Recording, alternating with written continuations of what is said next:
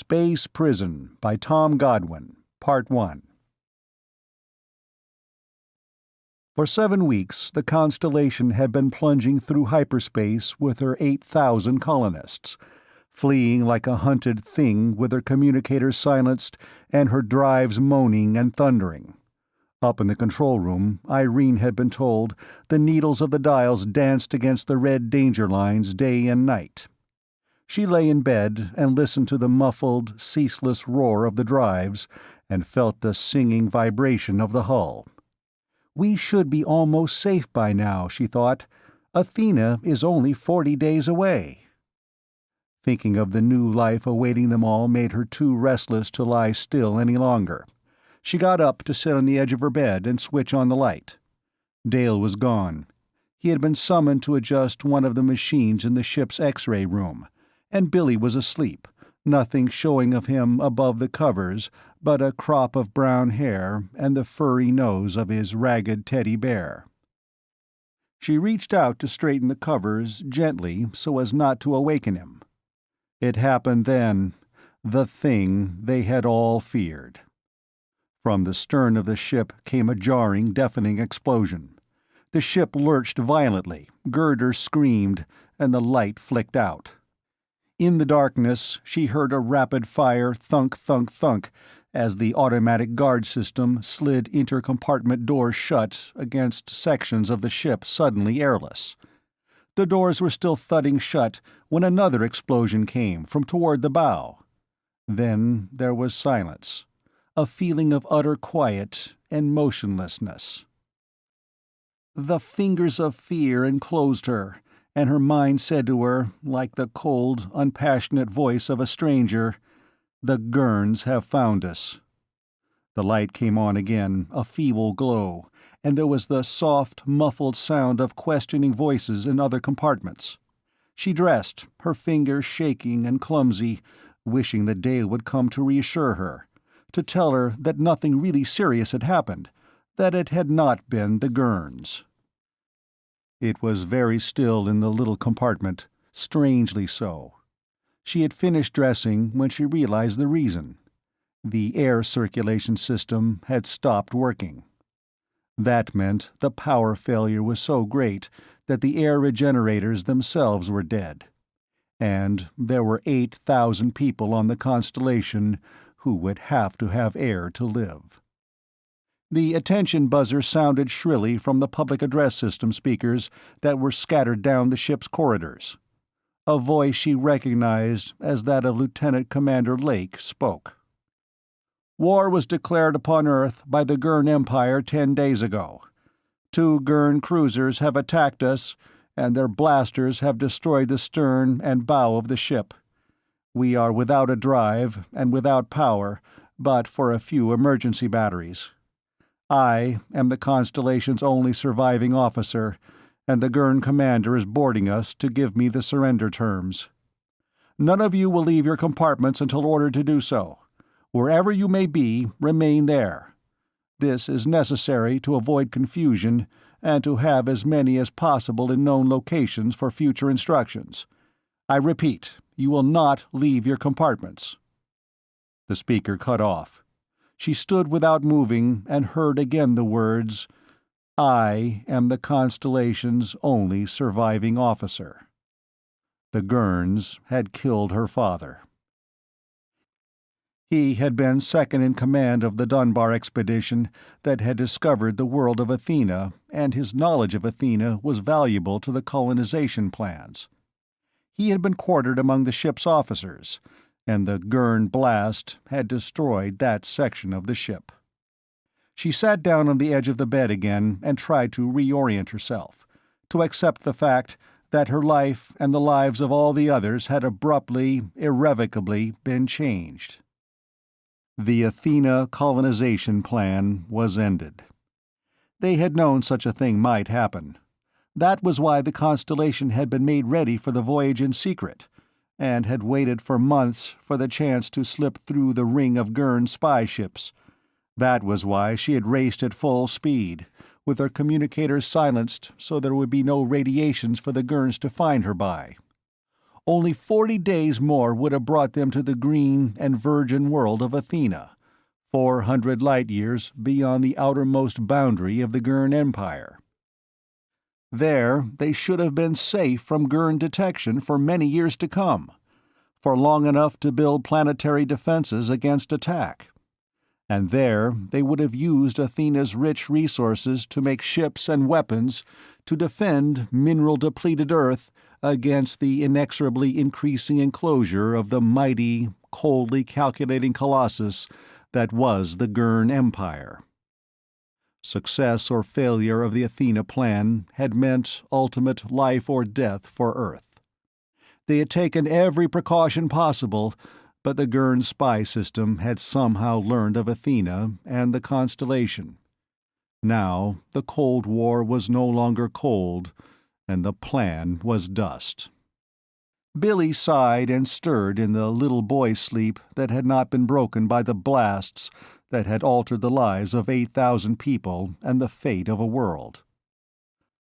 She shook his shoulder and said, "Billy." He raised up, so small and young to her eyes that the question in her mind was like an anguished prayer. Dear God, what do Gurns do to 5-year-old boys? He saw her face and the dim light, and the sleepiness was suddenly gone from him. "What's wrong, Mama? And why are you scared?" There was no reason to lie to him. "The Gurns have found us and stopped us." "Oh," he said. In his manner was the grave thoughtfulness of a boy twice his age, as there always was. Will they kill us?" "Get dressed, honey," she said. "Hurry, so we'll be ready when they let Daddy come back to tell us what to do." They were both ready when the attention buzzer sounded again in the corridors. Blake spoke, his tone grim and bitter. "There is no power for the aerogenerators, and within 20 hours we will start smothering to death. Under these circumstances, I could not do other than accept the survival terms the Gurn commander offered us. He will speak to you now, and you will obey his orders without protest. Death is the only alternative." Then the voice of the Gurn commander came, quick and harsh and brittle. "This section of space, together with planet Athena, is an extension of the Gurn Empire. This ship has deliberately invaded Gurn territory in time of war, with intent to seize and exploit a Gurn world. We are willing, however, to offer a leniency not required by the circumstances. Terran technicians and skilled workers in certain fields can be used in the factories we shall build on Athena. The others will not be needed, and there is not room on the cruisers to take them. Your occupation records will be used to divide you into 2 groups, the acceptables and the rejects. The rejects will be taken by the cruisers to an Earth-type planet near here and left, together with personal possessions in their compartments and additional and ample supplies. The acceptables will then be taken on to Athena, and at a later date the cruisers will return the rejects to Earth. This division will split families, but there will be no resistance to it. Gurn guards will be sent immediately to make this division, and you will wait in your compartments for them. You will obey their orders promptly and without annoying them with questions. At the first instance of resistance or rebellion, this offer will be withdrawn and the cruisers will go their way again." In the silence following the ultimatum, she could hear the soft, wordless murmur from the other compartments, the undertone of anxiety like a dark thread through it. In every compartment, parents and children, brothers and sisters, were seeing one another for the last time. The corridor outside rang to the tramp of feet, the sound of a dozen Gurns walking with swift military precision. She held her breath, her heart racing, but they went past her door and on to the corridor's end. There she could faintly hear them entering compartments, demanding names, and saying, "Out! Out!" Once she heard a Gurn say, "Acceptables will remain inside until further notice. Do not open your doors after the rejects have been taken out." Billy touched her on the hand. "Isn't Daddy going to come?" He can't right now. We'll see him pretty soon." She remembered what the Gurn commander had said about the rejects being permitted to take their personal possessions. She had very little time in which to get together what she could carry. There were 2 small bags in the compartment, and she hurried to pack them, with things she and Dale and Billy might need, not able to know which of them, if any, would be rejects. Nor could she know whether she should put in clothes for a cold world or a hot one. The Gurn commander had said the rejects would be left on an Earth-type planet, but where could it be? The Dunbar expedition had explored across 500 light-years of space and had found only one Earth-type world, Athena. The Gurns were almost to her door when she had finished, and she heard them enter the compartments across from her own. There came the hard, curt questions, and the command, "Outside! Hurry!"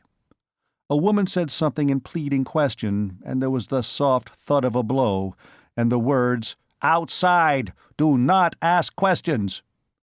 A moment later, she heard the woman going down the corridor, trying to hold back her crying. Then the Gurns were at her own door. She held Billy's hand and waited for them with her heart hammering.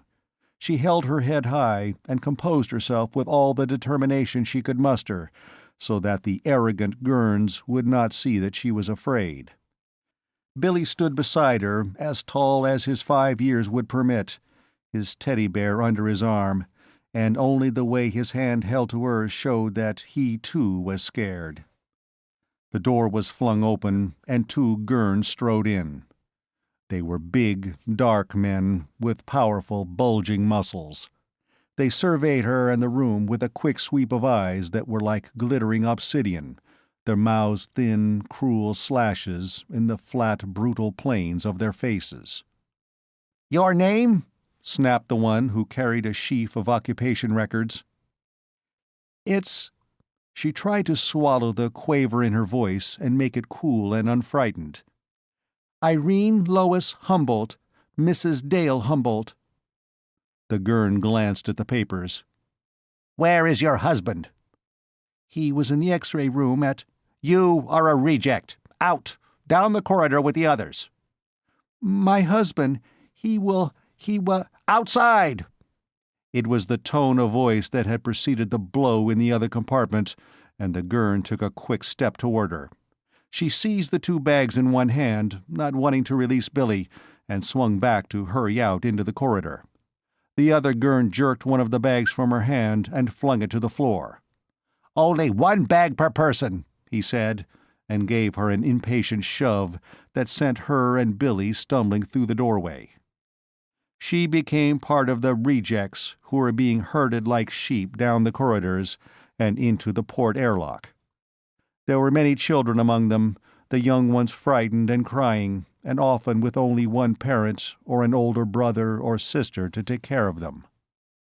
And there were many young ones who had no one at all, and were dependent upon strangers to take their hands and tell them what they must do.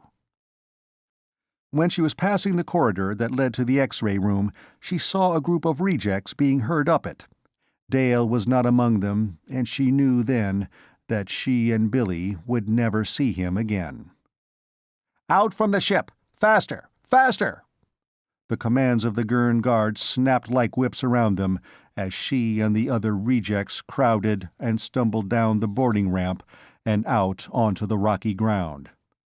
There was the pull of a terrible gravity, such as she had never experienced, and they were in a bleak, barren valley, a cold wind moaning down it and whipping the alkali dust in bitter clouds. Around the valley stood ragged hills, their white tops laying out streamers of wind-driven snow, and the sky was dark with sunset. "Out from the ship! Faster!" It was hard to walk fast in the high gravity, carrying the bag in one hand and holding up all of Billy's weight she could with the other. "They lied to us," a man beside her said to someone. "Let's turn and fight. Let's take—" A Gurn blaster cracked with a vivid blue flash, and the man plunged lifelessly to the ground.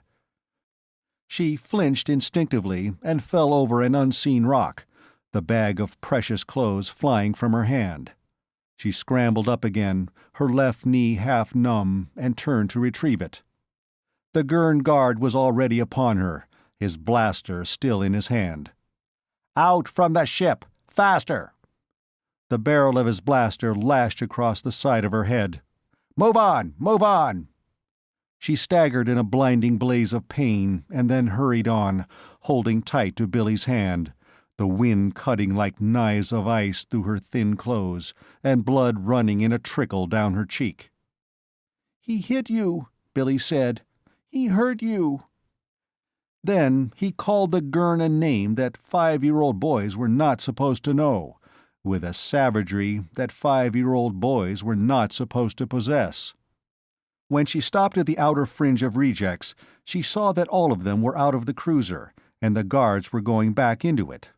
A half-mile down the valley, the other cruiser stood, the rejects out from it and its boarding ramps already withdrawn. When she had buttoned Billy's blouse tighter and wiped the blood from her face, the first blast of the drives came from the farther cruiser. The nearer one blasted a moment later, and they lifted together, their roaring filling the valley. They climbed faster and faster, dwindling as they went. Then they disappeared in the black sky. Their roaring faded away, and there was left only the moaning of the wind around her, and somewhere a child crying. And somewhere a voice asking, "Where are we? In the name of God, what have they done to us?" She looked at the snow streaming from the ragged hills, felt the hard pull of the gravity, and knew where they were. They were on Ragnarok, the hell world of 1.5 gravity, and fierce beasts and raging fevers where men could not survive. The name came from an old Teutonic myth, and meant the last day for gods and men. The Dunbar expedition had discovered Ragnarok, and her father had told her of it, of how it had killed 6 of the 8 men who had left the ship, and would have killed all of them if they had remained any longer. She knew where they were, and she knew the Gurns had lied to them and would never send a ship to take them to Earth. Their abandonment here had been intended as a death sentence for all of them. And Dale was gone, and she and Billy would die helpless and alone. "It will be dark so soon." Billy's voice shook with the cold. "If Daddy can't find us in the dark, what will we do?" "I don't know," she said. "There's no one to help us, and how can I know what we should do?" She was from the city. How could she know what to do on an alien, hostile world where armed explorers had died? She had tried to be brave before the Gurns, but now night was at hand, and out of it would come terror and death for herself and Billy. They would never see Dale again, never see Athena or Earth, or even the dawn on the world that had killed them. She tried not to cry, and failed. Billy's cold little hand touched her own, trying to reassure her. "Don't cry, Mama. I guess everybody else is scared too." Everyone else. She was not alone. How could she have thought she was all alone? All around her were others, as helpless and uncertain as she. Her story was only 1 out of 4,000. "I guess they are, Billy," she said. "I never thought of that before." She knelt to put her arms around him, thinking, tears and fear are futile weapons. They can never bring us any tomorrows. We'll have to fight whatever comes to kill us, no matter how scared we are. For ourselves and for our children. Above all else, for our children. "I'm going back to find our clothes," she said. "You wait here for me, in the shelter of that rock, and I won't be gone long." Then she told him what he would be too young to really understand. "I'm not going to cry any more, and I know now what I must do. I'm going to make sure that there is a tomorrow for you, always, to the last breath of my life." The bright blue star dimmed, and the others faded away. Dawn touched the sky, bringing with it a coldness that frosted the steel of the rifle in John Prentice's hands, and formed beads of ice on his gray mustache. There was a stirring in the area behind him as the weary rejects prepared to face the new day, and the sound of a child whimpering from the cold. There had been no time the evening before to gather wood for fires. "Prowlers!" The warning cry came from an outer guard, and black shadows were suddenly sweeping out of the dark dawn. They were things that might have been half wolf, half tiger, each of them 300 pounds of incredible ferocity, with eyes blazing like yellow fire in their white-fanged tiger-wolf faces. They came like the wind, in a flowing black wave, and ripped through the outer guard line as though it had not existed. The inner guards fired in a chattering roll of gunshots, trying to turn them, and Prentice's rifle licked out pale tongues of flame as he added his own fire. The prowlers came on, breaking through, but part of them went down and the others were swerved by the fire so that they struck only the outer edge of the area where the rejects were grouped. At that distance they blended into the dark ground so that he could not find them in the sights of his rifle. He could only watch helplessly and see a dark-haired woman caught in their path, trying to run with a child in her arms, and already knowing it was too late. A man was running toward her, slow in the high gravity, an axe in his hands, and his cursing a raging, savage snarl. For a moment, her white face was turned in helpless appeal to him and the others. Then the prowlers were upon her, and she fell, deliberately, going to the ground with her child hugged in her arms beneath her, so that her body would protect it. The prowlers passed over her, pausing for an instant to slash the life from her, and raced on again. They vanished back into the outer darkness, the farther guards firing futilely, and there was a silence but for the distant, hysterical sobbing of a woman. It had happened within seconds. The fifth prowler attack that night, and the mildest. Full dawn had come by the time he replaced the guards killed by the last attack and made the rounds of the other guard lines. He came back by the place where the prowlers had killed the woman, walking wearily against the pull of gravity. She lay with her dark hair tumbled and stained with blood, her white face turned up to the reddening sky, and he saw her clearly for the first time. It was Irene. He stopped, gripping the cold steel of the rifle, and not feeling the rear sight as it cut into his hand. Irene. He had not known she was on Ragnarok. He had not seen her in the darkness of the night, and he had hoped she and Billy were safe among the acceptables with Dale. There was the sound of footsteps, and a bold-faced girl in a red skirt stopped beside him, her glance going over him curiously. "The little boy," he asked, "do you know if he's all right?" "The prowlers cut up his face, but he'll be all right," she said. "I came back after his clothes." "Are you going to look after him?" "Someone has to, and—" she shrugged her shoulders. "I guess I was soft enough to elect myself for the job. Why, was his mother a friend of yours?" "She was my daughter," he said. "Oh." For a moment, the bold, brassy look was gone from her face, like a mask that had slipped. "I'm sorry. And I'll take care of Billy." The first objection to his assumption of leadership occurred an hour later. The prowlers had withdrawn with the coming of full daylight, and wood had been carried from the trees to build fires. Mary, one of the volunteer cooks, was asking two men to carry her some water when he approached. The smaller man picked up one of the clumsy containers, hastily improvised from canvas, and started toward the creek. The other, a big, thick-chested man, did not move. "We'll have to have water," Mary said. "People are hungry and cold and sick."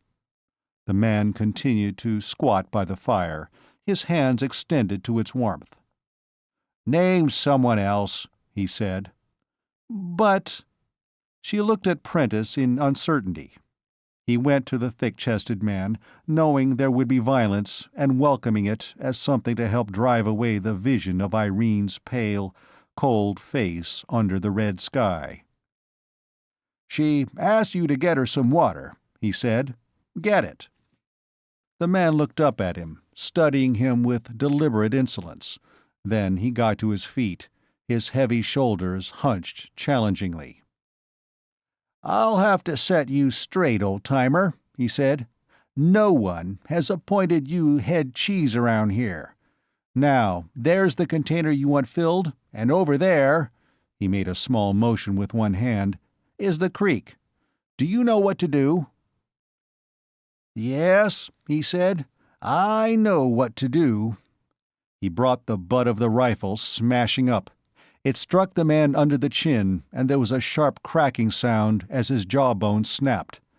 For a fraction of a second there was an expression of stupefied amazement on his face, then his eyes glazed, and he slumped to the ground with his broken jaw setting askew.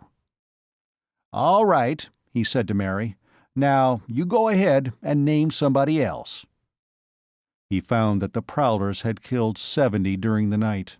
100 more had died from the hell fever that often followed exposure and killed within an hour. He went the half-mile to the group that arrived on the second cruiser as soon as he had eaten a delayed breakfast. He saw, before he had quite reached the other group, that the Constellation's lieutenant commander, Vincent Lake, was in charge of it. Lake, a tall, hard-jawed man, with pale eyes under pale brows, walked forth to meet him as soon as he recognized him. "Glad to see you're still alive," Lake greeted him. "I thought that second Gurn blast got you along with the others." "I was visiting midship and wasn't home when it happened," he said. He looked at Lake's group of rejects, in their misery and uncertainty so much like his own, and asked, "How was it last night?" "Bad, damned bad," Lake said. "Prowlers and hell fever, and no wood for fires. 200 died last night." "I came down to see if anyone was in charge here, and to tell 'em that we'll have to move into the woods at once, today. We'll have plenty of wood for the fires there, some protection from the wind, and by combining our defenses, we can stand off the Prowlers better." Lake agreed. When the brief discussion of plans was finished, he asked, "How much do you know about Ragnarok?" "Not much," Prentice answered. "We didn't stay to study it very long. There are no heavy metals on Ragnarok's other sun. Its position in the advance of the resources of any value. We gave Ragnarok a quick survey, and when the sixth man died, we marked it on the chart as uninhabitable and went on our way. As you probably know, that bright blue star is Ragnarok's other sun. Its position in the advance of the yellow sun shows the season to be early spring. When summer comes, Ragnarok will swing between the two suns, and the heat will be something no human has ever endured. Nor the cold when winter comes. I know of no edible plants, although there might be some. There are a few species of rodent-like animals, they're scavengers, and a herbivore we called a woods goat. The Prowlers are the dominant form of life on Ragnarok, and I suspect their intelligence is a good deal higher than we would like it to be. There will be a constant battle for survival with them. There's another animal, not as intelligent as the Prowlers, but just as dangerous, the unicorn. The unicorns are big and fast, and they travel in herds. I haven't seen any here so far. I hope we don't. At the lower elevations are the swamp crawlers. They're unadulterated nightmares. I hope they don't go to these higher elevations in the summer. The Prowlers and the hell fever, the gravity and heat and cold and starvation, will be enough for us to have to fight." "I see," Lake said. He smiled, a smile that was as bleak as moonlight on an Arctic glacier. "Earth type. Remember the promise the Gurns made the rejects?"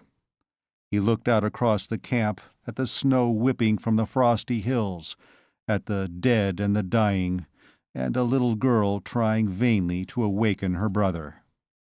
"They were condemned without reason, without a chance to live," he said. "So many of them are so young, and when you're young, it's too soon to have to die." Episode 2. Prentice returned to his own group. The dead were buried in shallow graves, and inventory was taken of the promised ample supplies. These were only the few personal possessions the rejects had been permitted to take, plus a small amount of food the Gurns had taken from the Constellation stores. The Gurns had been forced to provide the rejects with at least a little food. Had they openly left them to starve, the acceptables, whose families were among the rejects, might have rebelled. Inventory of the firearms and ammunition showed the total to be discouragingly small. They would have to learn how to make and use bows and arrows as soon as possible. With the first party of guards and workmen following him, Prentice went to the tributary valley that emptied into the Central Valley a mile to the north.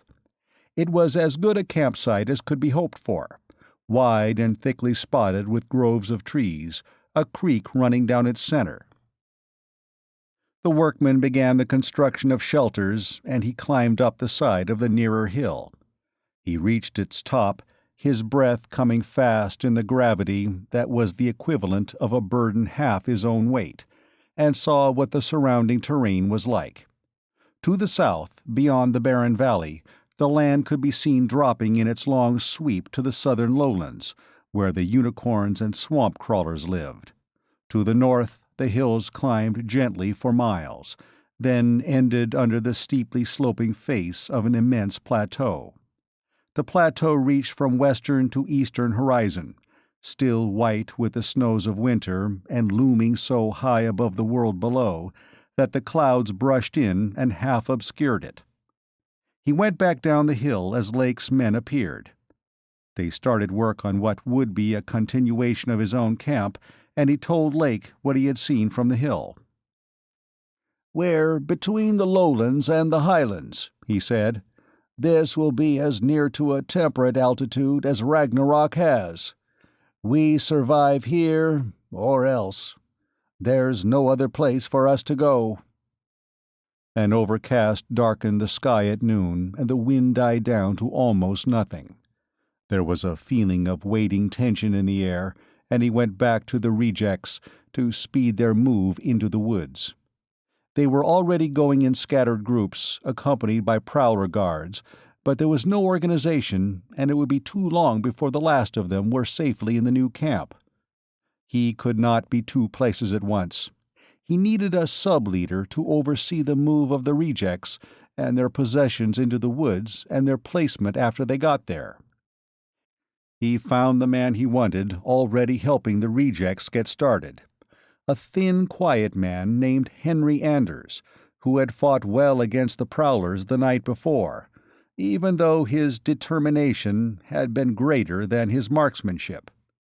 He was the type people instinctively liked and trusted, a good choice for the sub-leader whose job it would be to handle the multitude of details in camp, while he, Prentice, and a second sub-leader he would select handled the defense of the camp and the hunting. "I don't like this overcast," he told Anders. "Something's brewing. Get everyone moved and at work helping build shelters as soon as you can." "I can have most of them there within an hour or two," Anders said. "Some of the older people, though, will have to take it slow. This gravity, it's already getting the hearts of some of them." "How are the children taking the gravity?" he asked. "The babies and the very young, it's hard to tell about them yet. But the children from about 4 on up get tired quickly, go to sleep, and when they wake up, they've sort of bounced back out of it." Maybe they can adapt to some extent to this gravity. He thought of what Lake had said that morning. So many of them are so young, and when you're young, it's too soon to have to die. Maybe the Gurns made a mistake. Maybe Terran children aren't as easy to kill as they thought. It's your job and mine and others to give the children the chance to prove the Gurns wrong. He went his way again to pass by the place where Julia, the girl who had become Billy's foster mother, was preparing to go to the new camp. It was the second time for him to see Billy that morning. The first time, Billy had still been stunned with grief, and at the sight of his grandfather, he had been unable to keep from breaking.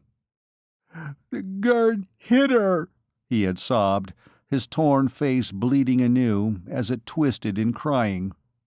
"He hurt her, and Daddy was gone, and then the other things killed her."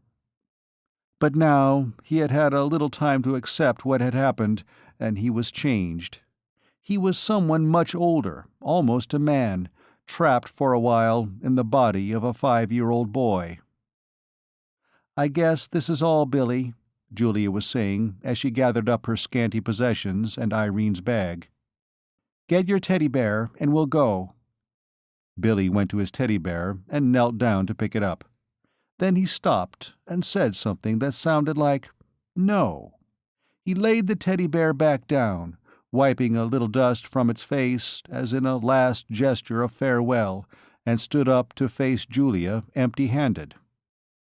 "I don't think I'll want to play with my teddy bear anymore," he said. "I don't think I'll ever want to play at all anymore." Then he went to walk beside her, leaving his teddy bear lying on the ground behind him, and with it leaving forever the tears and laughter of childhood. The overcast deepened, and at mid-afternoon dark storm clouds came driving in from the west. Efforts were intensified to complete the move before the storm broke, both in this section of the camp and in Lake's. The shelters would be of critical importance, and they were being built of the materials most quickly available: dead limbs, brush, and the limited amount of canvas and blankets the rejects had. They would be inadequate protection, but there was no time to build anything better. It seemed only a few minutes until the black clouds were overhead, rolling and racing at an incredible velocity. With them came the deep roar of the high wind that drove them, and the wind on the ground began to stir restlessly in response, like some monster awakening to the call of its kind. Prentice knew already who he wanted as his other sub-leader. He found him hard at work helping build shelters. Howard Craig, a powerfully muscled man with a face as hard and grim as a cliff of granite. It had been Craig who had tried to save Irene from the Prowlers that morning with only an axe as a weapon. Prentice knew him slightly, and Craig still did not know Irene had been his daughter. Craig had been one of the field engineers for what would have been the Athena Geological Survey. He had had a wife, a frail blonde girl who had been the first of all to die of hell fever the night before, and he still had their 3 small children. "We'll stop with the shelters we already have built," he told Craig. "It will take all the time left to us to reinforce them against the wind. I need someone to help me, in addition to Anders. You're the one I want. Send some young and fast-moving men back to last night's camp to cut all the strips of Prowler skins they can get. Everything about the shelters will have to be lashed down to something solid. See if you can find some experienced outdoorsmen to help you check the jobs. And tell Anders that women and children only will be placed in the shelters. There will be no room for anyone else, and if any man, no matter what the excuse, crowds out a woman or child, I'll personally kill him." "You needn't bother," Craig said. He smiled with savage mirthlessness. "I'll be glad to take care of any such incidents." Prentice saw to it that the piles of wood for the guard fires were ready to be lighted when the time came. He ordered all guards to their stations, there to get what rest they could. They would have no rest at all after darkness came. He met Lake at the north end of his own group's camp, where it merged with Lake's group and no guard line was needed. Lake told him that his camp would be as well prepared as possible under the circumstances within another hour. By then, the wind in the trees was growing swiftly stronger, slapping harder and harder at the shelters, and it seemed doubtful that the storm would hold off for an hour. But Lake was given his hour, plus half of another. Then deep dusk came, although it was not quite sundown. Prentice ordered all the guard fires lighted and all the women and children into the shelters. 15 minutes later, the storm finally broke. It came as a roaring downpour of cold rain. Complete darkness came with it, and the wind rose to a velocity that made the trees lean. An hour went by, and the wind increased, smashing at the shelters with a violence they had not been built to withstand. The prowler's skin lashings held, but the canvas and blankets were ripped into streamers that cracked like rifle shots in the wind before they were torn completely loose and flung into the night. One by one, the guard fires went out, and the rain continued, growing colder and driven in almost horizontal sheets by the wind. The women and children huddled in chilled misery in what meager protection the torn shelter still gave, and there was nothing that could be done to help them. The rain turned to snow at midnight, a howling blizzard through which Prentice's light could penetrate but a few feet as he made his rounds. He walked with slogging weariness, forcing himself on. He was no longer young, he was 50, and he had had little rest. He had known, of course, that successful leadership would involve more sacrifice on his part than on the part of those he led. He could have shunned responsibility, and his personal welfare would have benefited. He had lived on alien worlds almost half his life. With a rifle and a knife he could have lived, until Ragnarok finally killed him, with much less effort than that required of him as leader. But such an action had been repugnant to him, unthinkable. What he knew of survival on hostile worlds might help the others to survive. So he had assumed command, tolerating no objections and disregarding the fact that he would be shortening his already short time to live on Ragnarok. It was, he supposed, some old instinct that forbade the individual to stand aside and let the group die. The snow stopped an hour later, and the wind died to a frigid moaning. The clouds thinned, broke apart, and the giant star looked down upon the land with its cold blue light. The prowlers came then. They feinted against the east and west guard lines, then hit the south line in a massed, ferocious attack. 20 got through, past the slaughtered south guards, and charged into the interior of the camp. As they did so, the call, prearranged by him in case of such an event, went up the guard lines. "Emergency guards, east and west! Close in!" In the camp, above the triumphant, demoniac yammering of the prowlers, came the screams of women, the thinner cries of children, and the shouting and cursing of men as they tried to fight the prowlers with knives and clubs. Then the emergency guards, every third man from the east and west lines, came plunging through the snow, firing as they came. The prowlers launched themselves away from their victims and toward the guards, leaving a woman to stagger aimlessly with blood spurting from a severed artery and splashing dark in the starlight on the blue-white snow. The air was filled with the cracking of gunfire and the deep, savage snarling of the prowlers. Half of the prowlers broke through, leaving 7 dead guards behind them. The others lay in the snow where they had fallen, and the surviving emergency guards turned to hurry back to their stations, reloading as they went. The wounded woman had crumpled down in the snow, and a first aid man knelt over her. He straightened, shaking his head, and joined the others as they searched for injured among the prowlers' victims. They found no injured, only the dead. The prowlers killed with grim efficiency. "John!" John Chiara, the young doctor, hurried toward him. His dark eyes were worried behind his frosted glasses, and his eyebrows were coated with ice. "The wood is soaked," he said. "It's going to be some time before we can get fires going. There are babies that will freeze to death before then." Prentice looked at the prowlers lying in the snow and motioned toward them. "They're warm. Have their guts and lungs taken out." "What?"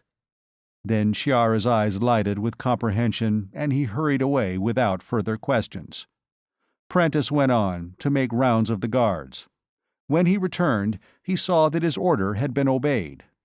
The prowlers lay in the snow as before, their savage faces still twisted in their dying snarls, but snug and warm inside them, babies slept.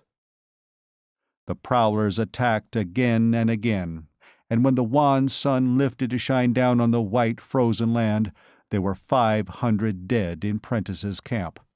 300 by hell fever, and 200 by prowler attacks. 500, and that had been only one night on Ragnarok. Lake reported over 600 dead. "I hope," he said with bitter hatred, "that the Gurn slept comfortably last night." "We'll have to build a wall around the camp to hold out the prowlers," Prentice said. "We don't dare keep using up what little ammunition we have at the rate we've used it the last 2 nights." "That will be a big job in this gravity," Lake said. "We'll have to crowd both groups in together to let its circumference be as small as possible." It was the way Prentice had planned to do it. One thing would have to be settled with Lake. There could not be 2 independent leaders over the merged groups. Lake, watching him, said, "I think we can get along. Alien worlds are your specialty rather than mine. And according to the Ragnarok law of averages, there will be only one of us pretty soon anyway." All were moved to the center of the camp area that day, and when the prowlers came that night, they found a ring of guards and fires through which they could penetrate only with heavy sacrifices. There was warmth to the sun the next morning, and the snow began to melt. Work was commenced on the stockade wall.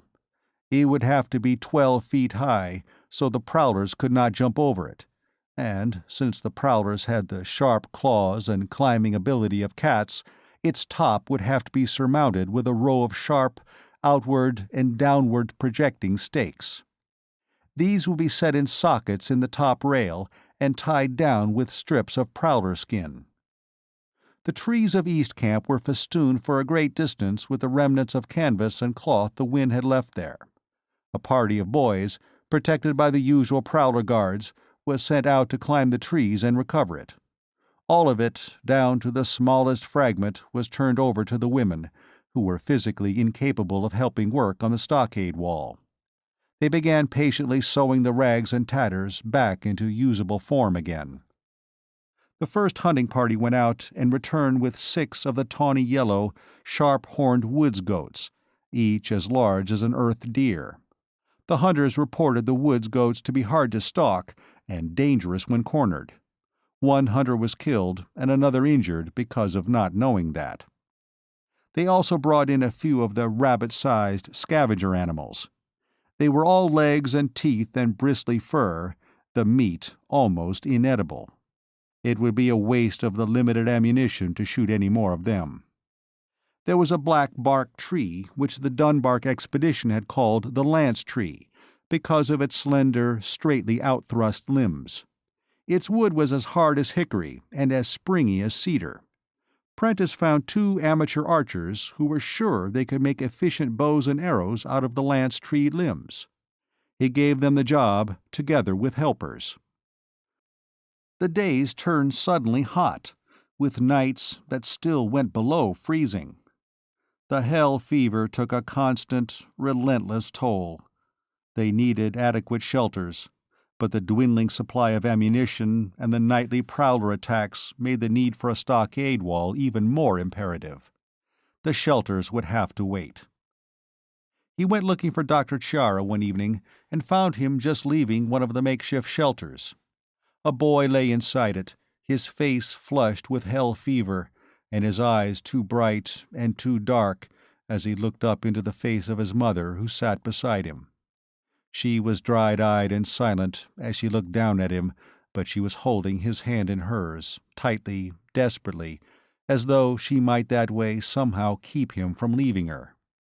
Prentice walked beside Chiara, and when the shelter was behind them, he asked, "There's no hope?" "None," Chiara said. "There never is with hell fever." Chiara had changed. He was no longer the stocky, cheerful man he had been on the Constellation, whose brown eyes had smiled at the world through thick glasses, and who had laughed and joked as he assured his patients that all would soon be well with them. He was thin, and his face was haggard with worry. He had, in his quiet way, been fully as valiant as any of those who had fought the Prowlers. He had worked day and night to fight a form of death he could not see and against which he had no weapon. "The boy is dying," Chiara said. "He knows it, and his mother knows it. I told them the medicine I gave him might help. It was a lie, to try to make it a little easier for both of them when the end comes. The medicine I gave him was a salt tablet. That's all I have." And then, with the first bitterness Prentice had ever seen him display, Chiara said, "You call me doctor. Everyone does. I'm not. I'm only a first-year intern. I do the best I know how to do, but it isn't enough. It will never be enough. What you have to learn here is something no Earth doctor knows or could teach you," he said. "You have to have time to learn, and you need equipment and drugs."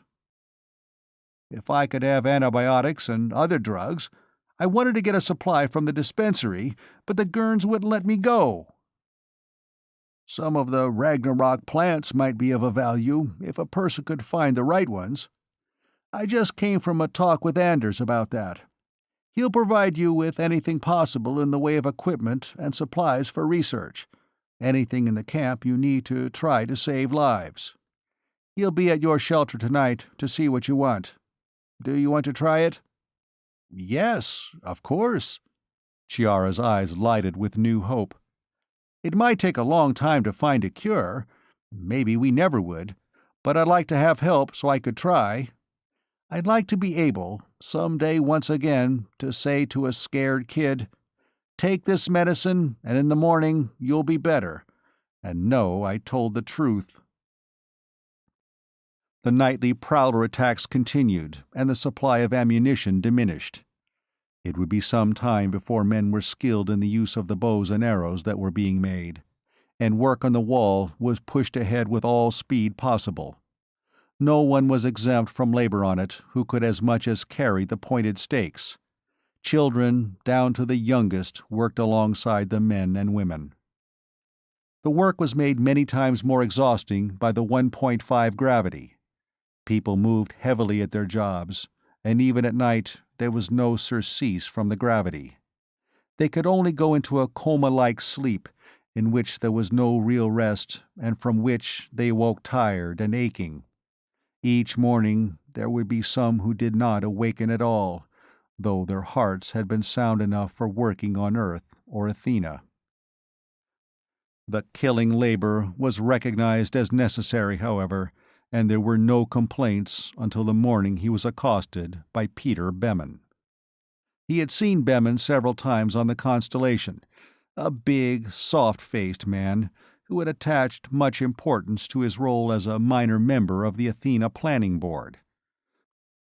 But even on the Constellation, Bemin had felt he merited a still higher position, and his ingratiating attitude when before his superiors had become one of fault-finding insinuations concerning their ability as compared with his when their backs were turned. His resentment had taken new form on Ragnarok, where his former position was of utterly no importance to anyone, and his lack of any skills or outdoor experience made him only one worker among others. The sun was shining mercilessly hot, the day Bemin chose to challenge Prentice's wisdom as leader. Bemin was cutting and sharpening steaks, a job the sometimes too lenient Anders had given him when Bemin had insisted his heart was on the verge of failure from doing heavier work. Prentice was in a hurry, and would have gone on past him, but Bemin halted him with a sharp command. "You, wait a minute!" Bemin had a hatchet in his hand, but only one steak lay on the ground, and his face was red with anger, not exertion. Prentice stopped, wondering if Bemin was going to ask for a broken jaw, and Bemin came to him. "How long," Bemin asked, anger making his voice a little thick, "do you think I'll tolerate this absurd situation?" "What situation?" Prentice asked. "This stupid insistence upon confining me to manual labor. I'm the single member on Ragnarok of the Athena Planning Board, and surely you can see that this bumbling confusion of these people," Bemin indicated the hurrying, laboring men, women, and children around him, "can be transformed into efficient, organized effort only through proper supervision. Yet my abilities along such lines are ignored, and I've been forced to work as a common laborer, a wood chopper." He flung the hatchet down viciously into the rocks at his feet, breathing heavily with resentment and challenge. "I demand the respect to which I'm entitled." "Look," Prentice said. He pointed to the group just then going past them. A 16-year-old girl was bent almost double under the weight of the pole she was carrying, her once pretty face flushed and sweating. Behind her, 2 12-year-old boys were dragging a still larger pole. Behind them came several small children, each of them carrying as many of the pointed stakes as he or she could walk under, no matter if it was only one. All of them were trying to hurry, to accomplish as much as possible, and no one was complaining, even though they were already staggering with weariness. "So, you think you're entitled to more respect?" Prentice asked. "Those kids would work harder if you were giving them orders from under the shade of a tree. Is that what you want?" Bemin's lips thinned, and hatred was like a sheen on his face. Prentice looked from the single steak Bemin had cut that morning to Bemin's white, unblistered hands. He looked at the hatchet that Bemin had thrown down in the rocks, and at the V-notch broken in its keen-edged blade. It had been the best of the very few hatchets they had. "The next time you even nick that hatchet, I'm going to split your skull with it," he said. "Pick it up and get back to work. I mean work. You'll have broken blisters on every finger tonight, or you'll go on the log-carrying force tomorrow. Now move!" What Bemin had thought to be his wrath deserted him before Prentice's fury. He stopped to obey the order, but the hatred remained on his face, and when the hatchet was in his hands, he made a last attempt to bluster. "The day may come when we'll refuse to tolerate any longer your sadistic displays of authority." "Good," Prentice said. "Anyone who doesn't like my style is welcome to try to change it, or to try to replace me. With knives or clubs, rifles or broken hatchets, Bemin. Any way you want it, and any time you want it." Bemin's eyes went from the hatchet in his half-raised hand to the long knife in Prentice's belt. He swallowed with a convulsive jerk of his Adam's apple, and his hatchet-bearing arm suddenly wilted. "I don't want to fight to replace you." He swallowed again, and his face forced itself into a sickly attempt at an ingratiating smile. "I didn't mean to imply any disrespect for you or the good job you're doing. I'm very sorry." Then he hurried away, like a man glad to escape, and began to chop steaks with amazing speed. But the sullen hatred had not been concealed by the ingratiating smile, and Prentice knew Bemin was a man who would always be his enemy. Episode 3. The days dragged by in the weary routine, but overworked muscles slowly strengthened, and people moved with a little less laborious effort. On the 20th day, the wall was finally completed, and the camp was prowler-proof. But the spring weather was a mad succession of heat and cold and storm that caused the hell fever to take its toll each day, and there was no relaxation from the grueling labor. Weatherproof shelters had to be built as rapidly as possible. So the work of constructing them began, wearily, sometimes almost hopelessly, but without complaint other than to hate and curse the Gurns more than ever. There was no more trouble from Bemin. Prentice had almost forgotten him when he was publicly challenged one night by a burly, threatening man named Hagar. "You've bragged that you'll fight any man who dares disagree with you," Hagar said loudly. "Well, here I am.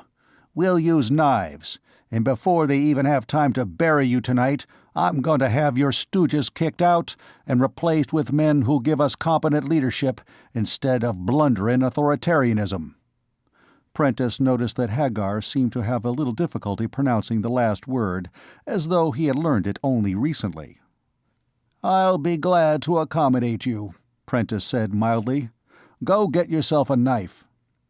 Hagar already had one, a long-bladed butcher knife, and the duel began.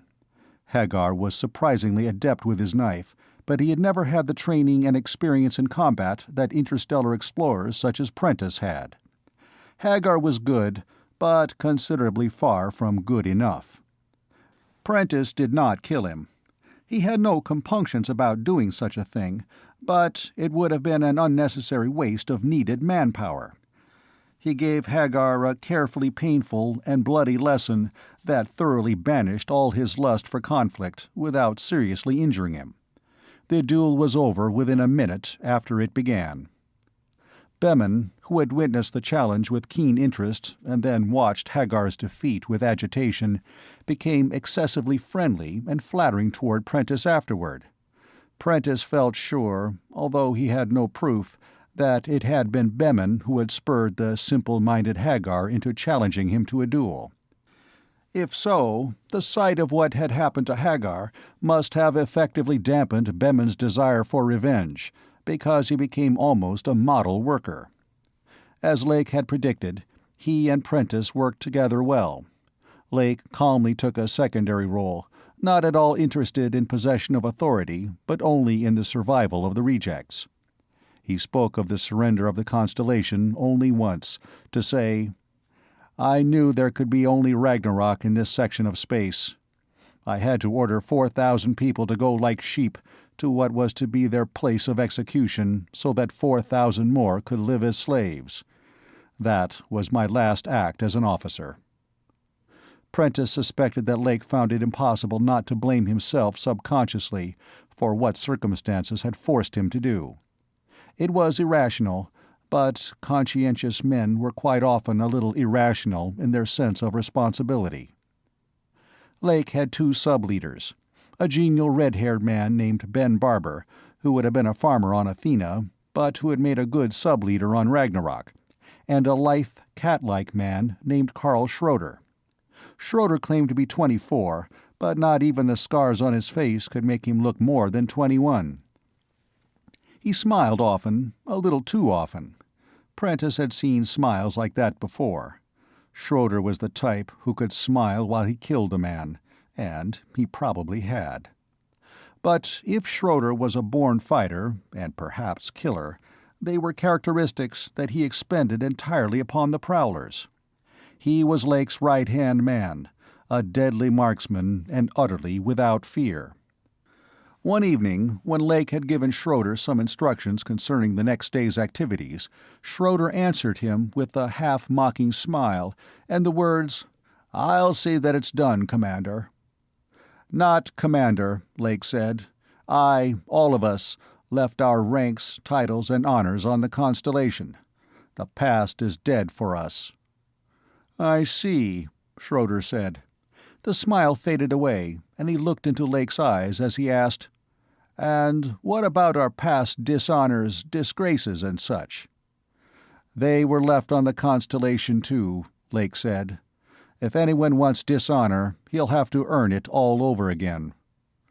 That sounds fair, Schroeder said. That sounds as fair as anyone could ever ask for.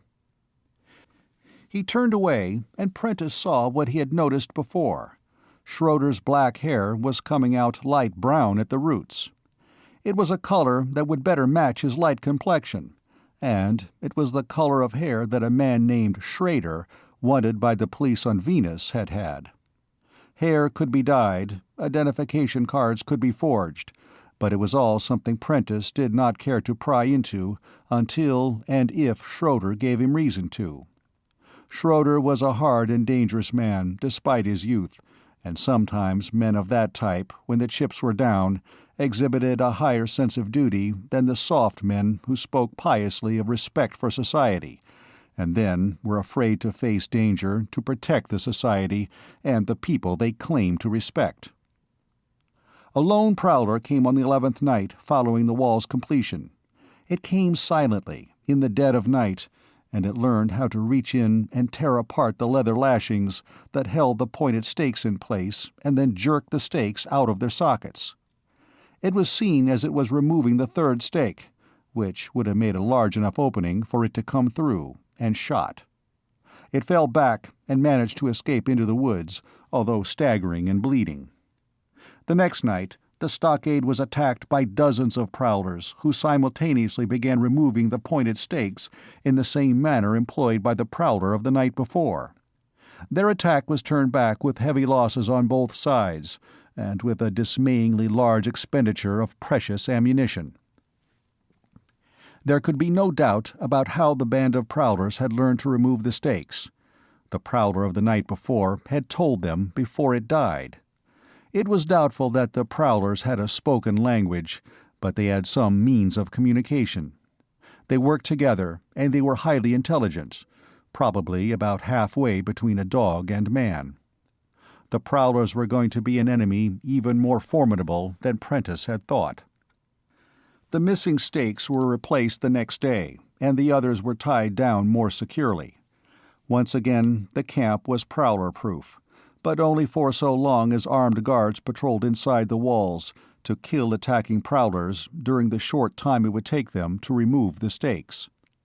The hunting party suffered unusually heavy losses from prowler attacks that day and that evening. As the guards patrolled inside the walls, Lake said to Prentice, "The prowlers are so damnably persistent. It isn't that they're hungry. They don't kill us to eat us. They don't have any reason to kill us. They just hate us." "They have a reason," Prentice said. "They're doing the same thing we're doing, fighting for survival." Lake's pale brows lifted in question. "The Prowlers are the rulers of Ragnarok," Prentice said. "They fought their way up here, as men did on Earth, until they're master of every creature on their world. Even of the unicorns and the swamp crawlers. But now we've come, and they're intelligent enough to know that we're accustomed to being the dominant species ourselves. There can't be two dominant species on the same world, and they know it. Men or prowlers. In the end, one is going to have to go down before the other." "I suppose you're right," Lake said. He looked at the guards, a fourth of them already reduced to bows and arrows that they had not yet had time to learn how to use. "If we win the battle for supremacy, it will be a long fight, maybe over a period of centuries. And if the Prowlers win, it may all be over within a year or two." The giant blue star that was the other component of Ragnarok's binary grew swiftly in size as it preceded the yellow sun farther each morning. When summer came, the blue star would be a sun as hot as the yellow sun, and Ragnarok would be between them.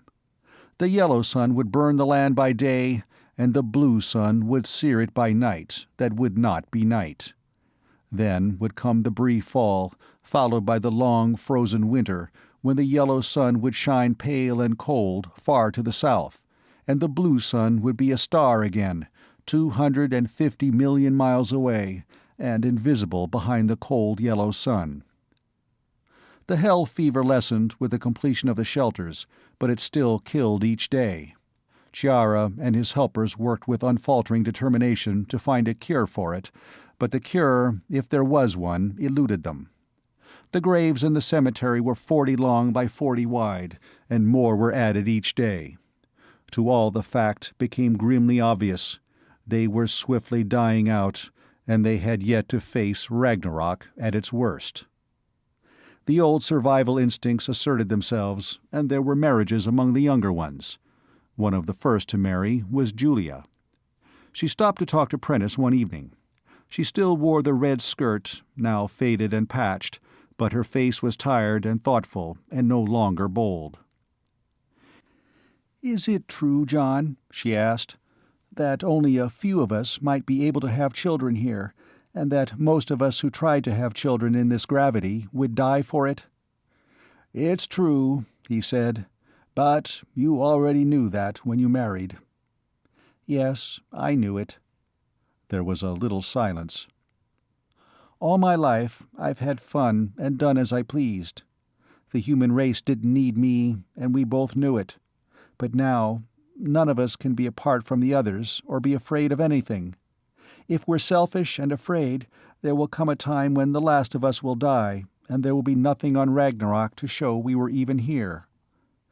I don't want it to end like that. I want there to be children, to live after we're gone. So I'm going to try to have a child. I'm not afraid, and I won't be." When he did not reply at once, she said, almost self-consciously, "Coming from me, that all sounds a little silly, I suppose." "It sounds wise and splendid, Julia," he said, "and it's what I thought you were going to say." Full spring came, and the vegetation burst into leaf and bud and bloom quickly, for its growth instincts knew in their mindless way how short was the time to grow and reproduce before the brown death of summer came. The prowlers were suddenly gone one day, to follow the spring north, and for a week men could walk and work outside the stockade without the protection of armed guards. Then the new peril appeared, the one they had not expected: the unicorns. The stockade wall was a blue-black rectangle behind them, and the blue star burned with the brilliance of a dozen moons, lighting the woods in blue shadow and azure light. Prentice and the hunter walked a little in front of the two riflemen, winding to keep in the starlit glades. "It was on the other side of the next grove of trees," the hunter said in a low voice. "Fred was getting ready to bring in the rest of the woods goat. He shouldn't have been more than 10 minutes behind me, and has been over an hour." They rounded the grove of trees. At first it seemed there was nothing before them but the empty grassy glade. Then they saw it lying on the ground, no more than 20 feet in front of them. It had been, a man. He was broken and stamped into hideous shapelessness, and something had torn off his arms. For a moment there was dead silence. Then the hunter whispered, "What did that?" The answer came in a savage, squealing scream and the pound of cloven hooves. A formless shadow beside the trees materialized into a monstrous charging bulk, a thing like a gigantic gray bull, 8 feet tall at the shoulders, with the tusked, snarling head of a boar, and the starlight glinting along the curving, vicious length of its single horn. "Unicorn!" Prentice said, and jerked up his rifle. The rifles cracked in a ragged volley. The unicorn squealed in fury and struck the hunter, catching him on its horn and hurling him 30 feet. One of the riflemen went down under the unicorn's hooves, his cry ending almost as soon as it began. The unicorn ripped the sod in deep furrows as it whirled back to Prentice and the remaining riflemen, not turning in the manner of 4-footed beasts of earth, but rearing and spinning on its hind feet. It towered above them as it whirled, the tip of its horn 15 feet above the ground, and its hooves swinging around like great clubs. Prentice shot again, his sights on what he hoped would be a vital area, and the rifleman shot an instant later. The shots were true. The unicorn's swing brought it on around, but it collapsed, falling to the ground with jarring heaviness. "We got it," the rifleman said. "We—" It half scrambled to its feet and made a noise, a call that went out through the night like the blast of a mighty trumpet. Then it dropped back to the ground, to die while its call was still echoing from the nearer hills. From the east came an answering trumpet blast, a trumpeting that was sounded again from the south and from the north. Then there came a low and muffled drumming like the pounding of thousands of hooves. The rifleman's face was blue-white in the starlight. "The others are coming! We'll have to run for it!" He turned and began to run toward the distant bulk of the stockade. "No!" Prentice commanded, quick and harsh. "Not the stockade!" The rifleman kept running, seeming not to hear him in his panic. Prentice called to him once more. "Not the stockade! You'll lead the unicorns into it!" Again the rifleman seemed not to hear him. The unicorns were coming in sight, converging in from the north and east and south, the rumble of their hooves swelling to a thunder that filled the night. The riflemen would reach the stockade only a little ahead of them, and they would go through the wall as though it had been made of paper. For a little while the area inside the stockade would be filled with dust, with the squealing of the swirling, charging unicorns and the screams of the dying. Those inside the stockade would have no chance whatever of escaping. Within 2 minutes it would be over. The last child would have been found among the shattered shelters and trampled into lifeless shapelessness in the bloody ground. Within 2 minutes all human life on Ragnarok would be gone. There was only one thing for him to do. He dropped to one knee so his aim would be steady, and the sights of his rifle caught the running man's back. He pressed the trigger, and the rifle cracked viciously as it bucked against his shoulder. The man spun and fell hard to the ground. He twisted to raise himself up a little and look back, his face white and accusing and unbelieving. "You shot me!" Then he fell forward and lay without moving.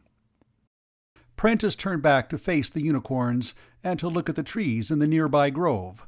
He saw what he already knew. They were young trees, and too small to offer any escape for him. There was no place to run, no place to hide. There was nothing he could do but wait, nothing he could do but stand in the blue starlight and watch the devil's herd pound toward him, and think, in the last moments of his life, how swiftly and unexpectedly death could come to a man on Ragnarok. The unicorns held the rejects prisoners in their stockade the rest of the night and all the next day. Lake had seen the shooting of the riflemen and had watched the unicorn herd kill John Prentice and then trample the dead rifleman. He had already given the order to build a quick series of fires around the inside of the stockade walls when the unicorns paused to tear their victims to pieces, grunting and squealing in triumph as bones crushed between their teeth and they flung the pieces to one side. The fires were started and green wood was thrown on them to make them smolder and smoke for as long as possible. Then the unicorns were coming on to the stockade, and every person inside it went into the concealment of the shelters. Lake had already given his last order. There would be absolute quiet until and if the unicorns left, a quiet that would be enforced with fist or club wherever necessary. The unicorns were still outside when morning came. The fires could not be refueled. The sight of a man moving inside the stockade would bring the entire herd charging through. The hours dragged by. The smoke from the dying fires dwindled to thin streamers. The unicorns grew increasingly bolder and suspicious, crowding closer to the walls and peering through the openings between the rails. The sun was setting when one of the unicorns trumpeted, a sound different from that of the call to battle. The others threw up their heads to listen, then they turned and drifted away. Within minutes, the entire herd was gone out of sight through the woods toward the north. Lake waited and watched until he was sure the unicorns were gone for good. Then he ordered the all-clear given and hurried to the south wall to look down across the barren valley and hope he would not see what he expected to see. Barbara came up behind him to sigh with relief. "That was close. It's hard to make so many people stay absolutely quiet for hour after hour. Especially the children. They don't understand." "We'll have to leave," Lake said. "Leave?" Barber asked. "We can make this stockade strong enough to hold out unicorns." "Look to the south," Lake told him. Barber did so, and saw what Lake had already seen, a broad, low cloud of dust moving slowly toward them. "Another herd of unicorns," Lake said. "John didn't know how they migrated. The Dunbar expedition wasn't here long enough to learn that. There'll be herd after herd coming through, and no time for us to strengthen the walls. We'll have to leave tonight." Preparations were made for the departure, preparations that consisted mainly of providing each person with as much in the way of food or supplies as he or she could carry. In the 1.5 gravity, that was not much. They left when the blue star rose. They filed out through the northern gate, and the rear guard closed it behind them. There was almost no conversation among them. Some of them turned to take a last look at what had been the only home they had ever known on Ragnarok. Then they all faced forward again, to the northwest, where the foothills of the plateau might offer them sanctuary. They found their sanctuary on the second day, a limestone ridge honeycombed with caves. Men were sent back at once to carry the food and supplies left in the stockade to the new home.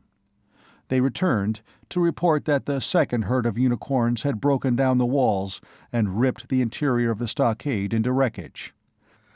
Much of the food and supplies had been totally destroyed. Lake sent them back twice more to bring everything, down to the last piece of bent metal or torn cloth. They would find uses for all of it in the future. The cave system was extensive, containing room for several times their number. The deeper portions of the caves could not be lived in until ventilation ducts were made, but the outer caves were more than sufficient in number. Work was begun to clear them of fallen rubble, to pry down all loose material overhead, and to level the floors. A spring came out of the ridge not far from the caves, and the approach to the caves was so narrow and steep that unicorns could scramble up it only with difficulty, and one at a time. And should they ever reach the natural terrace in front of the caves, they would be too large to enter and could do no more than stand outside and make targets of themselves for the bowmen within. Anders was in charge of making the caves livable, his working force restricted almost entirely to women and children.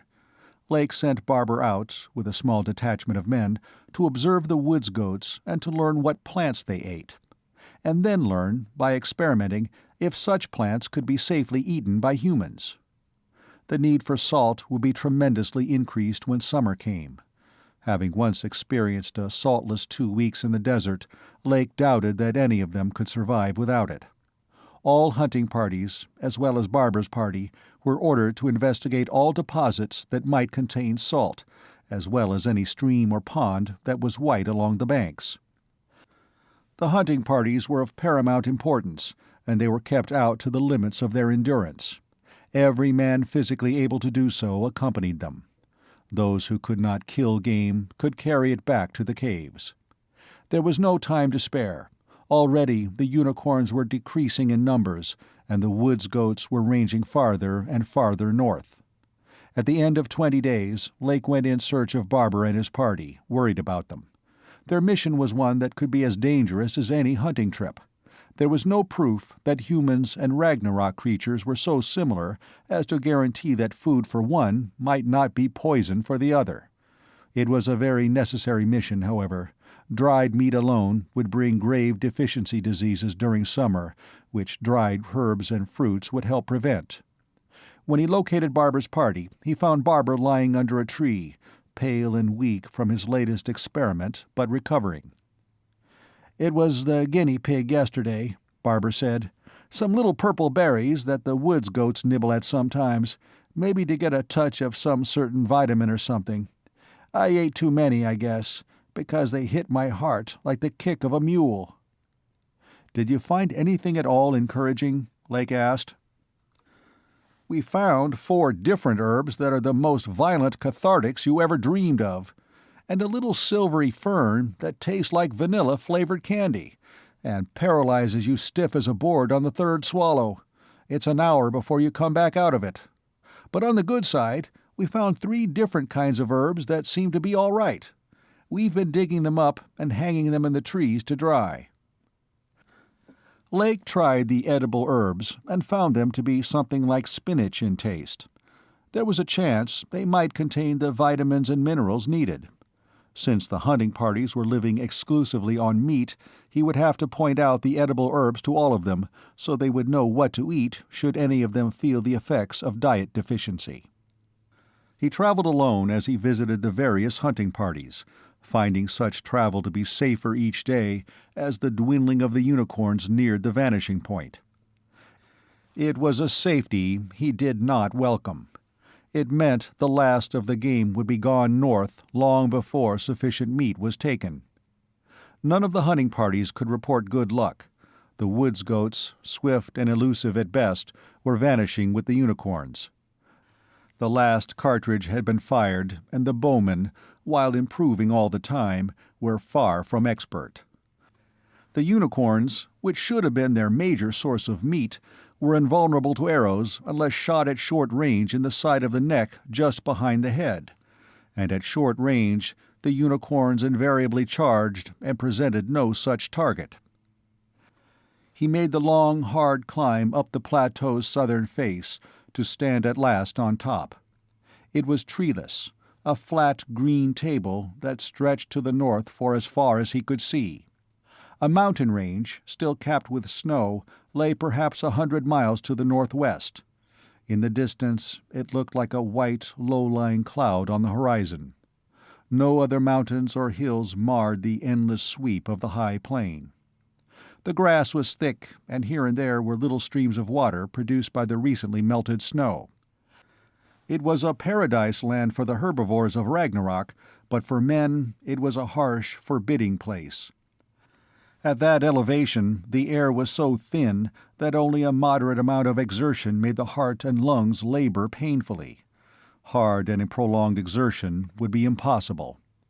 It seemed unlikely that men could hunt and dare unicorn attacks at such an elevation, but 2 hunting parties were ahead of him, one under the grim Craig and one under the reckless Schroeder, both parties stripped down to the youngest, strongest men among all the rejects. He found Schroeder early one morning, leading his hunters toward a small band of woods goats. 2 unicorns were grazing in between, and the hunters were swinging downwind from them. Schroeder saw him coming and walked back a little way to meet him. "Welcome to our breathtaking land," Schroeder greeted him. "How are things going with the rest of the hunting parties?" Schroeder was gaunt, and there was weariness beneath his still lithe movements. His whiskers were an untamed sorrel bristling, and across his cheekbone was the ugly scar of a half-healed wound.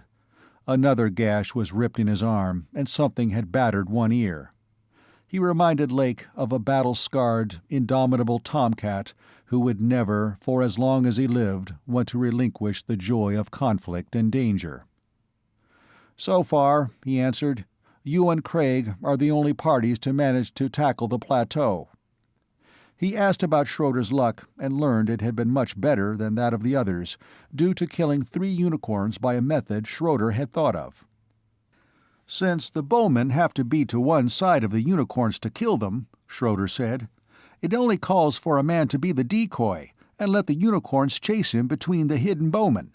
If there's no more than 1 or 2 unicorns, and if the decoy doesn't have to run very far, and if the bowmen don't miss, it works well."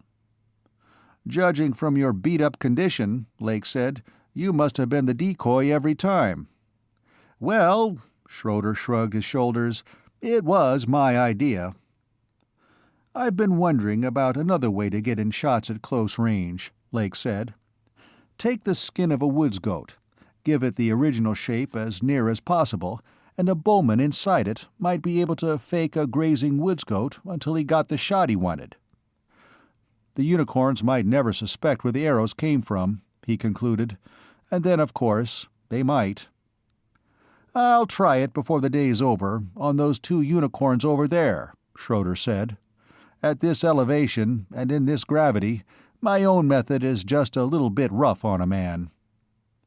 Lake found Craig and his men several miles to the west, all of them gaunt and bearded as Schroeder had been. "We've had hell," Craig said. "It seems that every time we spot a few woods goats, there will be a dozen unicorns in between.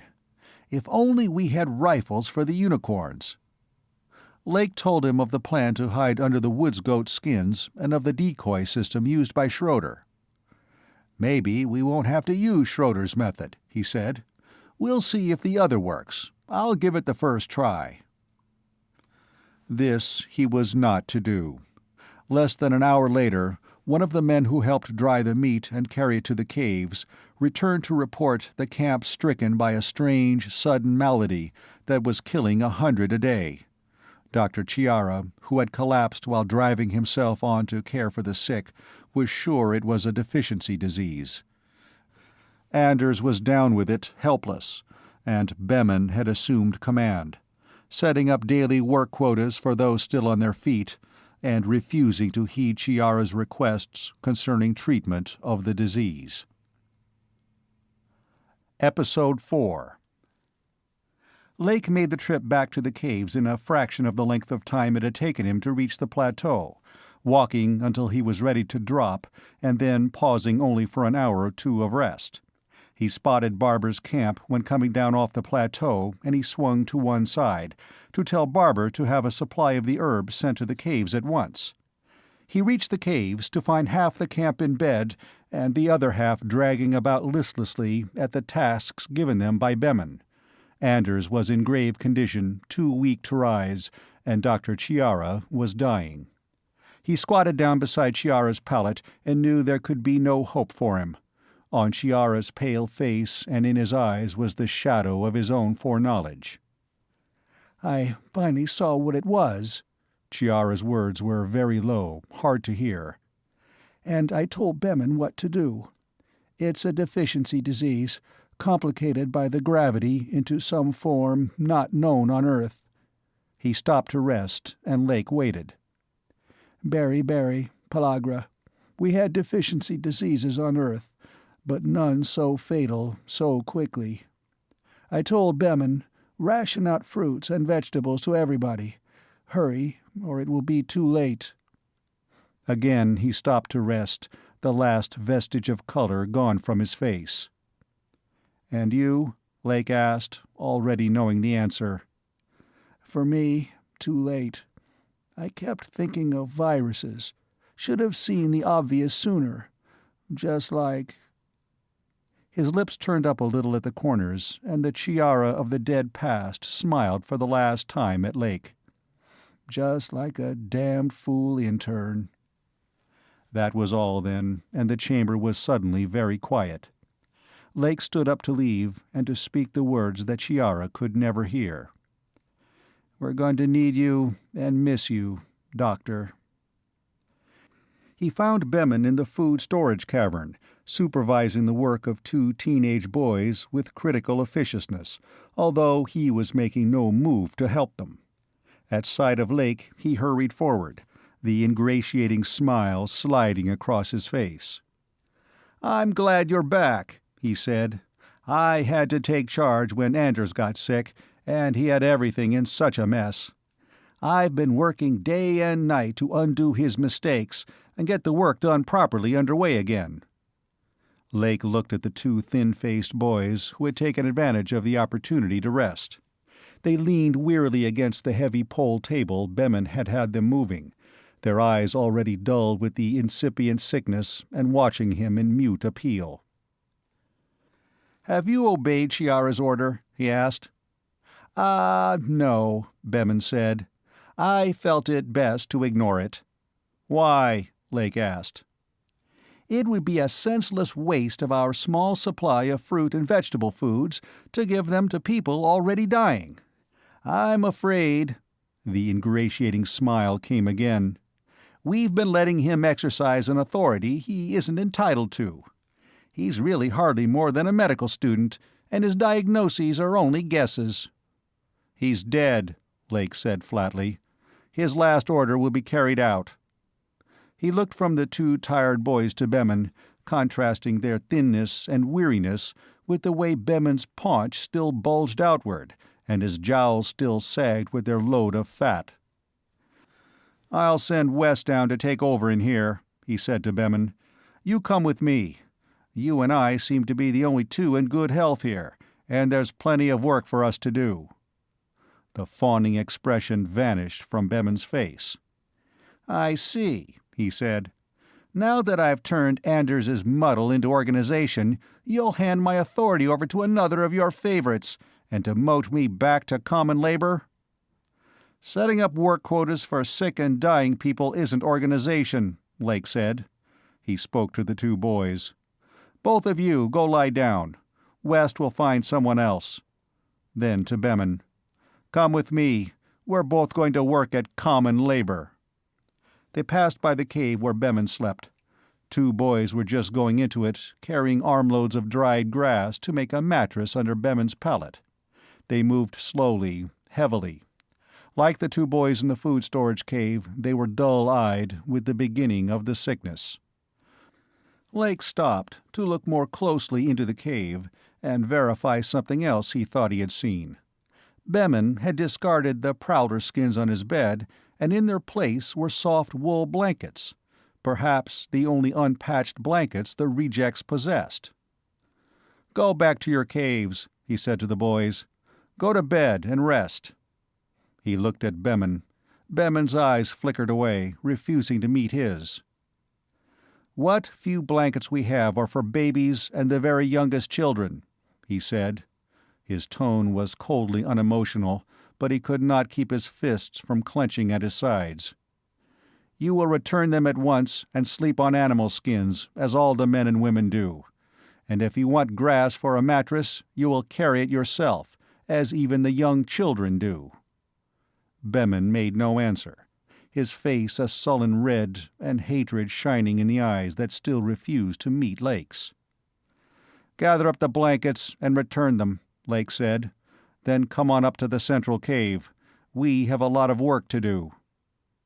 He could feel Bemin's gaze burning against his back as he turned away, and he thought of what John Prentice had once said. "I know he's no good, but he never has guts enough to go quite far enough to give me an excuse to whittle him down." Barber's men arrived the next day, burdened with dried herbs. These were given to the seriously ill as a supplement to the ration of fruit and vegetable foods, and were given alone to those not yet sick. Then came the period of waiting, of hoping that it was all not too late and too little. A noticeable change for the better began on the second day. A week went by, and the sick were slowly, steadily improving. The not quite sick were already back to normal health. There was no longer any doubt. The Ragnarok herbs would prevent a recurrence of the disease. It was, Lake thought, all so simple once you knew what to do. Hundreds had died, Chiara among them, because they did not have a common herb that grew at a slightly higher elevation. Not a single life would have been lost if he could have looked a week into the future and had the herbs found and taken to the caves that much sooner. But the disease had given no warning of its coming. Nothing, on Ragnarok, ever seemed to give warning before it killed. Another week went by, and hunters began to trickle in, gaunt and exhausted, to report all the game going north up the plateau, and not a single creature left below. They were the ones who had tried and failed to withstand the high elevation of the plateau. Only 2 out of 3 hunters returned among those who had challenged the plateau. They had all tried, all of them, to the best of their ability and the limits of their endurance. The blue star was by then a small sun, and the yellow sun blazed hotter each day. Grass began to brown and wither on the hillsides as the days went by, and Lake knew summer was very near. The last hunting party, but for Craig's and Schroeder's, returned. They had very little meat, but they brought with them a large quantity of something almost as important: salt. They had found a deposit of it in an almost inaccessible region of cliffs and canyons.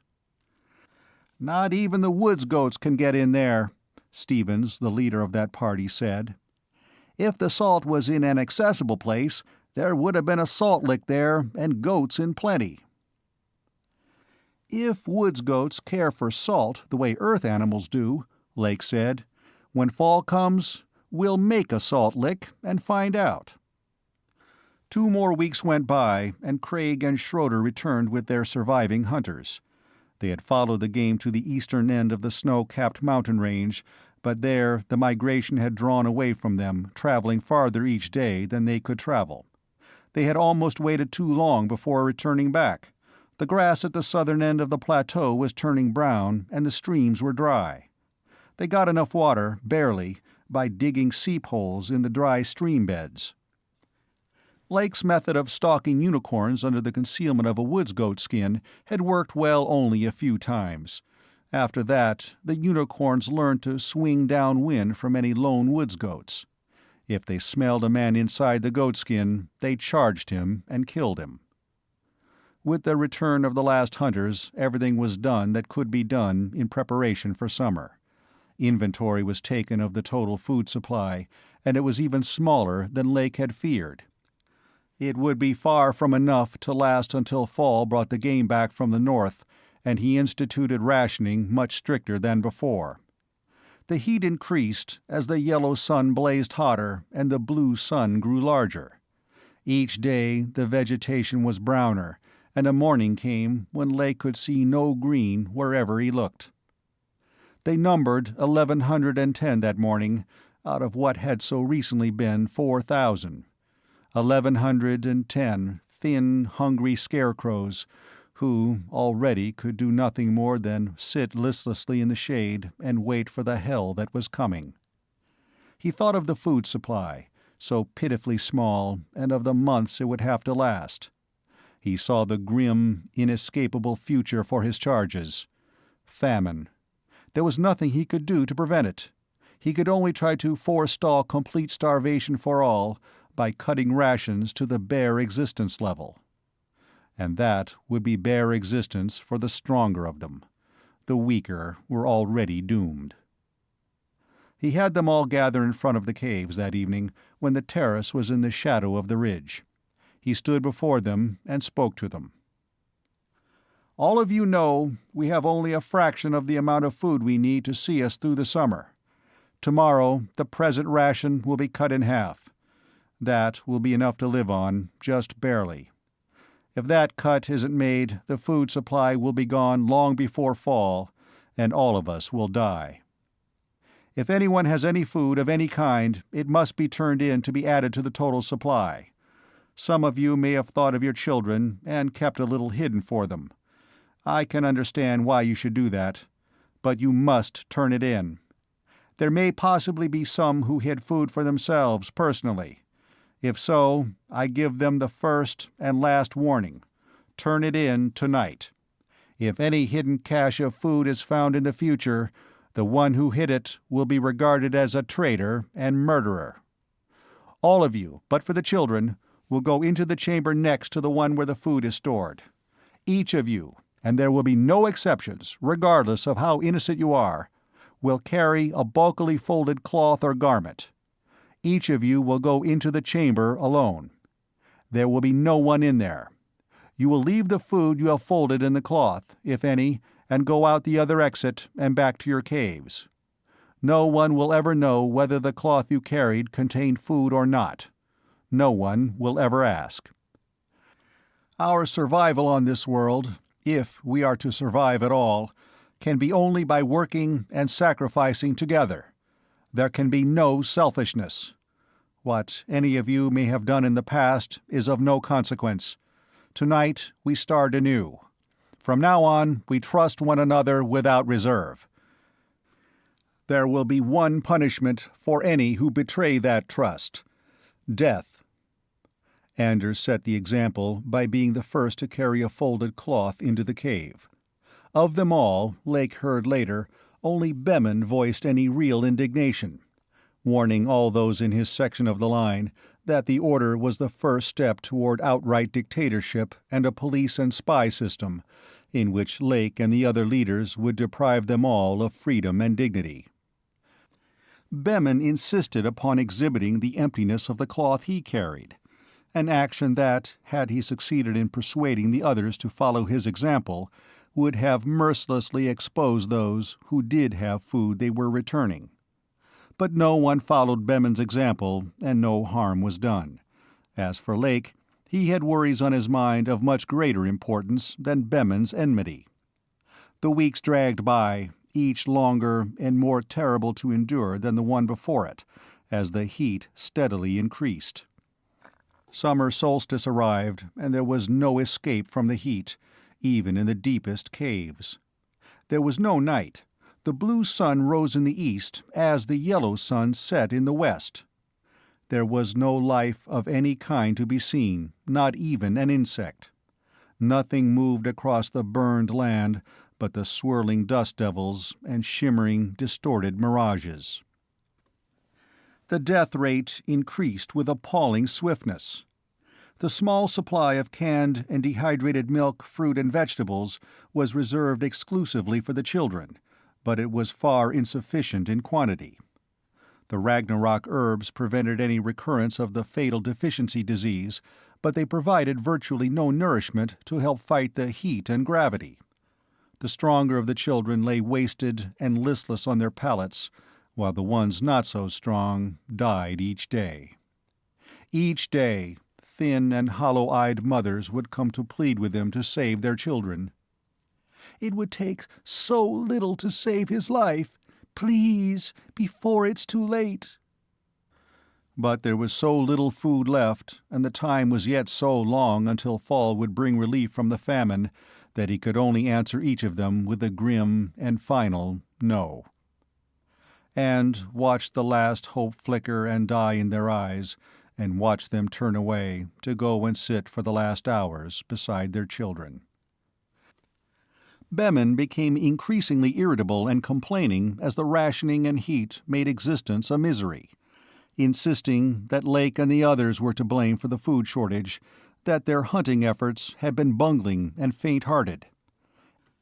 And he implied, without actually saying so, that Lake and the others had forbidden him to go near the food chamber because they did not want a competent, honest man to check up on what they were doing. There were 603 of them in the blazing afternoon when the girl, Julia, could stand his constant, vindictive fault-finding no longer. Lake heard about it shortly afterward, the way she had turned on Bemen in a flare of temper she could control no longer, and said, "Whenever your mouth is still, you can hear the children who are dying today, but you don't care. All you think of is yourself. You claim Lake and the others were cowards, but you didn't dare hunt with them. You keep insinuating that they're cheating us and eating more than we are, but your belly is the only one that has any fat left on it." She never completed the sentence. Bemen's face turned livid in sudden, wild fury, and he struck her, knocking her against the rock wall so hard that she slumped unconscious to the ground. "She's a liar!" he panted, glaring at the others. "She's a rotten liar, and anybody who repeats what she said will get what she got." When Lake learned of what had happened, he did not send for Bemen at once. He wondered why Bemen's reaction had been so quick and violent, and there seemed to be only one answer. Bemen's belly was still a little fat. There could be but one way he could have kept it so. He summoned Craig, Schroeder, Barber, and Anders. They went to the chamber where Bemen slept, and there, almost at once, they found his cache. He had it buried under his pallet and hidden in the cavities along the walls. Dried meat, dried fruits and milk, canned vegetables. It was an amount amazingly large, and many of the items had presumably been exhausted during the deficiency disease attack. "It looks," Schroeder said, "like he didn't waste any time feathering his nest when he made himself leader." The others said nothing, but stood with grim, frozen faces, waiting for Lake's next action. "Bring Bemen," Lake said to Craig. Craig returned with him 2 minutes later. Bemen stiffened at the sight of his unearthed cache, and color drained away from his face. "Well?" Lake asked. "I didn't—" Bemen swallowed. "I didn't know it was there." And then, quickly, "You can't prove I put it there. You can't prove you didn't just now bring it in yourselves to frame me." Lake stared at Bemin, waiting. The others watched Bemin as Lake was doing, and no one spoke. The silence deepened, and Bemin began to sweat as he tried to avoid their eyes. He looked again at the damning evidence, and his defiance broke. If I hadn't taken it, it would have been wasted on people who were dying," he said. He wiped at his sweating face. "I won't ever do it again. I swear I won't." Lake spoke to Craig. "You and Barber take him to the lookout point." "What?" Bemin's protest was cut off as Craig and Barber took him by the arms and walked him swiftly away. Lake turned to Anders. "Get a rope," he ordered. Anders paled a little. "A rope? What else does he deserve?" "Nothing," Anders said. Not after what he did." On the way out, they passed the place where Julia lay. Bemin had knocked her against the wall with such force that a sharp projection of rock had cut a deep gash in her forehead. A woman was wiping the blood from her face, and she lay limply, still unconscious. A frail shadow of the bold girl she had once been, with the new life she would try to give them an almost unnoticeable little bulge in her starved thinness. The lookout point was an outjutting spur of the ridge, 600 feet from the caves and in full view of them. A lone tree stood there, its dead limbs thrust like wide arms through the brown foliage of the limbs that still lived. Craig and Barber waited under the tree, Bemin between them. The lowering sun shone hot and bright on Bemin's face as he squinted back toward the caves at the approach of Lake and the other two. He twisted to look at Barber. "What is it? Why did you bring me here?" There was a tremor of fear in his voice. "What are you going to do to me?" Barber did not answer, and Bemin turned back toward Lake. He saw the rope in Anders' hand, and his face went white with comprehension. "No!" He threw himself back with a violence that almost tore him loose. "No! No!" Schroeder stepped forward to help hold him, and Lake took the rope from Anders. He fashioned a noose in it, while Bemin struggled and made panting animal sounds, his eyes fixed in horrified fascination on the rope.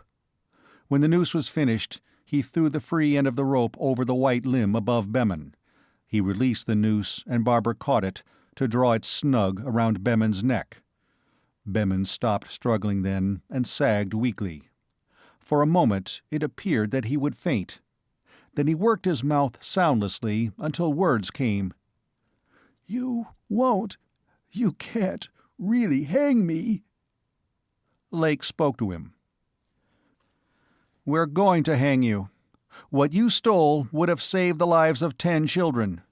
You've watched the children cry because they were so hungry, and you've watched them become too weak to cry or care anymore. You've watched them die each day, and each night you've secretly eaten the food that was supposed to be theirs. We're going to hang you, for the murder of children and the betrayal of our trust in you. If you have anything to say, say it now." "You can't. I had a right to live. To eat would have been wasted on dying people." Bemin twisted to appeal to the ones who held him, his words quick and ragged with hysteria. "You can't hang me. I don't want to die." Craig answered him, with a smile that was like the thin snarl of a wolf. "Neither did 2 of my children." Lake nodded to Craig and Schroeder, not waiting any longer. They stepped back to seize the free end of the rope, and Bemin screamed at what was coming, tearing loose from the grip of Barber. Then his scream was abruptly cut off as he was jerked into the air. There was a cracking sound, and he kicked spasmodically, his head setting grotesquely to one side. Craig and Schroeder and Barber watched him with hard, expressionless faces, but Anders turned quickly away, to be suddenly and violently sick. "He was the first to betray us," Lake said. "Snub the rope and leave him to swing there. If there are any others like him, they'll know what to expect. The blue sun rose as they went back to the caves. Behind them, Bemin swung and twirled aimlessly on the end of the rope. Two long pale shadows swung and twirled with him, a yellow one to the west and a blue one to the east. Bemin was buried the next day. Someone cursed his name, and someone spat on his grave, and then he was part of the dead past as they faced the suffering ahead of them. Julia recovered, although she would always wear a ragged scar on her forehead. Anders, who had worked closely with Chiara and was trying to take his place, quieted her fears by assuring her that the baby she carried was still too small for there to be much danger of the fall causing her to lose it. 3 times during the next month the wind came roaring down out of the northwest, bringing a gray dust that filled the sky and enveloped the land in a hot, smothering gloom, through which the suns could not be seen. Once, black clouds gathered in the distance, to pour out a cloudburst. The 1.5 gravity gave the wall of water that swept down the canyon a far greater force and velocity than it would have had on Earth, and boulders the size of small houses were tossed into the air and shattered into fragments. But all the rain fell upon one small area, and not a drop fell at the caves. One single factor was in their favor, and but for it they could not have survived such intense, continual heat. There was no humidity. Water evaporated quickly in the hot, dry air, and sweat glands operated at the highest possible degree of efficiency. As a result, they drank enormous quantities of water. The average adult needed 5 gallons a day. All canvas had been converted into water bags, and the same principle of cooling by evaporation gave them water that was only warm instead of sickeningly hot as it would have otherwise have been. But despite the lack of humidity, the heat was still far more intense than any on Earth. It never ceased, day or night, never let them have a moment's relief. There was a limit to how long human flesh could bear up under it, no matter how valiant the will. Each day, the toll of those who had reached that limit was greater, like a swiftly rising tide. There were 340 of them when the first rain came, the rain that meant the end of summer. The yellow sun moved southward, and the blue sun shrank steadily. Grass grew again, and the woods goats returned. With them the young that had been born in the north, already half the size of their mothers. For a while there was meat and green herbs. Then the prowlers came, to make hunting dangerous. Females with pups were seen, but always at a great distance, as though the prowlers, like humans, took no chances with the lives of their children. The unicorns came close behind the first prowlers, their young amazingly large, and already weaned. Hunting became doubly dangerous then, but the bowmen, through necessity, were learning how to use their bows with increasing skill and deadliness. A salt lick for the woods goats was hopefully tried, although Lake felt dubious about it. They learned that salt was something the woods goats could either take or leave alone. And when hunters were in the vicinity, they left it alone. The game was followed for many miles to the south. The hunters returned the day the first blizzard came, roaring and screaming down over the edge of the plateau, the blizzard that marked the beginning of the long, frigid winter. By then they were prepared as best they could be. Wood had been carried in great quantities, and the caves fitted with crude doors and a ventilation system. And they had meat, not as much as they would need, but enough to prevent starvation. Lake took inventory of the food supply when the last hunters returned, and held check-up inventories at irregular and unannounced intervals. He found no shortages. He had expected none.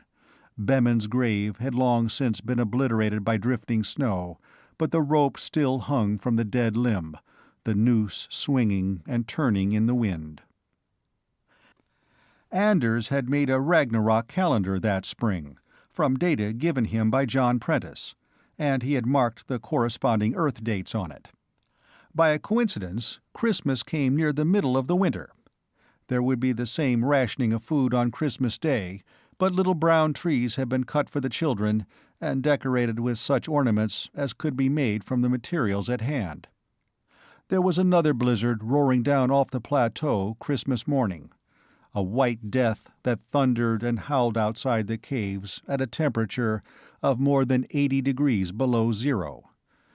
But inside the caves it was warm by the fires, and under the little brown trees were toys that had been patiently whittled from wood or sewn from scraps of cloth and animal skins, while the children slept. They were crude and humble toys, but the pale, thin faces of the children were bright with delight when they beheld them. There was the laughter of children at play, a sound that had not been heard for many months, and someone singing the old, old songs. For a few fleeting hours that day, for the first and last time on Ragnarok, there was the magic of an Earth Christmas. That night, a child was born to Julia, on a pallet of dried grass and prowler skins. She asked for her baby before she died, and they let her have it. "I wasn't afraid, was I?" she asked. "But I wish it wasn't so dark. I wish I could see my baby before I go." They took the baby from her arms when she was gone and removed from it the blanket that had kept her from learning that her child was stillborn. There were 250 of them when the first violent storms of spring came. By then, 18 children had been born. 16 were stillborn, 8 of them deformed by the gravity, but 2 were like any normal babies on Earth. There was only one difference. The 1.5 gravity did not seem to affect them as much as it had the Earth-born babies. Lake himself married that spring, a tall, gray-eyed girl who had fought alongside the men the night of the storm when the Prowlers broke into John Prentice's camp. And Schroeder married the last of them all to do so. Episode 5.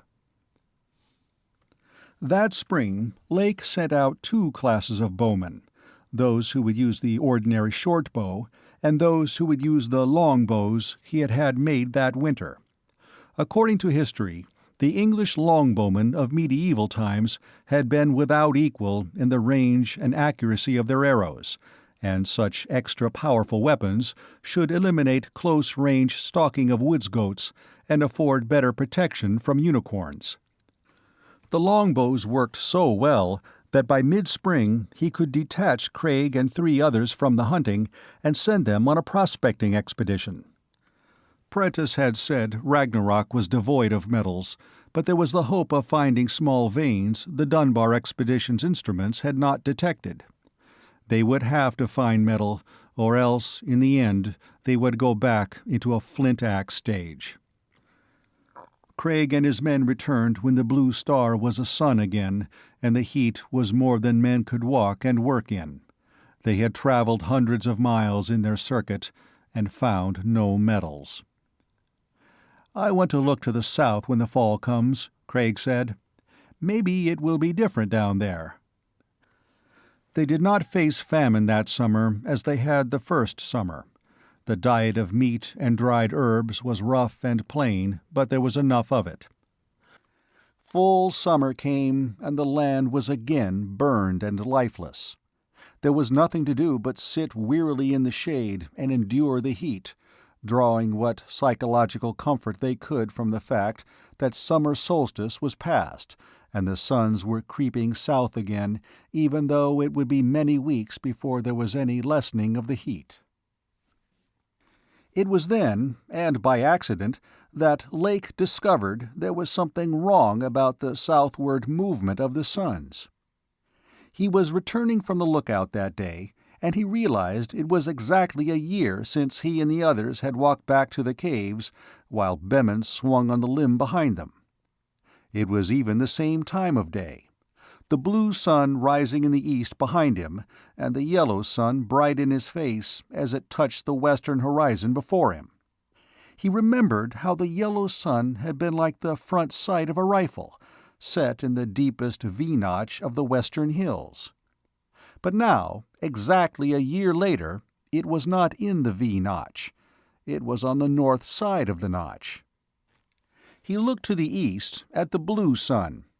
It seemed to him that it too was farther north than it had been, although with it he had no landmark to check by. But there was no doubt about the yellow sun. It was going south, as it should at that time of year, but it was lagging behind schedule. The only explanation Lake could think of was one that would mean still another threat to their survival, perhaps greater than all the others combined. The yellow sun dropped completely behind the north slope of the V-notch, and he went on to the caves.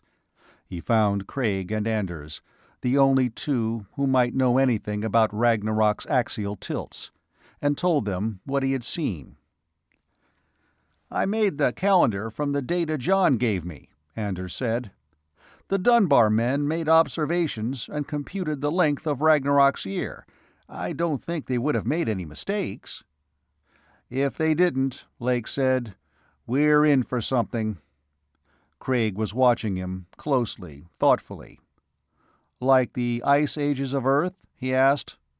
Lake nodded, and Anders said, "I don't understand." "Each year, the North Pole tilts toward the sun to give us summer, and away from it to give us winter," Lake said. "Which, of course, you know. But there can be still another kind of axial tilt. On Earth, it occurs at intervals of thousands of years. The tilting that produces the summers and winters goes on as usual, but as the centuries go by, the summer tilt toward the sun grows less, the winter tilt away from it greater. The North Pole leans farther and farther from the sun, and ice sheets come down out of the north, an ice age. Then the North Pole's progression away from the sun stops, and the ice sheets recede as it tilts back toward the sun." "I see," Anders said. "And if the same thing is happening here, we're going away from an ice age, but at a rate thousands of times faster than on Earth."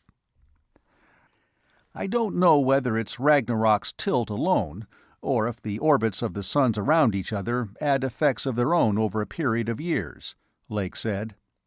"The Dunbar expedition wasn't here long enough to check up on anything like that." "It seemed to me it was hotter this summer than last," Craig said. "Maybe only my imagination, but it won't be imagination in a few years if the tilt toward the sun continues." "The time would come when we'd have to leave here," Lake said. "We'd have to go north, up the plateau each spring. There's no timber there, nothing but grass and wind and thin air.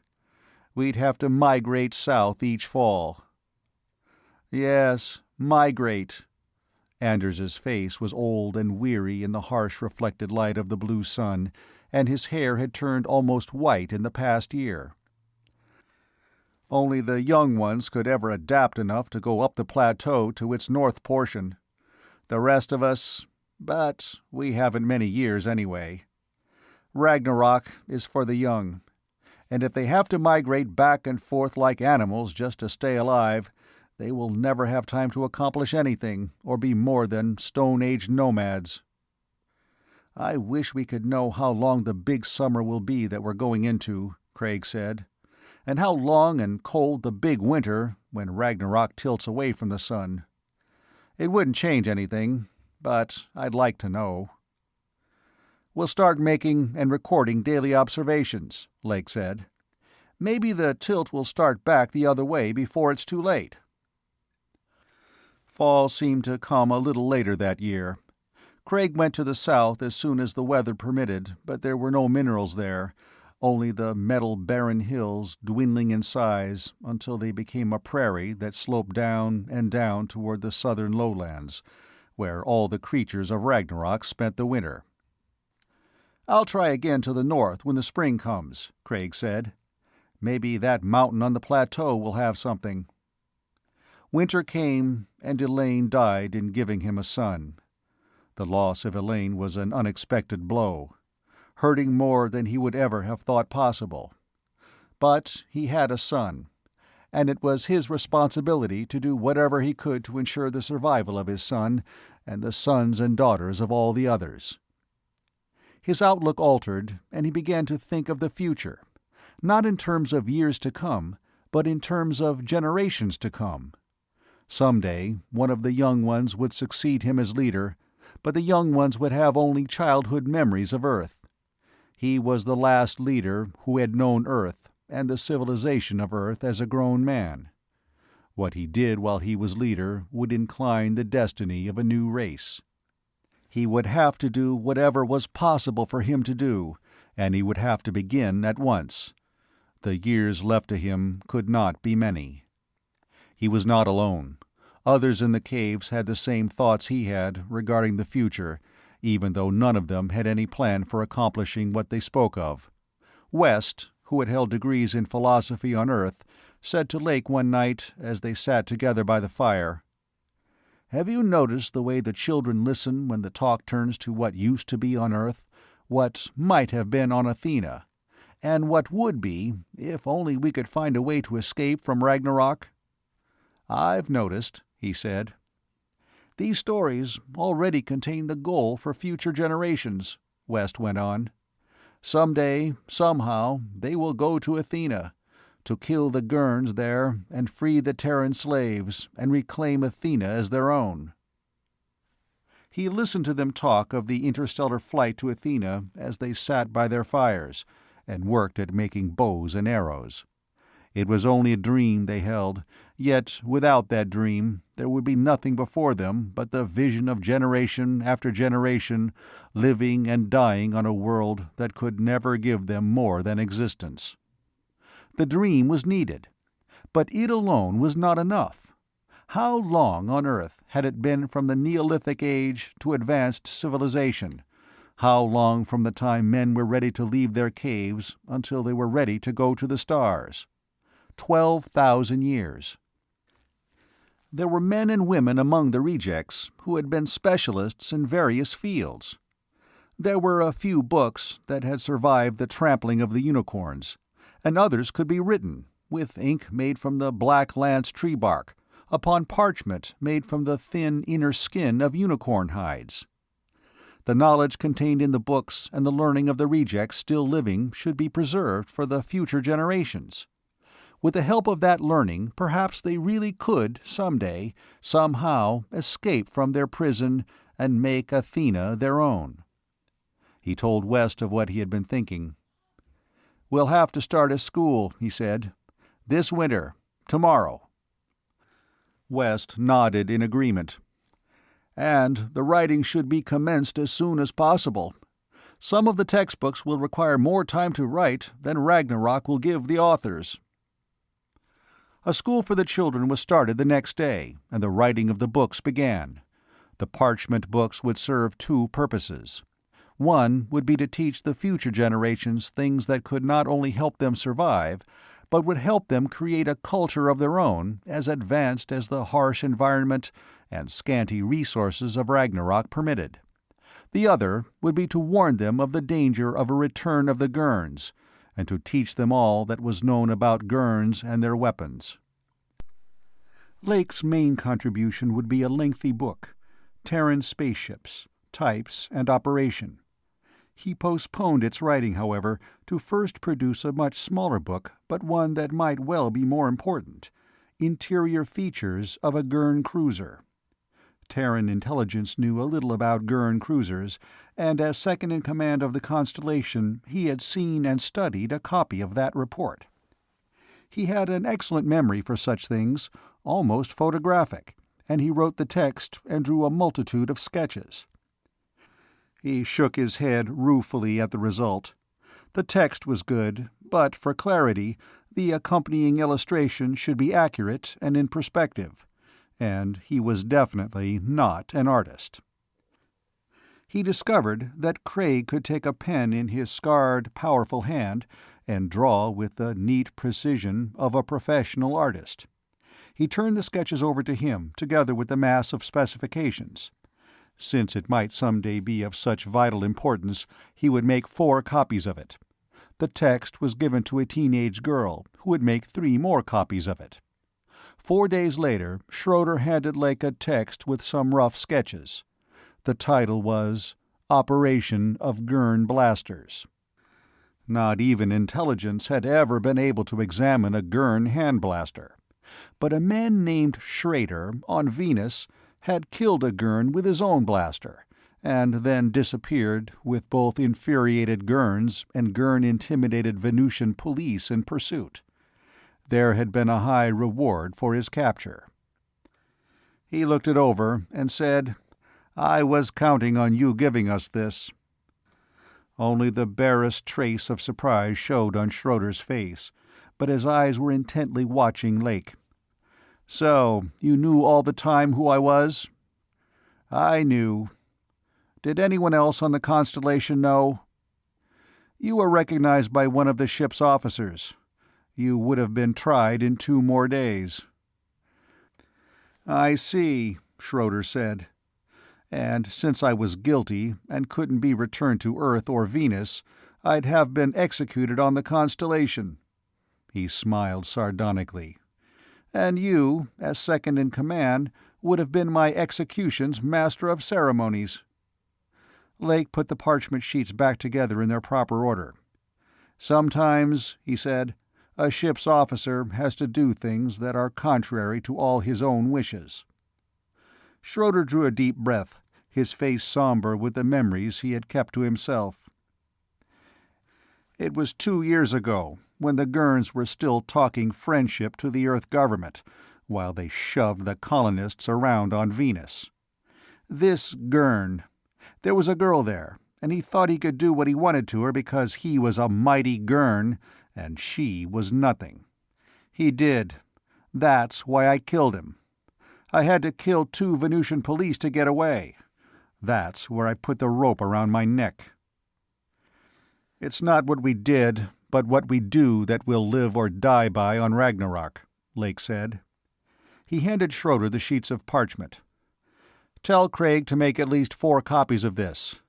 Someday, our knowledge of Gurn blasters may be something else we'll live or die by." The school and writing were interrupted by the spring hunting. Craig made his journey to the plateau's snow-capped mountain, but he was unable to keep his promise to prospect it. The plateau was perhaps 10,000 feet in elevation, and the mountain rose another 10,000 feet above the plateau. No human could climb such a mountain in a 1.5 gravity.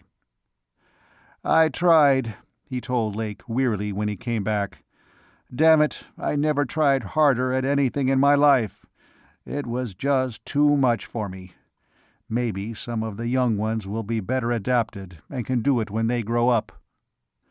Craig brought back several sheets of unusually transparent mica, each sheet a foot in diameter, and a dozen large water-clear quartz crystals. "Float from higher up on the mountain," he said. "The mica and crystals are in place up there, if we could only reach them. Other minerals, too. I panned traces in the canyon bottoms. But no iron." Lake examined the sheets of mica. "We could make windows for the outer caves of these," he said. "Have them double thickness with a wide airspace between for insulation. As for the quartz crystals—" "Optical instruments," Craig said. "Binoculars, microscopes. It would take us a long time to learn how to make glass as clear and flawless as those crystals. But we have no way of cutting and grinding them." Craig went to the east that fall, and to the west the next spring. He returned from the trip to the west with a twisted knee that would never let him go prospecting again. "It will take years to find the metals we need," he said. "The indications are that we never will, but I wanted to keep on trying. Now my damned knee has me chained to these caves." He reconciled himself to his lameness and confinement as best he could, and finished his textbook, Geology and Mineral Identification. He also taught a geology class during the winters. It was in the winter of the year 4 on Ragnarok that a 9-year-old boy entered his class, the silent, scar-faced Billy Humboldt. He was by far the youngest of Craig's students, and the most attentive. Lake was present one day when Craig asked curiously, It's not often a boy your age is so interested in mineralogy and geology, Billy. Is there something more than just interest?" "I have to learn all about minerals," Billy said with a matter-of-fact seriousness, "so that when I'm grown, I can find the metals for us to make a ship." "And then?" Craig asked. "And then we'd go to Athena, to kill the Gurns who caused my mother to die, and my grandfather, and Julia, and all the others, and to free my father and the other slaves, if they're still alive." "I see," Craig said. He did not smile. His face was shadowed and old as he looked at the boy and beyond him, seeing again, perhaps, the frail blonde girl and the two children that the first, quick, violent months had taken from him. "I hope you succeed," he said. "I wish I was young so I could dream of the same thing. But I'm not. So let's get back to the identification of the ores that will be needed to make a ship to go to Athena, and to make blasters to kill Gurns after you get there." Lake had a corral built early the following spring, with camouflaged wings, to trap some of the wood goats when they came. It would be an immense forward step toward conquering their new environment if they could domesticate the goats and have goat herds near the caves all through the year. Gathering enough grass to last a herd of goats through the winter would be a problem, but first, before they worried about that, they would have to see if the goats could survive the summer and winter extremes of heat and cold. They trapped 10 goats that spring. They built them brush sunshades. Before summer was over, the winds would have stripped the trees of most of their dry brown leaves, and a stream of water was diverted through the corral. It was all work in vain. The goats died from the heat in early summer, together with the young that had been born. When fall came, they trapped 6 more goats.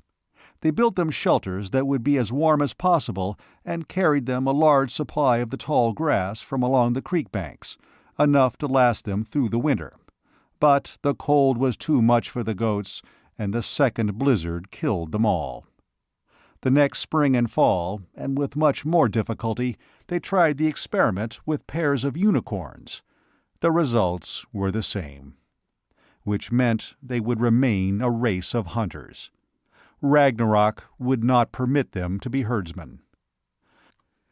The years went by, each much like the one before it, but for the rapid aging of the Old Ones, as Lake and the others called themselves, and the growing up of the young ones. No woman among the Old Ones could any longer have children, but 6 more normal, healthy children had been born. Like the first 2, they were not affected by the gravity, as Earth-born babies had. Among the young ones, Lake saw, was a distinguishable difference. Those who had been very young the day the Gurns left them to die had adapted better than those who had been a few years older. The environment of Ragnarok had struck at the very young with merciless savagery. It had subjected them to a test of survival that was without precedent on Earth. It had killed them by the hundreds, but among them had been those whose young flesh and blood and organs had resisted death by adapting to the greatest extent possible. The day of the Old Ones was almost done, and the future would soon be in the hands of the young ones. They were the 90 unconquerables out of what had been 4,000 rejects, the first generation of what would be a new race. It seemed to Lake that the years came and went ever faster as the Old Ones dwindled in numbers at an accelerating rate. Anders had died in the 6th year, his heart failing him one night as he worked patiently in his crude little laboratory at carrying on the work started by Chiara to find a cure for the hell fever. Barber, trying to develop a strain of herbs that would grow in the lower elevations of the caves, was killed by a unicorn as he worked in his test plot below the caves. Craig went limping out one spring day on the 8th year to look at a new mineral a hunter had found a mile from the caves. A sudden cold rain blew up, chilling him before he could return, and he died of hell fever the same day. Schroeder was killed by prowlers the same year, dying with his back to a tree and a bloody knife in his hand. It was the way he would have wanted to go. Once he had said to Lake, "When my time comes, I would rather it be against the Prowlers. They fight hard and kill quick, and then they're through with you. They don't tear you up after you're dead and slobber and gloat over the pieces the way the unicorns do." The springs came a little earlier each year, the falls a little later, and the observations showed the suns progressing steadily northward. But the winters, though shorter, were seemingly as cold as ever. The long summers reached such a degree of heat on the 9th year that Lake knew they could endure no more than 2 or 3 years more of the increasing heat. Then, in the summer of the 10th year, the tilting of Ragnarok, the apparent northward progress of the suns, stopped. They were in the middle of what Craig called the Big Summer, and they could endure it, just barely. They would not have to leave the caves. The suns started their drift southward. The observations were continued and carefully recorded.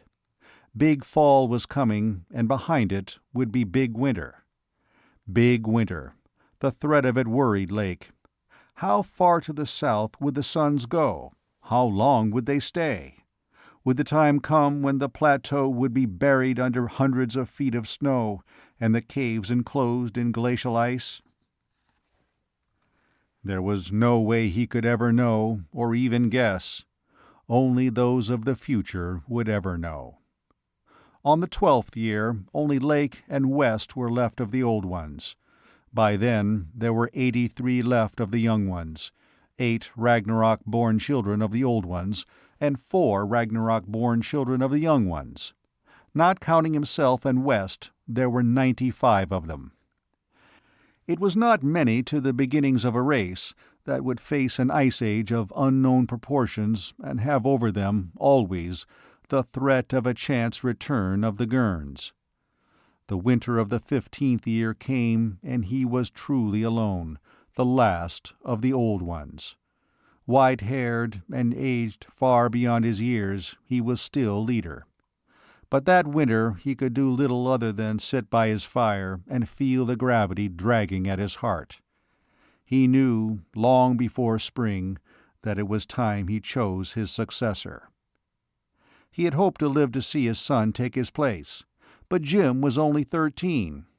Among the others, he was one he had been watching since the day he told Craig he would find metals to build a ship and kill the Gurns.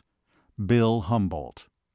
Bill Humboldt was not the oldest among those who would make leaders, but he was the most versatile of them all, the most thoughtful and stubbornly determined. He reminded Lake of the fierce old man who had been his grandfather, and had it not been for the scars that twisted his face into grim ugliness, he would have looked much like him.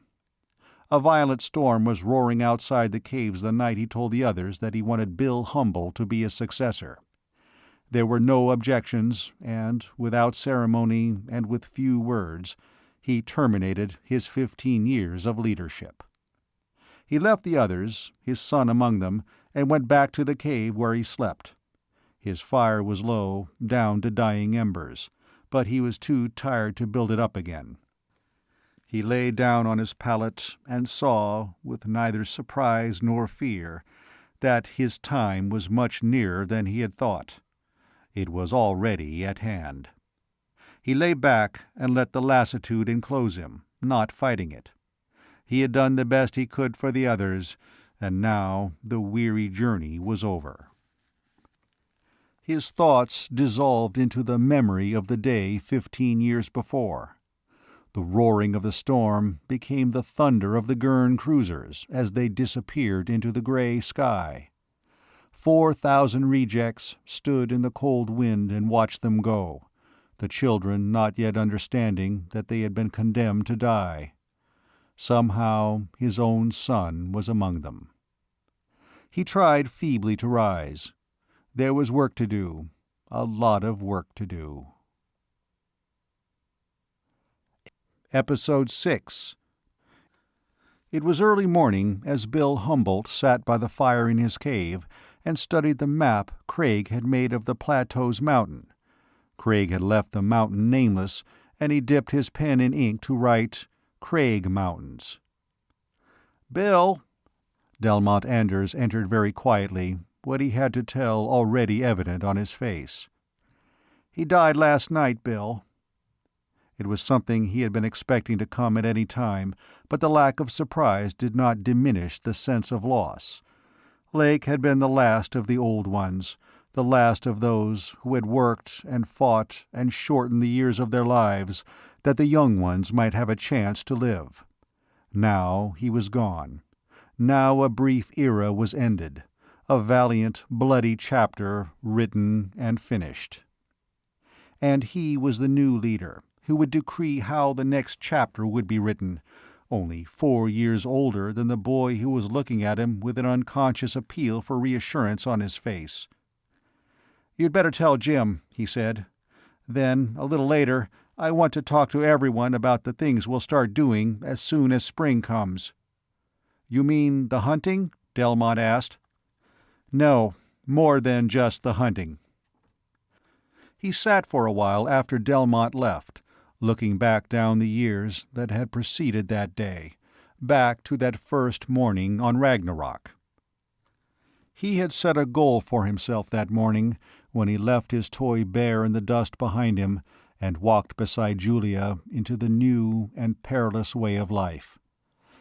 He had promised himself that some day he would watch the Gurns die and beg for mercy as they died, and he would give them the same mercy they had given his mother.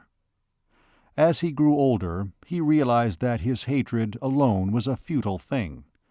There would have to be a way of leaving Ragnarok, and there would have to be weapons with which to fight the Gurns.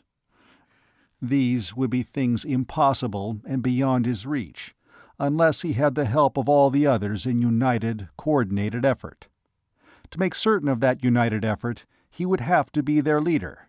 So, for 11 years he had studied and trained, until there was no one who could use a bow or spear quite as well as he could, no one who could travel as far in a day or spot a unicorn ambush as quickly. And there was no one, with the exception of George Ord, who had studied as many textbooks as he had. He had reached his first goal. He was leader. For all of them, there existed the second goal, the hope of someday leaving Ragnarok and taking Athena from the Gurns. For many of them, perhaps, it was only wishful dreaming, but for him it was the prime driving force of his life. There was so much for them to do, and their lives were so short in which to do it. For so long as he was leader, they would not waste a day in idle wishing. When the others were gathered to hear what he had to say, he spoke to them. "We're going to continue where the old ones had to leave off. We're better adapted than they were, and we're going to find metals to make a ship if there are any to be found. Somewhere on Ragnarok, on the northwest side of a range similar to the Craig Mountains on the plateau, is a deep valley that the Dunbar expedition called the Chasm. They didn't investigate it closely, since their instruments showed no metals there, but they saw strata in one place that was red, an iron discoloration. Maybe we can find a vein there that was too small for them to have paid any attention to. So we'll go over the crags as soon as the snow melts from them." "That will be in early summer," George Ord said, his black eyes thoughtful. "Whoever goes will have to time their return for either just before the prowlers and unicorns come back from the north, or wait until they've all migrated down off the plateau." It was something Humboldt had been thinking about and wishing they could remedy. Men could elude unicorn attacks wherever there were trees large enough to offer safety, and even prowler attacks could be warded off wherever there were trees for refuge, spears holding back the prowlers who would climb the trees while arrows picked off the ones on the ground. But there were no trees on the plateau, and to be caught by a band of prowlers or unicorns, there was certain death for any small party of 2 or 3. For that reason, no small parties had ever gone up on the plateau except when the unicorns and prowlers were gone, or nearly so. It was an inconvenience, and it would continue for as long as their weapons were the slow-to-reload bows. "You're supposed to be our combination inventor-craftsman," he said to George. "No one else can compare with you in that respect. Besides, you're not exactly enthusiastic about such hard work as mountain climbing. So from now on, you'll do the kind of work you're best suited for. Your first job is to make us a better bow. Make it a crossbow, with a sliding action to draw and cock the string, and with a magazine of arrows mounted on top of it." George studied the idea thoughtfully. "The general principle is simple," he said. "I'll see what I can do." "How many of us will go over the Craig Mountains, Bill?" Dan Barber asked. "You and I," Humboldt answered. "A 3-man party under Bob Craig will go into the Western Hills, and another party under Johnny Stevens will go into the Eastern Hills." He looked toward the adjoining cave where the guns had been stored for so long, coated with unicorn tallow to protect them from rust. "We could make gunpowder if we could find a deposit of saltpeter. We already know where there's a little sulfur. The guns would have to be converted to flintlocks, though, since we don't have what we need for cartridge priming material. Worse, we'd have to use ceramic bullets. They would be inefficient, too light, and destructive to the bores. But we would need powder for mining if we ever found any iron. And if we can't have metal bullets to shoot the gurns, we can have bombs to blast them with." "Suppose," Johnny Stevens said, "that we never do find the metals to make a ship. How will we ever leave Ragnarok if that happens?" "There's another way, a possible way, of leaving here without a ship of our own. If there are no metals, we'll have to try it." "Why wait?" Bob Craig demanded. "Why not try it now?" "Because the odds would be about 10,000 to 1 in favor of the Gurns. But we'll try it if everything else fails." George made, altered, and rejected 4 different types of crossbows before he perfected a reloading bow that met his critical approval.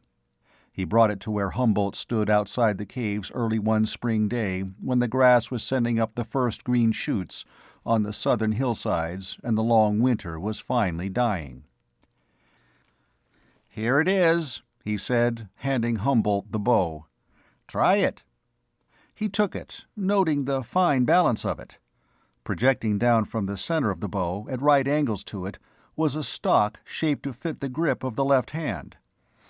Under the crossbar was a sliding stock for the right hand, shaped like the butt of a pistol and fitted with a trigger. Mounted slightly above and to one side of the crossbar was a magazine containing 10 short arrows. The pistol grip was in position near the forestock. He pulled it back the length of the crossbar, and it brought the string with it, stretching it taut. There was a click as the trigger mechanism locked the bowstring in place, and at the same time a concealed spring arrangement shoved an arrow into place against the string. He took quick aim at a distant tree and pressed the trigger. There was a twang as the arrow was ejected. He jerked the sliding pistol grip forward and back to reload, pressing the trigger an instant later. Another arrow went its way. By the time he had fired the 10th arrow in the magazine, he was shooting at the rate of 1 arrow per second. On the trunk of the distant tree, like a bristle of stiff whiskers, the 10 arrows were driven deep into the wood in an area no larger than the chest of a prowler or a head of a unicorn. "This is better than I hoped for," he said to George. "1 man with one of these could equal 6 men with ordinary bows." "I'm going to add another feature," George said. "Bundles of arrows, 10 to the bundle in special holders to carry in the quivers. To reload the magazine, you just slap down a new bundle of arrows, in no more time than it would take to put 1 arrow in an ordinary bow. I figured that with practice, a man should be able to get off 40 arrows in not much more than 20 seconds. George took the bow and went back in the cave to add his new feature. Humboldt stared after him, thinking, if he can make something like that out of wood and unicorn gut, What would he be able to give us if he could have metal? Perhaps George would never have the opportunity to show what he could do with metal, but Humboldt already felt sure that George's genius would, if it ever became necessary, make possible the alternate plan for leaving Ragnarok.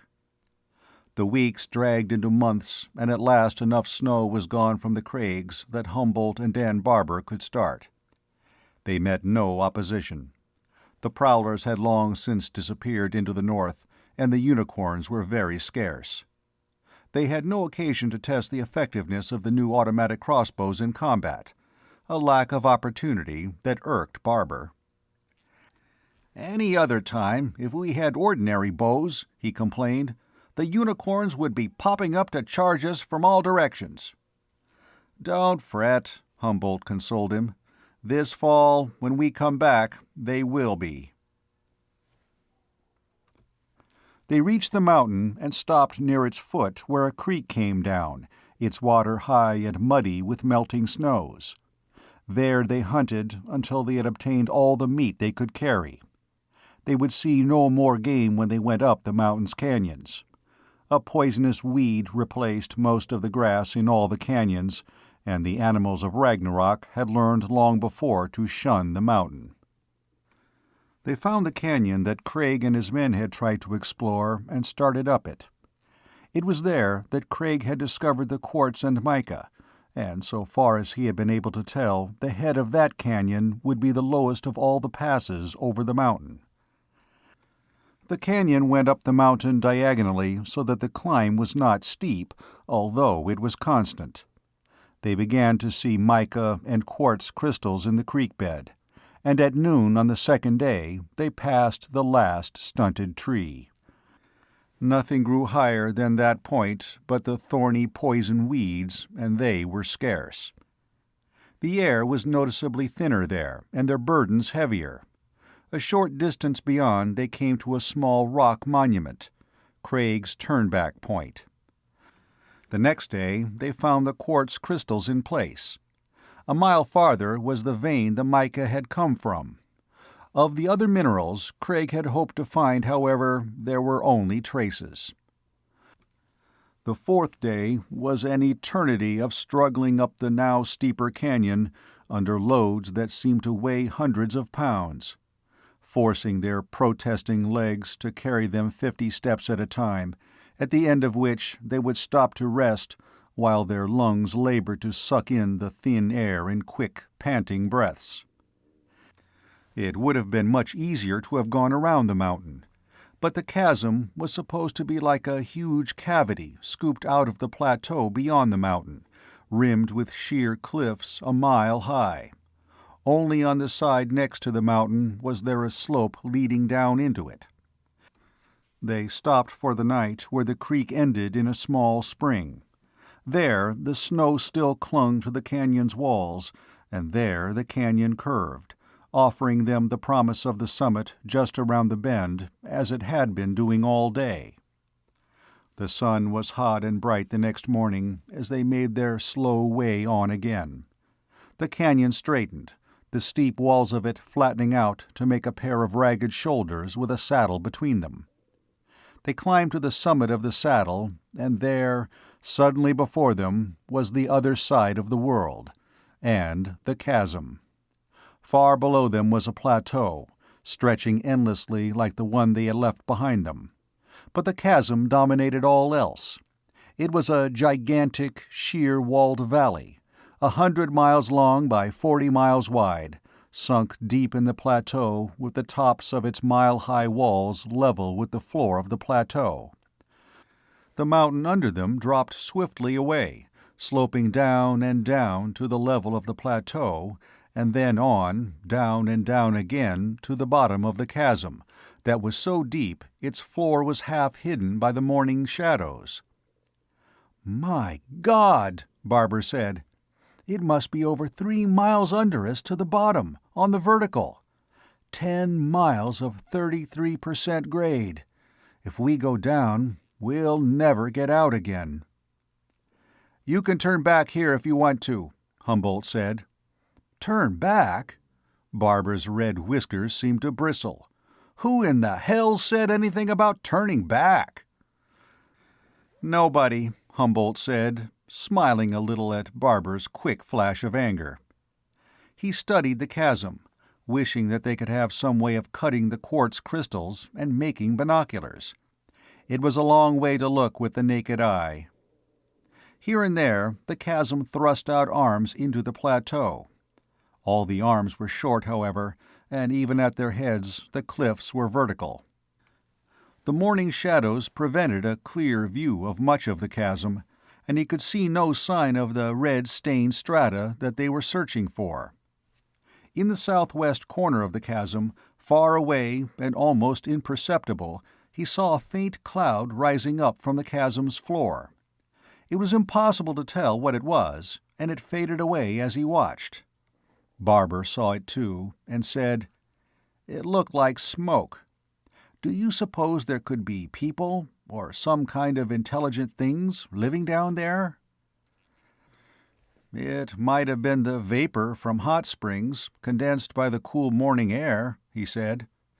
"Whatever it was, we'll look into it when we get there." The climb down the steep slope into the chasm was swifter than that up the canyon, but no more pleasant. Carrying a heavy pack down such a grade exerted a torturous strain upon the backs of the legs. The heat increased steadily as they descended. They reached the floor of the valley the next day, and the noonday heat was so great that Humboldt wondered if they might not have trapped themselves into what the summer would soon transform into a monstrous oven where no life at all could exist. There could never be any choice, of course. The mountains were passable only when the weather was hot. The floor of the valley was silt, sand, and gravel. They would find nothing there. They set out on a circuit of the chasm's walls, following along close to the base. In many places, the mile-high walls were without a single ledge to break their vertical faces. When they came to the first such place, they saw that the ground near the base was riddled with queer little pits, like tiny craters of the moon. As they looked, there was a crack like a cannon shot, and the ground beside them erupted into an explosion of sand and gravel. When the dust had cleared away, there was a new crater where none had been before. Humboldt wiped the blood from his face where a flying fragment had cut it and said, "The heat of the sun loosens rocks up on the rim. When one falls a mile in 1.5 gravity, it's traveling like a meteor." They went on, through the danger zone. As with the peril of the chasm's heat, there was no choice. Only by observing the material that littered the base of the cliffs could they know what minerals, if any, might be above them. On the 15th day, they saw the red-stained stratum. Humboldt quickened his pace, hurrying forward in advance of Barber. The stratum was too high up on the wall to be reached, but it was not necessary to examine it in place. The base of the cliff was piled thick with fragments from it. He felt the first touch of discouragement as he looked at them. They were a sandstone, light in weight. The iron present was only what the Dunbar expedition had thought it to be, a mere discoloration. They made their way slowly along the foot of the cliff, examining piece after piece, in the hope of finding something more than iron stains. There was no variation, however, and a mile farther on they came to the end of the red stratum. Beyond that point the rocks were gray, without a vestige of iron. "So that," Barber said, looking back the way they had come, "is what we were going to build a ship out of. Iron stains." Humboldt did not answer. For him it was more than a disappointment. It was the death of a dream he had held since the year he was 9 and had heard that the Dunbar expedition had seen iron-stained rock in a deep chasm, the only iron-stained rock on the face of Ragnarok. Surely, he had thought, there would be enough iron there to build a small ship. For 11 years he had worked toward the day when he would find it. Now he had found it, and it was nothing. The ship was as far away as ever. But discouragement was as useless as iron-stained sandstone. He shook it off and turned to Barber. "Let's go," he said. "Maybe we'll find something by the time we circle the chasm."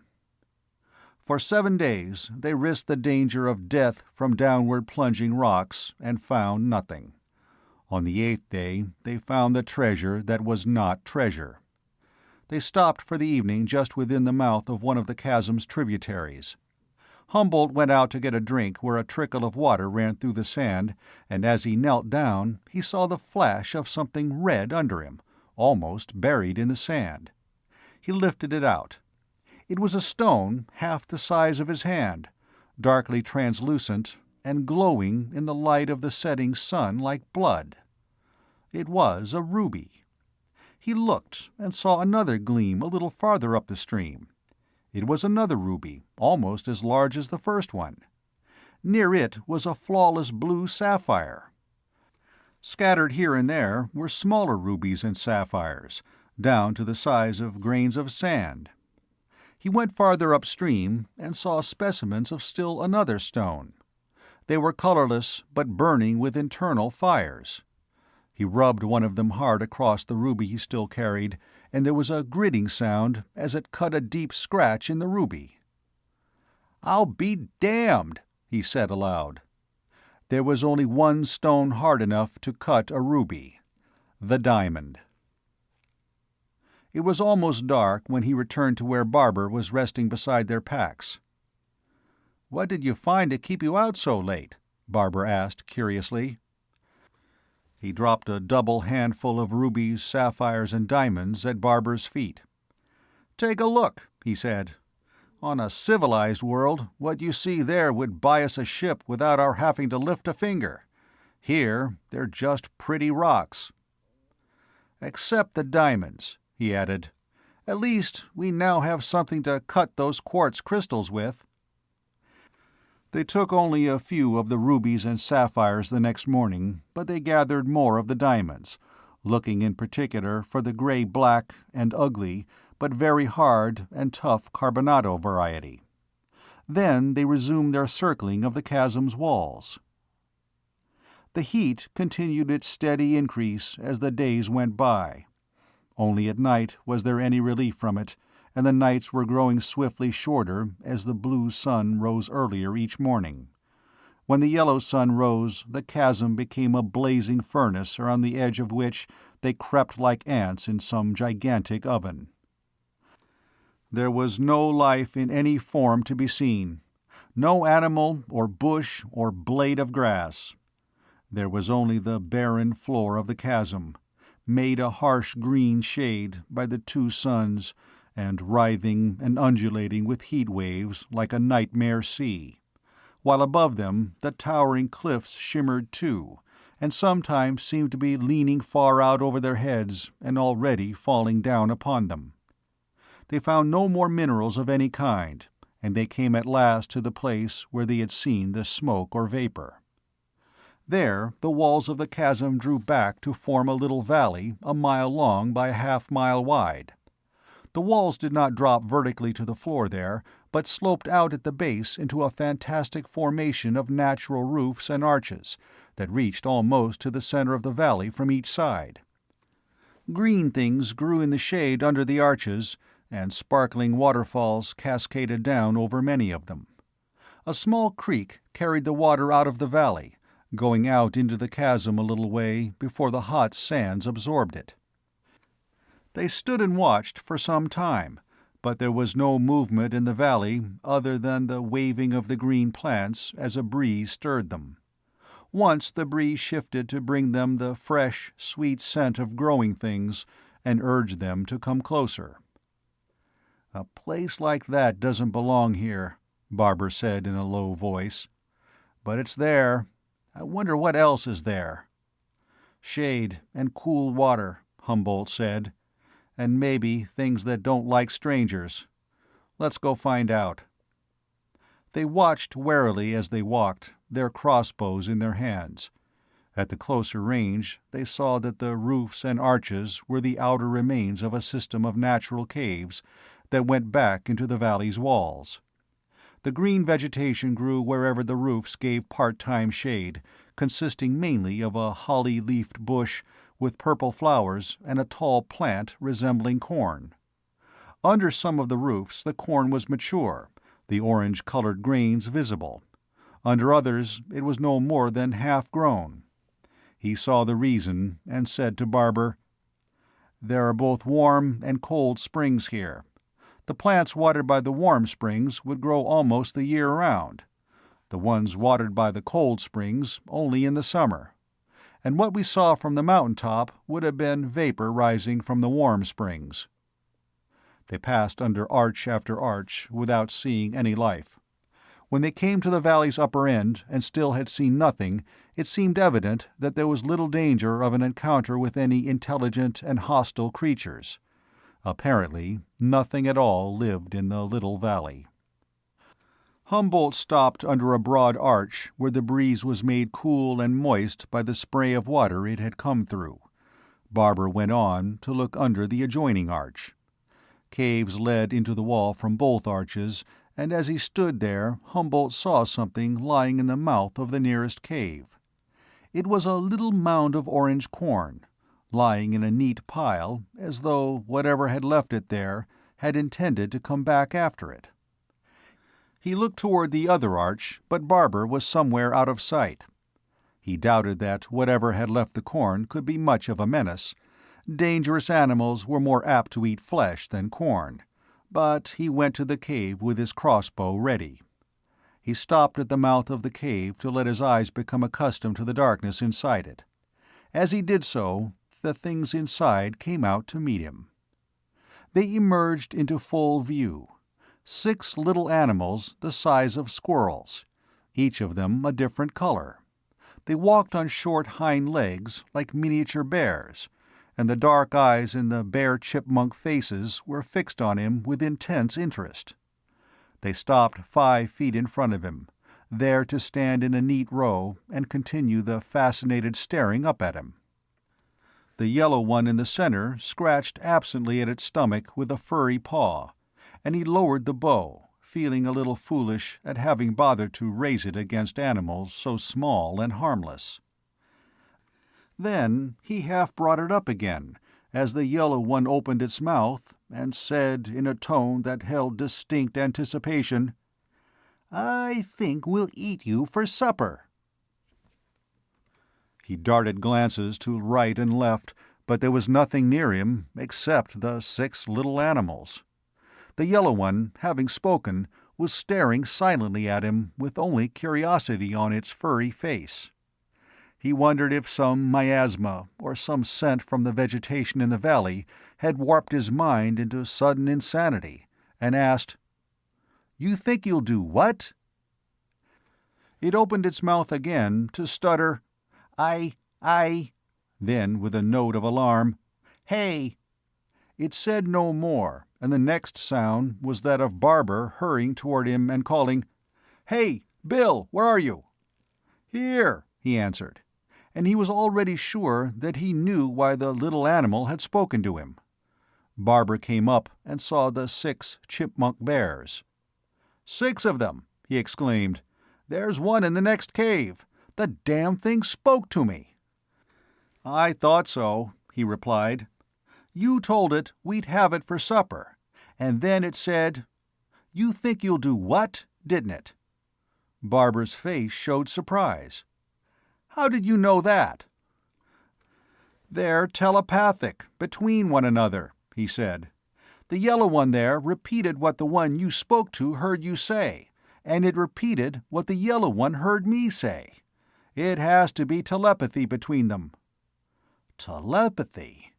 Barber stared at the 6 little animals, who stared back with their fascinated curiosity undiminished. But why should they want to repeat aloud what they received telepathically? I don't know. Maybe at some stage in their evolution only part of them were telepaths, and the telepaths broadcasted danger warnings to the others that way. So far as that goes, Why does a parrot repeat what it hears?" There was a scurry of movement behind Barber, and another of the little animals, a white one, hurried past them. It went to the yellow one, and they stood close together as they stared up. Apparently they were mates. "That's the other one. Those are the two that mocked us," Barber said, and thereby gave them the name by which they would be known. Mockers. Episode 7. The mockers were fresh meat, but they accepted the humans with such friendliness and trust that Barber lost all his desire to have one for supper or for any other time. They had a limited supply of dried meat, and there would be plenty of orange corn. They would not go hungry. They discovered that the mockers had living quarters in both the cool caves and the ones warmed by the hot springs. There was evidence that they hibernated during the winters in the warm caves. There were no minerals in the Mockers' Valley, and they set out to continue their circuit of the chasm. They did not get far until the heat had become so great that the chasm's tributaries began going dry. They turned back then to wade in the little valley until the fall rains came. When the long summer was ended by the first rain, they resumed their journey. They took a supply of the orange corn and 2 of the mockers, the yellow one and its mate. The other mockers watched them leave, standing silent and solemn in front of their caves, as though they feared they might never see their 2 fellows or the humans again. The 2 mockers were pleasant company, riding on their shoulders and chattering any nonsense that came to mind, and sometimes saying things that were not at all nonsense, making Humboldt wonder if mockers could partly read human minds and dimly understand the meaning of some of the things they said. They found a place where saltpeter was very thinly and erratically distributed. They scraped off all the films of it that were visible and procured a small amount. They completed their circuit and reached the foot of the long, steep slope of the crags without finding anything more. It was an awesome climb that lay before them, up a grade so steep and barred with so many low ledges that when their legs refused to carry them farther, they crawled. The heat was still very serious, and there would be no water until they came to the spring beyond the mountain summit.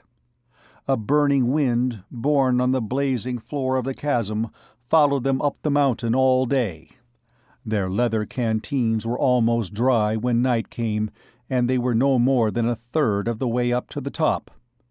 The mockers had become silent as the elevation increased, and when they stopped for the night, Humboldt saw that they would never live to cross the mountain.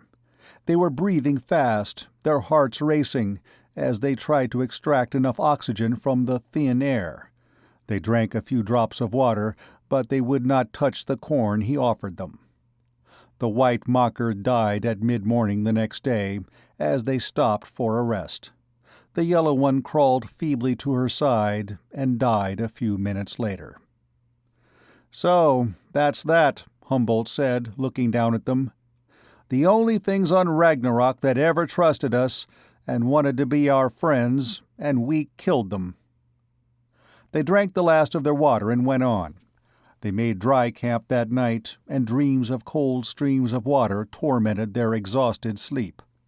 The next day was a hellish eternity in which they walked and fell and crawled and walked and fell again. Barber weakened steadily, his breathing growing to a rattling panting.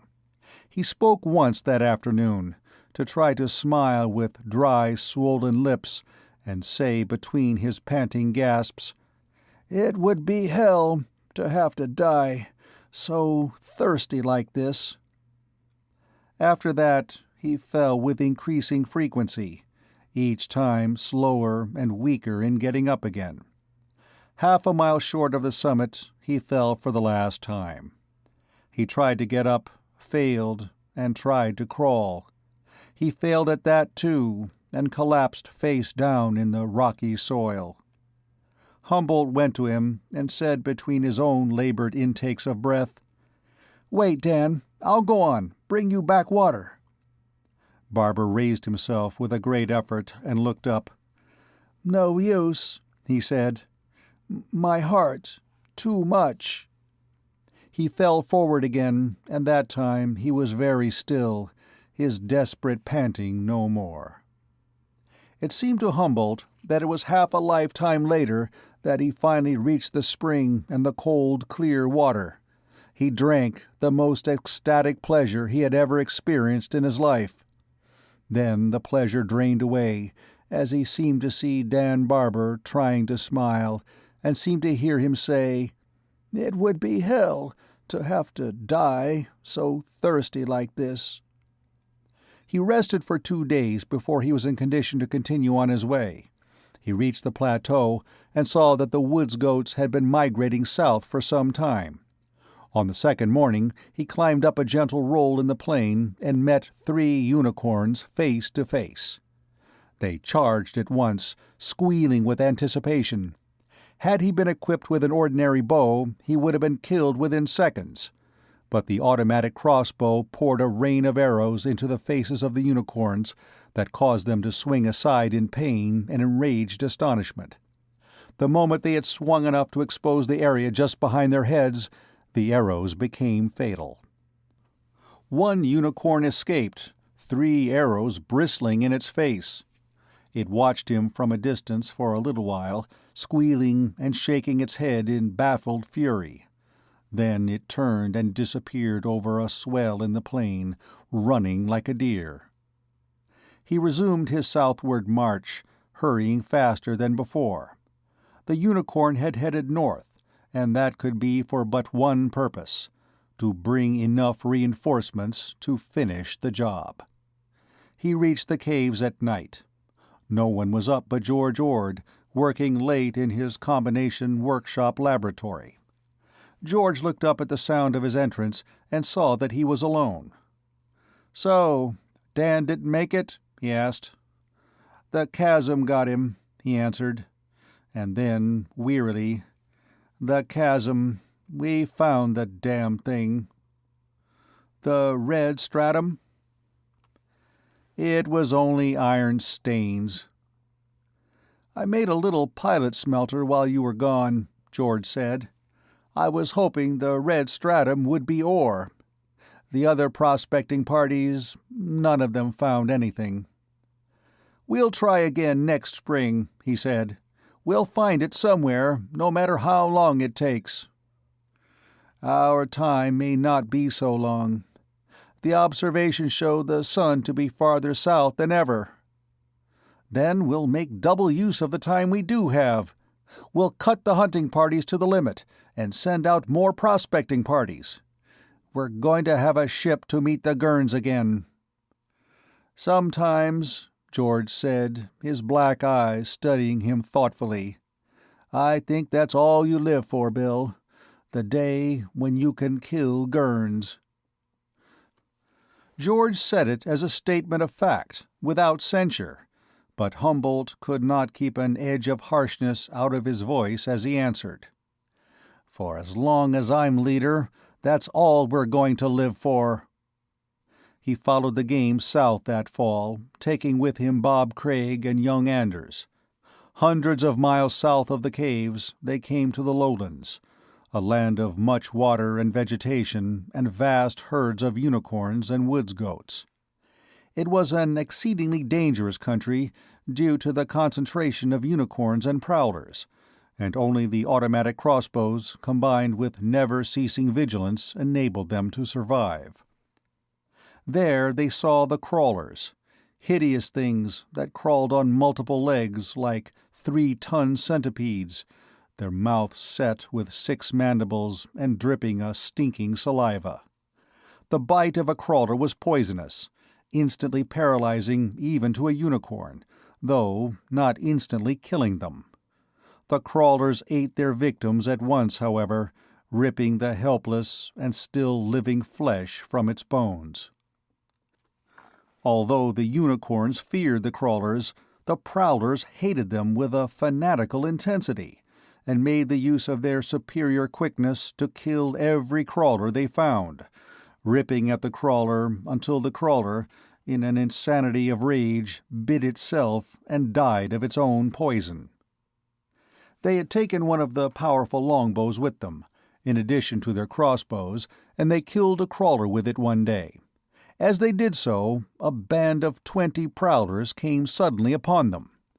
20 prowlers, with the advantage of surprise at short range, could have slaughtered them. Instead, the prowlers continued on their way without as much as a challenging snarl. Now why, Bob Craig wondered, did they do that?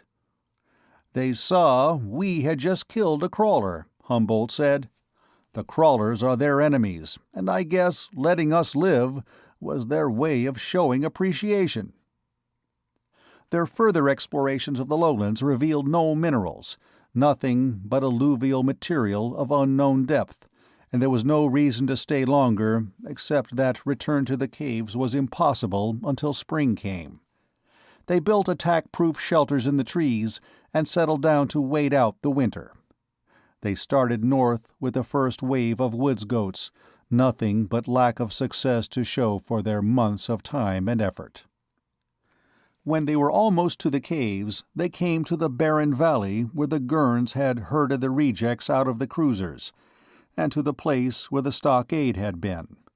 It was a lonely place, the stockade walls fallen and scattered, and the graves of Humboldt's mother and all the others long since obliterated by the hooves of the Unicorn Legions.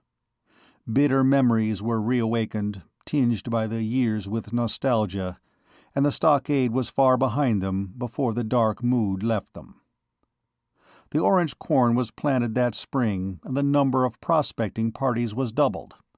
The corn sprouted, grew feebly, and died before maturity. The prospecting parties returned one by one, each to report no success. He decided, that fall, that time was too precious to waste. They would have to use the alternate plan he had spoken of. He went to George Ord and asked him if it would be possible to build a hyperspace transmitter with the materials they had. "It's the one way we could have a chance to leave here without a ship of our own," he said.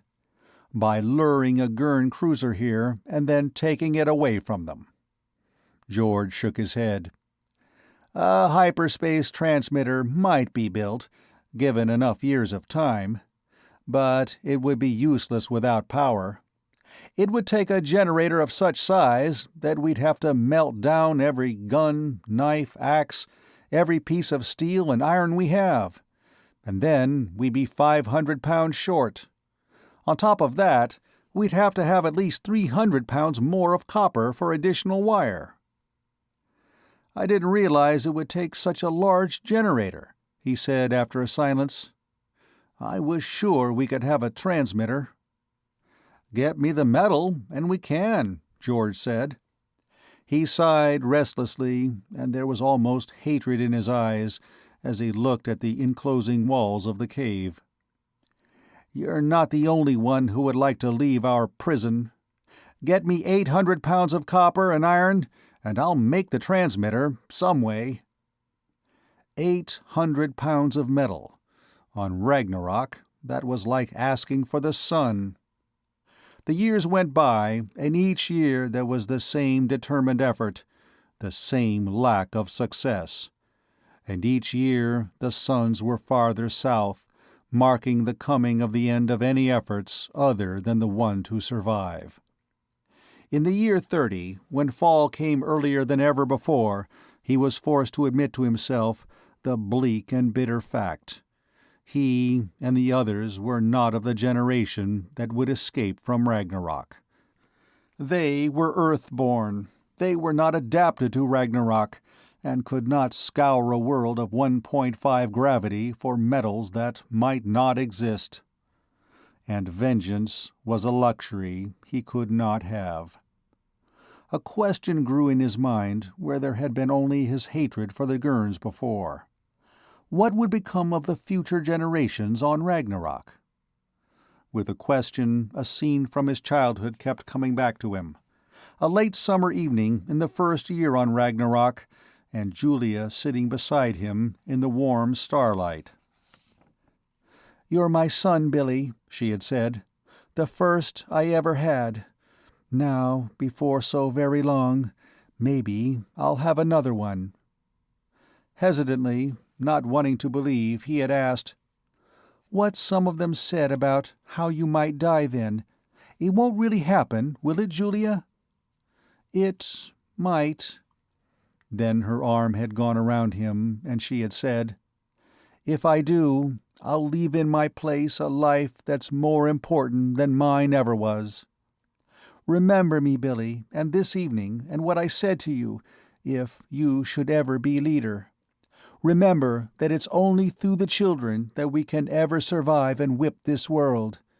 Protect them while they're small and helpless, and teach them to fight and be afraid of nothing when they're a little older. Never, never let them forget how they came to be on Ragnarok.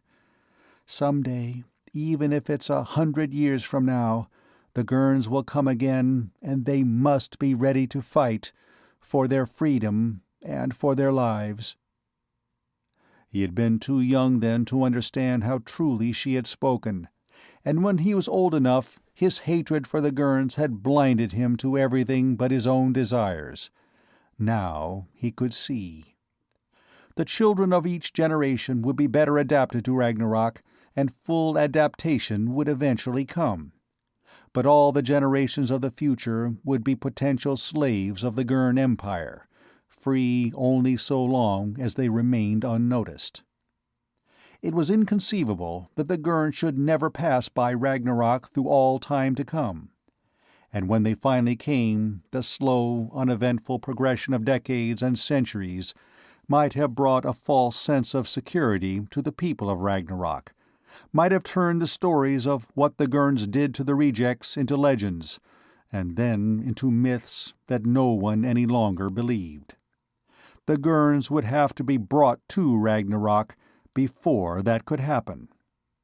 He went to George Ord again and said, "There's one kind of transmitter we could make a generator for. A plain, normal-space transmitter, dot dash, without a receiver." George laid down the diamond cutting wheel he had been working on. "It would take 200 years for the signal to get to Athena at the speed of light," he said.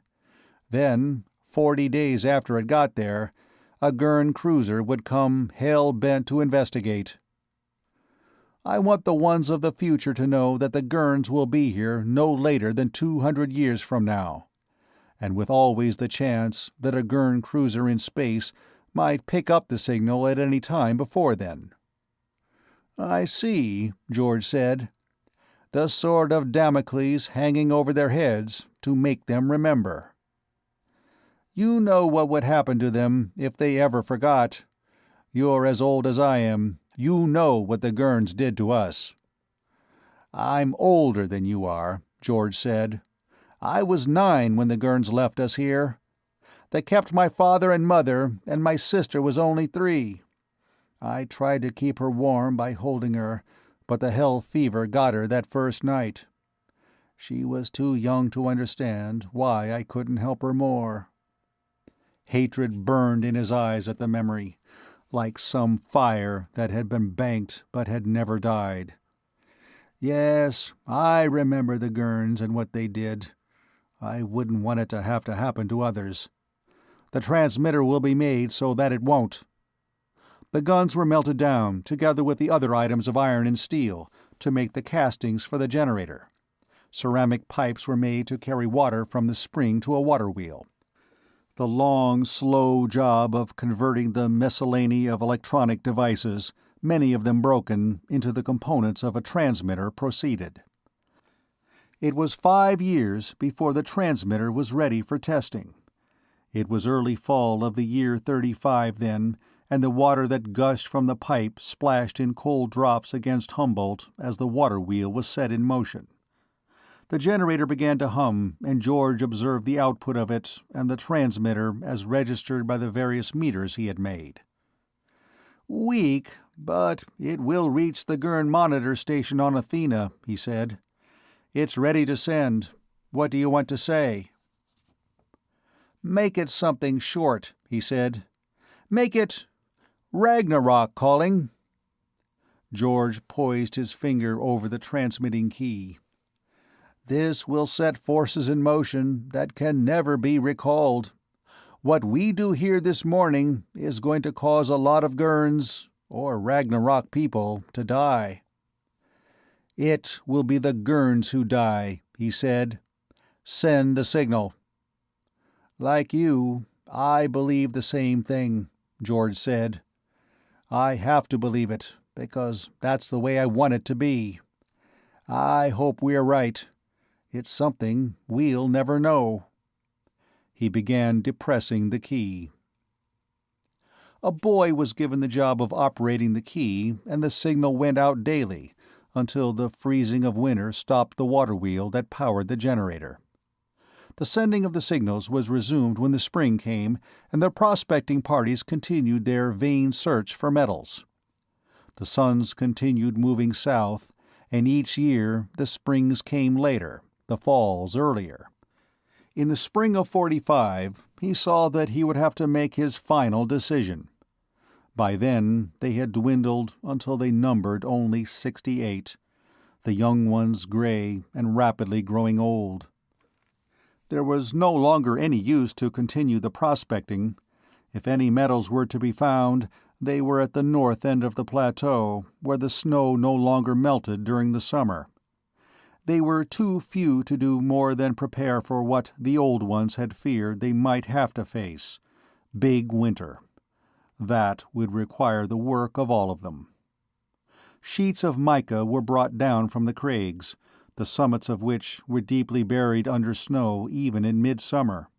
Stoves were made of fire-clay and mica, which would give both heat and light, and would be more efficient than the open fireplaces. The innermost caves were prepared for occupation, with multiple doors to hold out the cold, and with laboriously excavated ventilation ducts and smoke outlets. There were 60 of them in the fall of '50, when all had been done that could be done to prepare for what might come. "There aren't many of the Earth-born left now," Bob Crade said to him one night, as they sat in the flickering light of a stove. "And there hasn't been time for there to be many of the Ragnarok-born. The Gurns wouldn't get many slaves if they should come now." "They could use however many they found," he answered. "The younger ones, were the best adapted to this gravity, would be exceptionally strong and quick on a one-gravity world. There are dangerous jobs where a strong, quick slave is a lot more efficient and expendable than complex, expensive machines." "And they would want some specimens for scientific study," Jim Lake said. "They would want to cut into the young ones and see how they're built, that they're adapted to this 1.5 gravity world."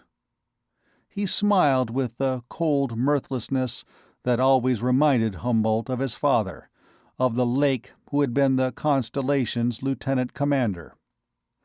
"According to the books, the Gurns never did try to make it a secret that when a Gurn doctor or biologist cuts into the muscles or organs of a non-Gurn to see what makes them tick, he wants them to be still alive and ticking as he does so." 17-year-old Don Chiara spoke, to say slowly, thoughtfully, "Slavery and vivisection. If the Gurns should come now, when there are so few of us, and if we should fight the best we could and lose, it would be better for whoever was the last of us left to put a knife in the hearts of the women and children than to let the Gurns have them." No one made any answer. There was no answer to make, no alternative to suggest. "In the future, there will be more of us, and it will be different," he said at last. "On Earth, the Gurns were always stronger and faster than humans, but when the Gurns come to Ragnarok, they're going to find a race that isn't really human anymore. They're going to find a race before which they'll be like wood goats before prowlers." "If only they don't come too soon," Craig said. "That was the chance that had to be taken," he replied. He wondered again as he spoke as he had wondered so often in the past years, if he had given them all their death sentence when he ordered the transmitter built. Yet the future generations could not be permitted to forget, and steel could not be tempered without first thrusting it into the fire. He was the last of the young ones when he awoke one night in the fall of '56 and found himself burning with the hell fever. He did not summon any of the others. They could do nothing for him, and he had already done all he could for them. He had done all he could for them, and now he would leave 49 men, women, and children to face the unknown forces of Big Winter, while over them hung the sword he had forged, the increasing danger of detection by the Gurns. The question came again, sharp with the knowledge that it was far too late for him to change any of it. Did I arrange the execution of my people? Then, through the red haze of the fever, Julia spoke to him out of the past, sitting again beside him in the summer twilight, and saying, "Remember me, Billy, and this evening, and what I said to you. Teach them to fight, and be afraid of nothing. Never let them forget how they came to be on Ragnarok." She seemed very near and real, and the doubt faded and was gone. Teach them to fight. Never let them forget. The men of Ragnarok were only fur-clad hunters who crouched in caves, but they would grow in numbers as time went by. Each generation would be stronger than the generation before it, and he had set forces in motion that would bring the last generation the trial of combat and the opportunity for freedom. How well they fought on that day would determine their destiny, but he was certain once again what that destiny would be. It would be to walk as conquerors before beaten and humbled Gurns. Episode 8. It was winter of the year 85, and the temperature was 106 degrees below zero. Walter Humboldt stood in front of the ice tunnel that led back through the glacier to the caves and looked up into the sky. It was noon, but there was no sun in the starlit sky. Many weeks before, the sun had slipped below the southern horizon. For a little while, a dim halo had marked its passage each day. Then that too had faded away. But now it was time for the halo to appear again, to herald the sun's returning. Frost filled the sky, making the stars flicker as it swirled endlessly downward. He blinked against it, his eyelashes trying to freeze to his lower eyelids at the movement, and turned to look at the north.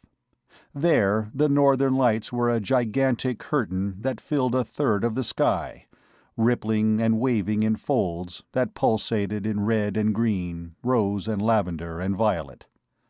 Their reflection gleamed on the glacier that sloped down from the caves and glowed softly on the other glacier, the one that covered the transmitter station. The transmitter had long ago been taken into the caves, but the generator and water wheel were still there, frozen in a tomb of ice. For 3 years the glacier had been growing before the caves, and the plateau's southern face had been buried under snow for 10 years.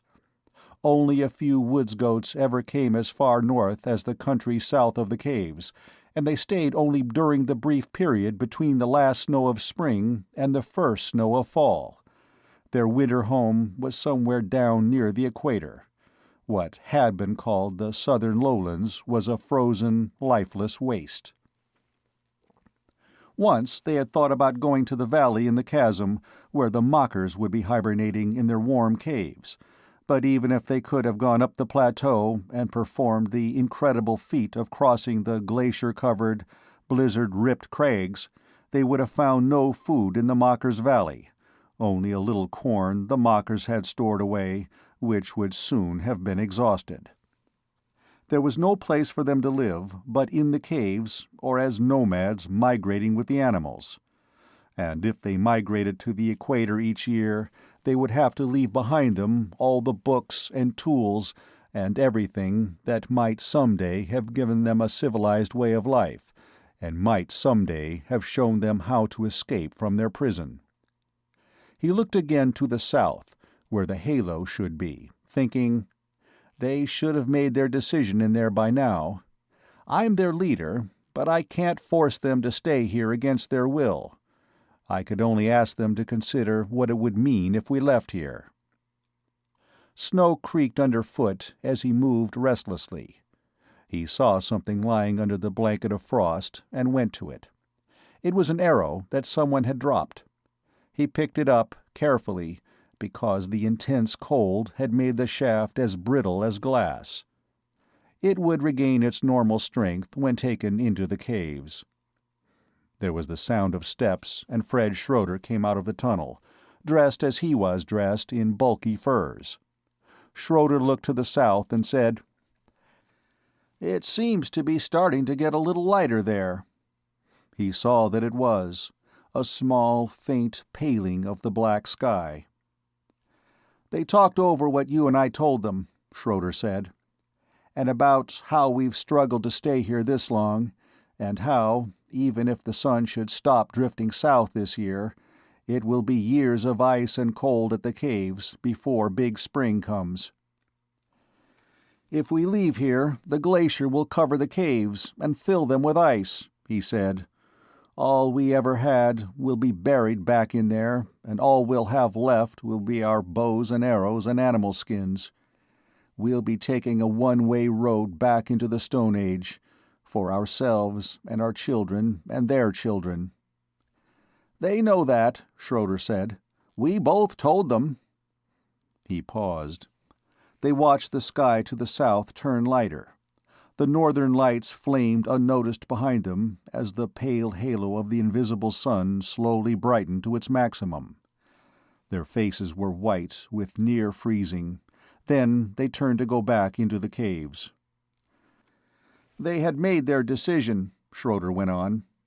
"I guess you and I did them an injustice when we thought they had lost their determination, when we thought they might want to hand their children a flint axe and say, 'Here, take this, and let it be the symbol of all you are or all you will ever be.'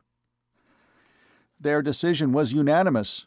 We'll stay for as long as it's possible for us to survive here." Howard Lake listened to Teacher Morgan West read from the diary of Walter Humboldt, written during the terrible winter of 35 years before. "Each morning the light to the south was brighter. On the 7th morning we saw the sun, and it was not due until the 8th morning.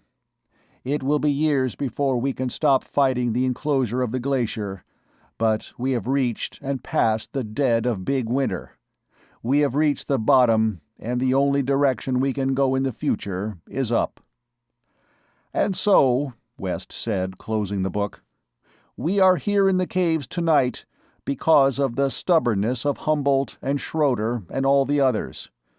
Had they thought only of their own welfare, had they conceded defeat and gone into the migratory way of life, we would be sitting beside grass campfires somewhere to the south tonight, our way of life containing no plans or aspirations greater than to follow the game back and forth through the years. Now let's go outside to finish tonight's lesson." Teacher West led the way into the starlit night just outside the caves, Howard Lake and the other children following him. West pointed to the sky, where the star group they called the Athena constellation blazed like a huge arrowhead high in the east. "There," he said, "beyond the top of the arrowhead is where we were going when the Gurn stopped us 120 years ago and left us to die on Ragnarok. It's so far that Athena's sun can't be seen from here, so far that it will be another 115 years before our first signal gets there. Why is it, then, that you and all the other groups of children have to learn such things as history, physics, the Gurn language, and the way to fire a Gurn blaster?" The hand of every child went up. West selected 8-year-old Clifton Humboldt. "Tell us, Clifton," he said. "Because," Clifton answered, A Gurn cruiser might pass by a few light years out at any time and pick up our signals. So we have to know all we can about them and how to fight them, because there aren't very many of us yet." "The Gurns will come to kill us," little Marie Chiara said, her dark eyes large and earnest. "They'll come to kill us and to make slaves out of the ones they don't kill, like they did with the others a long time ago. They're awful mean and awful smart, and we have to be smarter than they are." Howard looked again at the Athena constellation, thinking, "I hope they come just as soon as I'm old enough to fight them, or even tonight." "Teacher," he asked, "how would a Gurn cruiser look if it came tonight? Would it come from the Athena arrowhead?" "It probably would," West answered. "You would see its rocket blast, like a bright trail of fire." A bright trail of fire burst suddenly into being, coming from the constellation of Athena and lighting up the woods and hills and their startled faces as it arced down toward them. "It's them!" a treble voice exclaimed, and there was a quick flurry of movement as Howard and the other older children shoved the younger children behind them. Then the light vanished, leaving a dimmer glow where it had been. "Only a meteor," West said. He looked at the line of older children who were standing protectingly in front of the younger ones, rocks in their hands with which to ward off the Gurns, and he smiled in the way he had when he was pleased with them. Howard watched the meteor trail fade swiftly into invisibility and felt his heartbeat slow from the first wild thrill to gray disappointment. Only a meteor. But someday he might be leader, and by then, surely, the Gurns would come. If not, he would find some way to make them come. 10 years later, Howard Lake was leader. There were 350 of them then, and Big Spring was on its way to becoming Big Summer. The snow was gone from the southern end of the plateau, and once again game migrated up the valleys east of the caves. There were many things to be done now that Big Winter was past, and they could have the chance to do them. They needed a larger pottery kiln, a larger workshop and a wooden lathe, more diamonds to make cutting wheels, more quartz crystals to make binoculars and microscopes.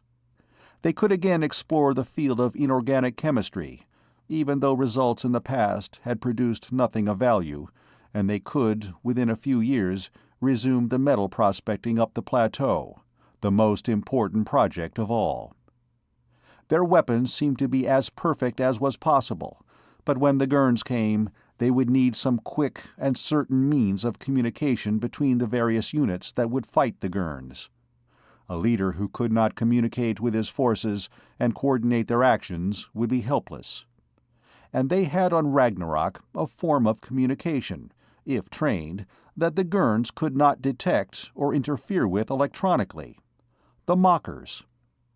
The crags were still white and impassable with snow that summer, but the snow was receding higher each year. 5 years later, in the summer of 135, the crags were passable for a few weeks. Lake led a party of 8 over them and down into the chasm. They took with them 2 small cages, constructed of wood and glass and made airtight with the strong Medusa bush glue. Each cage was equipped with a simple air pump and a pressure gauge. They brought back 2 pairs of mockers, as interested and trusting captives, together with a supply of the orange corn and a large amount of diamonds. The mockers, in their pressure-maintained cages, were not even aware of the increase in elevation as they were carried over the high summit of the crags. To Lake, and the men with him, the climb back up the long, steep slope of the mountain was a stiff climb to make in 1 day, but no more than that. It was hard to believe that it had taken Humboldt and Barber almost 3 days to climb it, and that Barber had died in the attempt. It reminded him of the old crossbows that Humboldt and the others had used. They were thin, with a light pull, such as the present generation boys used. It must have required courage for the old ones to dare unicorn attacks, with bows so thin that only the small area behind the unicorn's jaws was vulnerable to their arrows.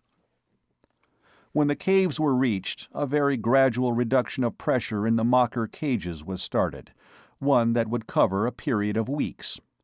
One pair of mockers survived, and had 2 young ones that fall.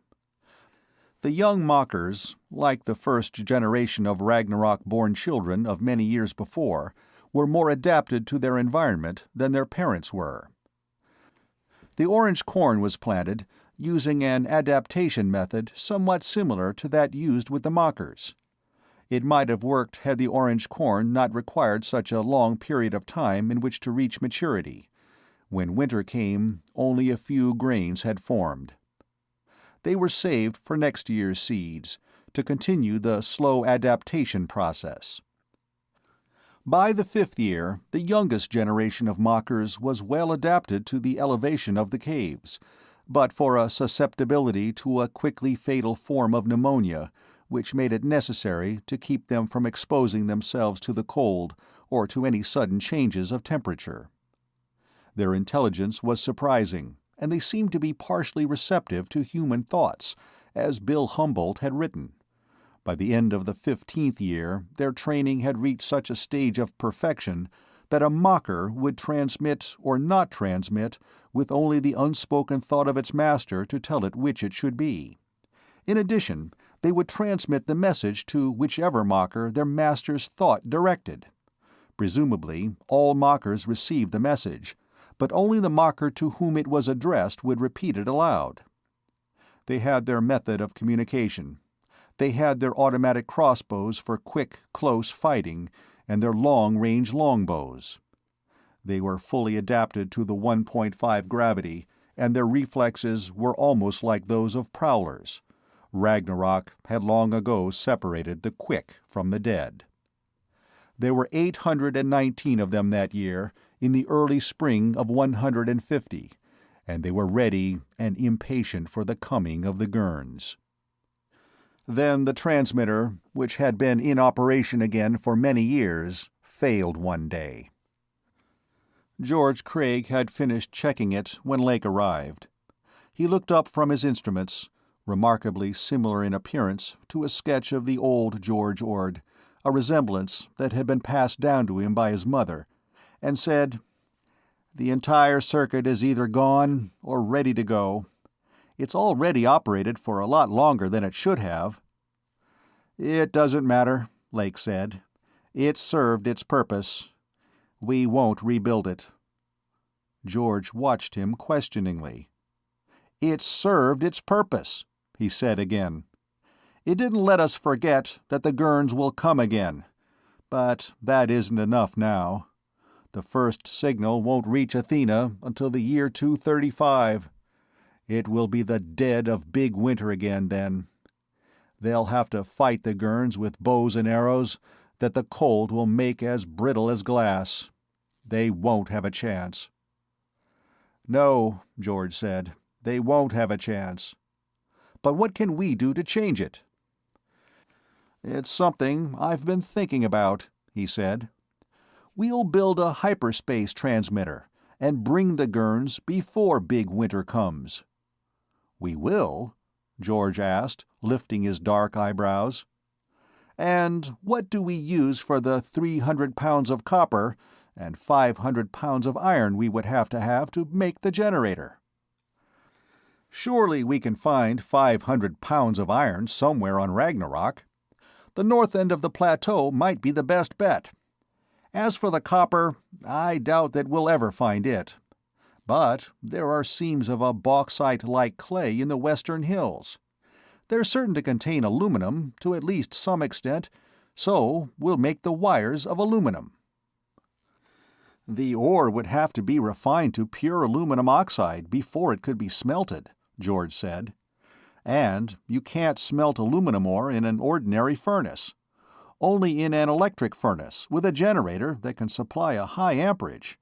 And we would have to have cryolite ore to serve as the solvent in the smelting process." "There's a seam of cryolite in the eastern hills, according to the old maps," said Lake. "We can make a larger generator by melting down everything we have. It wouldn't be big enough to power the hyperspace transmitter, but it should be big enough to smelt aluminum ore." George considered the idea. "I think we can do it." "How long until we can send the signal?" he asked. "Given the extra metal we need, the building of the generator is a simple job. The transmitter is what will take years, maybe as long as 50. 50 years. "Can't anything be done to make it sooner?" he asked. "I know," George said. "You would like for the Gurns to come while you're still here. So would every man on Ragnarok. But even on Earth, the building of a hyperspace transmitter was a long, slow job, with all the materials they needed and all the special tools and equipment. Here, we'll have to do everything by hand. And for materials, we have only broken and burned out odds and ends. It will take about 50 years. It can't be helped." 50 years. But that would bring the Gurns before Big Winter came again. And there was the rapidly increasing chance that a Gurn cruiser would at any day intercept the first signals. They were already more than halfway to Athena. "Melt down the generator," he said. "Start making a bigger one. Tomorrow, men will go out after bauxite and cryolite, and 4 of us will go up the plateau to look for iron." Lake selected Gene Taylor, Tony Chiara, and Steve Schroeder to go with him. They were well on their way by daylight the next morning, on the shoulder of each of them a mocker which observed the activity and new scenes with bright, interested eyes. They traveled light, since they would have fresh meat all the way, and carried herbs and corn only for the mockers. Once, generations before, it had been necessary for men to eat herbs to prevent deficiency diseases, but now the deficiency diseases, like hell fever, were unknown to them. They carried no compasses, since the radiations of the 2 suns constantly created magnetic storms that caused compass needles to swing as much as 20 degrees within an hour.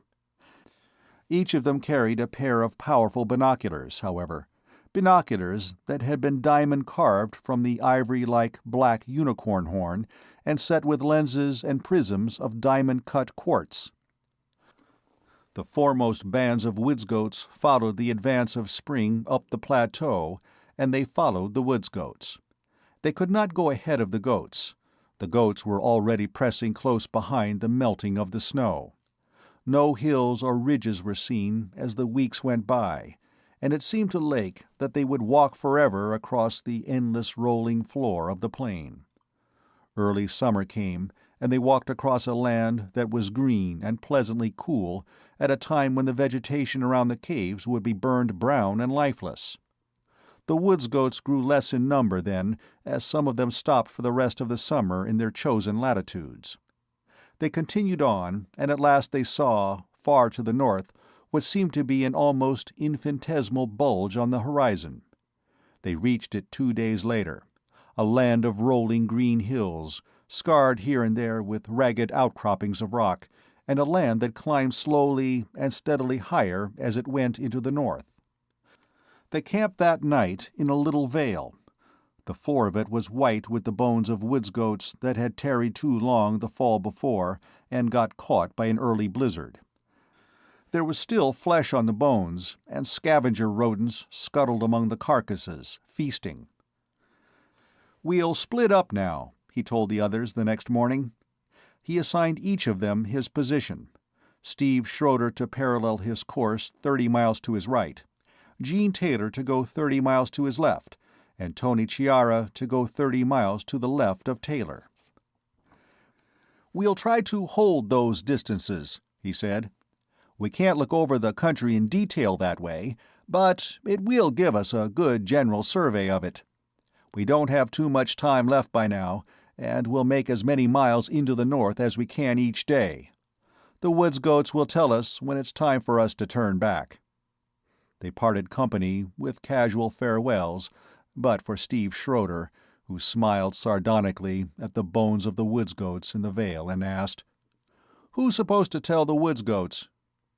Tip, the black, white-nosed mocker on Lake's shoulder, kept twisting his neck to watch the departure of the others until he had crossed the next hill and the others were hidden from view. "All right, Tip," he said then. "You can unwind your neck now." "Unwind? All right," Tip said. Then, with a sudden burst of energy which was characteristic of the mockers, he began to jiggle up and down and chant in time with his movements. "All right. "Shut up," he commanded. "If you want to talk nonsense, I don't care, but don't say 'all right' anymore." "All right," Tip agreed amiably, settling down. "Shut up if you want to talk nonsense. I don't care." "And don't slaughter the punctuation like that. You change the meaning entirely." "But don't say 'all right' anymore," Tip went on, ignoring him. "You change the meaning entirely." Then, with another surge of animation, Tip began to fish in his jacket pocket with little hand-like paws. "Tip hungry, Tip hungry." Lake unbuttoned the pocket and gave Tip an herb leaf. "I notice there's no nonsensical chatter when you want to ask for something to eat." Tip took the herb leaf, but he spoke again before he began to eat, slowly, as though trying to seriously express a thought. "Tip hungry. No nonsensical." "Sometimes," he said, turning his head to look at Tip, "you mockers give me the peculiar feeling that you're right on the edge of becoming a new and intelligent race, and no fooling." Tip wiggled his whiskers and bit into the herb leaf. "No fooling," he agreed. He stopped for the night in a steep-walled hollow and built a small fire of dead moss and grass to ward off the chill that came with dark. He called the others, thinking first of Schroeder, so that Tip would transmit to Schroeder's mocker. "Steve?" "Here," Tip answered, in a detectable imitation of Schroeder's voice. "No luck." He thought of Jean Taylor and called, "Jean?" There was no answer, and he called Chiara. "Tony, could you see any of Jean's route today?" "Part of it," Chiara answered. "I saw a herd of unicorns over that way. Why, doesn't he answer?" "No." "Then," Chiara said, "they must have got him." "Did you find anything today, Tony?" he asked. "Nothing but pure andesite. Not even an iron stain." It was the same kind of barren formation that he, himself, had been walking over all day, but he had not expected success so soon. He tried once again to call Jean Taylor. "Jean, Jean, are you there, Jean?" There was no answer, and he knew there would never be. Episode 9. The days became weeks with dismaying swiftness as they penetrated farther into the north. The hills became more rugged, and there were intrusions of granite and other formations to promise a chance of finding metal, a promise that urged them on faster as their time grew shorter. Twice he saw something white in the distance. Once it was the bones of another band of woods goats that had huddled together and frozen to death in some early blizzard of the past, and once it was the bones of a dozen unicorns. The nights grew chillier and the suns moved faster and faster to the south. The animals began to migrate, an almost imperceptible movement in the beginning, but one that increased each day. The first frost came, and the migration began in earnest. By the third day, it was a hurrying tide. Tip was strangely silent that day. He did not speak until the noon sun had cleared the cold, heavy mists of morning. When he spoke, it was to give a message from Chiara. "Howard, last report. Goldie is dying. Pneumonia." Goldie was Chiara's mocker, his only means of communication, and there would be no way to tell him when they were turning back. "Turn back today, Tony," he said. "Steve and I will go on for a few days more." There was no answer, and he said quickly, "Turn back! Turn back! Acknowledge that, Tony!" "Turning back," the acknowledgment came. "Tried to save her." The message stopped, and there was a silence that Chiara's mocker would never break again.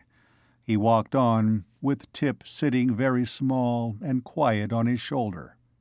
He had crossed another hill before Tip moved, to press up close to him the way mockers did when they were lonely, and to hold tightly to him. "What is it, Tip?" he asked. "Goldie is dying," Tip said. And then again, like a soft, sad whisper, "Goldie is dying." "She was your mate. I'm sorry." Tip made a little whimpering sound, and the man reached up to stroke his silky side. "I'm sorry," he said again. "I'm sorry as hell, little fellow." For 2 days Tip sat lonely and silent on his shoulder, no longer interested in the new scenes, nor any longer relieving the monotony with his chatter. He refused to eat until the morning of the 3rd day. By then, the exodus of the woods goats and unicorns had dwindled to almost nothing. The sky was a leaden gray through which the sun could not be seen. That evening he saw what he was sure would be the last band of woods goats, and shot one of them. When he went to it, he was almost afraid to believe what he saw. The hair above its feet was red, discolored with the stain of iron-bearing clay. He examined it more closely, and saw that the goat had apparently watered at a spring where the mud was material washed down from an iron-bearing vein or formation. It had done so fairly recently.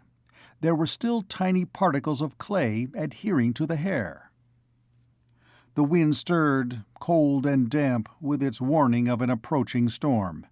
He looked to the north, where the evening had turned the gray clouds black, and called Schroeder. "Steve, any luck?" "None," Schroeder answered. "I just killed a goat," he said. "It has iron stains on its legs it got at some spring farther north.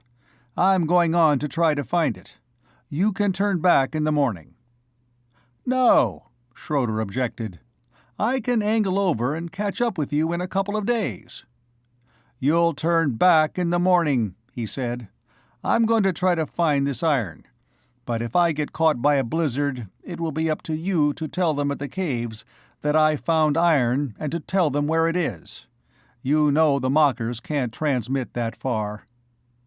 There was a short silence. Then Schroeder said, "All right, I see. I'll head south in the morning."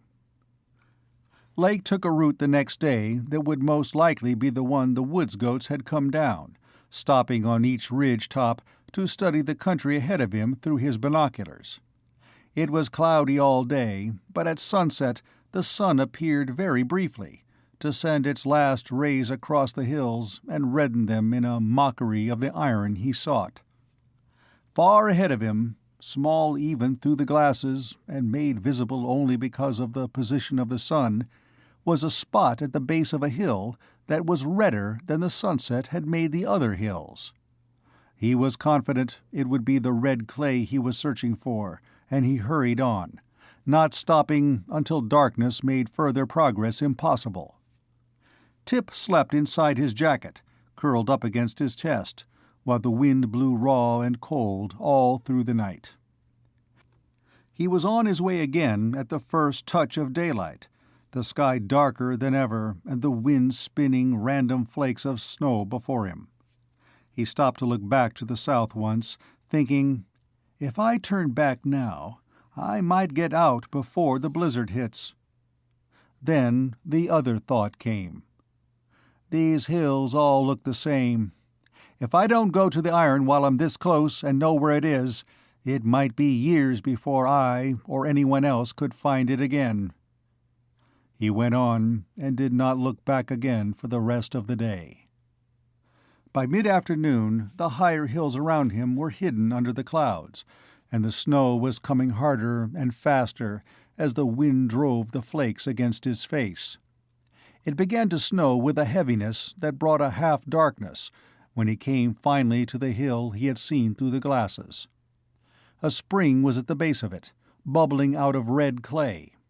Above it, the red dirt led 100 feet to a dike of granite and stopped. He hurried up the hillside that was rapidly whitening with snow and saw the vein. It set against the dike, short and narrow, but red-black with the iron it contained. He picked up a piece and felt the weight of it. It was heavy. It was pure iron oxide. He called Schroeder and asked, "Are you down out of the high hill, Steve?" "I'm in the lower ones," Schroeder answered, the words coming a little muffled from where Tip lay inside his jacket. "It looks black as hell up your way." "I found the iron, Steve. Listen, these are the nearest to landmarks I can give you." When he had finished, he said, "That's the best I can do. You can't see the red clay except when the sun is low in the southwest, but I'm going to build a monument on top of the hill to find it by." "About you, Howard?" Steve asked. "What are your chances?" The wind was rising to a high moaning around the ledges of the granite dike, and the vein was already invisible under the snow. "It doesn't look like they're very good," he answered. "You'll probably be leader when you come back next spring. I told the council I wanted that if anything happened to me. Keep things going the way I would have. Now, I'll have to hurry to get the monument built in time." "All right," Schroeder said.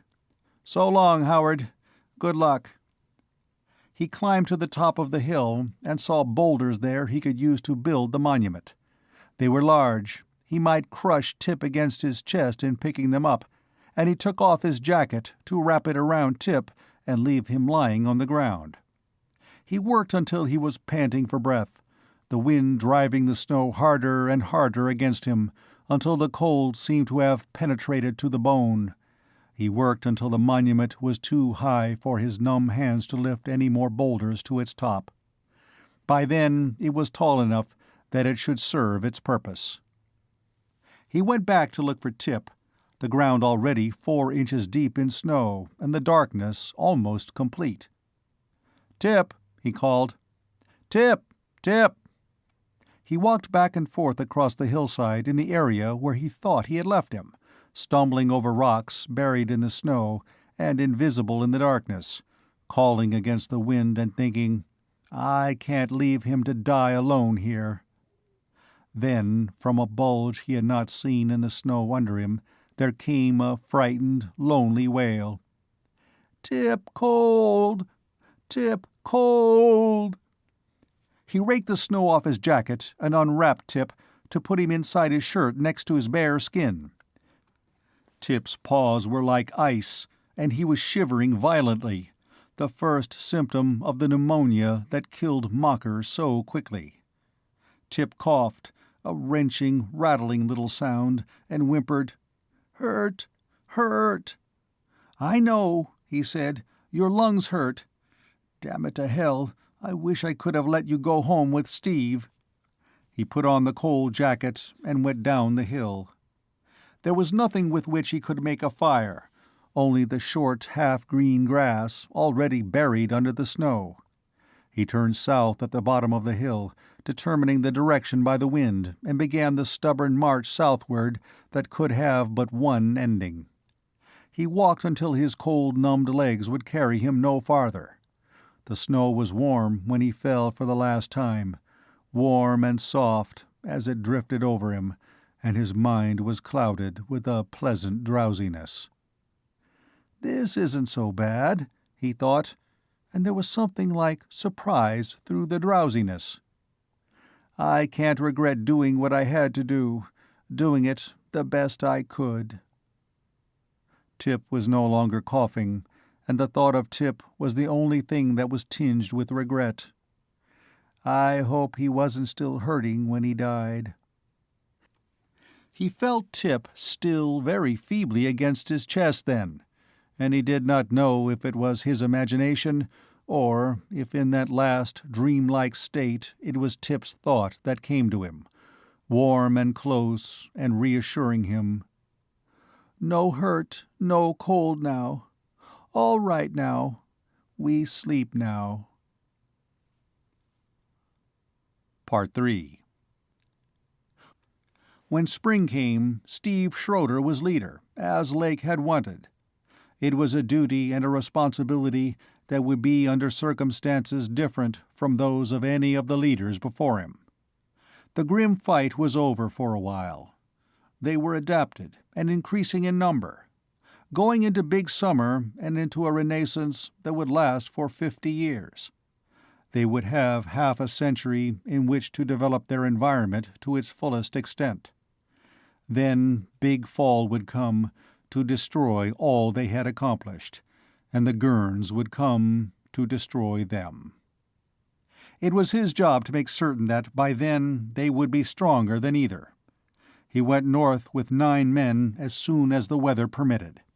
It was hard to retrace the route of the summer before, without compasses, among the hills which looked all the same as far as their binoculars could reach, and it was summer when they saw the hill with the monument.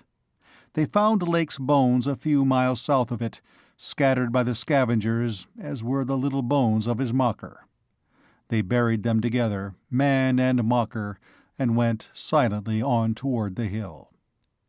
They had brought a little hand-cranked diamond drill with them to bore holes in the hard granite and black powder for blasting. They mined the vein, sorting out the ore from the waste and saving every particle. The vein was narrow at the surface and pinched very rapidly.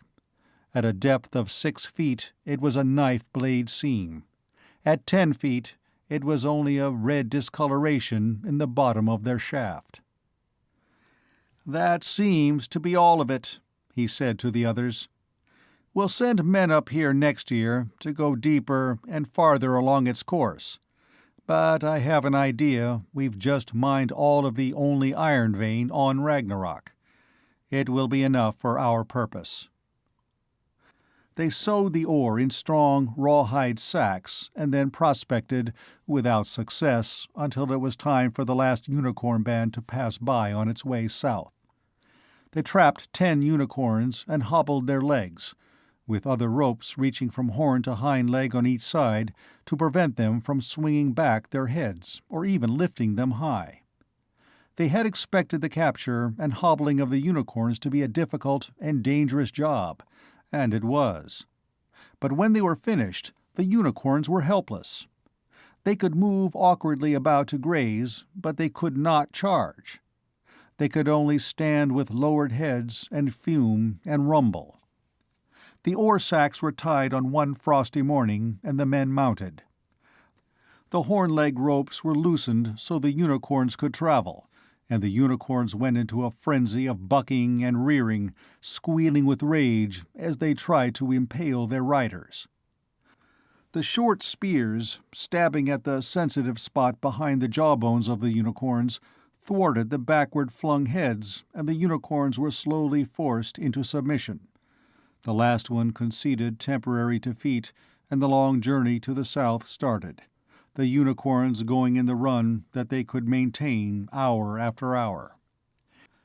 Each day they pushed the unicorns until they were too weary to fight at night.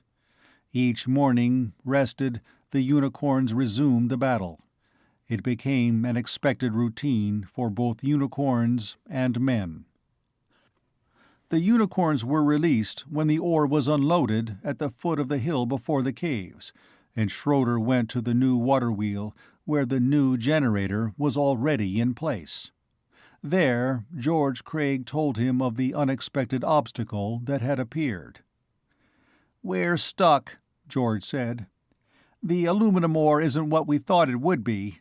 It's scarce and very low grade, of such a complex nature that we can't refine it to the oxide with what we have to work with on Ragnarok." "Have you produced any aluminum oxide at all?" Schroeder asked. "A little. We might have enough for the wire in 100 years if we kept at it hard enough." "What else do you need? Was there enough cryolite?" he asked. "Not much of it, but enough. We have the generator set up, the smelting box built, and the carbon lining and rods ready. We have everything we need to smelt aluminum ore, except the aluminum ore." "Go ahead and finish up the details. such as installing the lining, he said. We didn't get this far to be stopped now. But the prospecting parties, making full use of the time left them before the winter closed down, returned late that fall to report no sign of the ore they needed. Spring came, and he was determined they would be smelting aluminum before the summer was over, even though he had no idea where the ore would be found. They needed aluminum ore of a grade high enough that they could extract the pure aluminum oxide. Specifically, they needed aluminum oxide. Then he saw the answer to their problem, so obvious that all of them had overlooked it.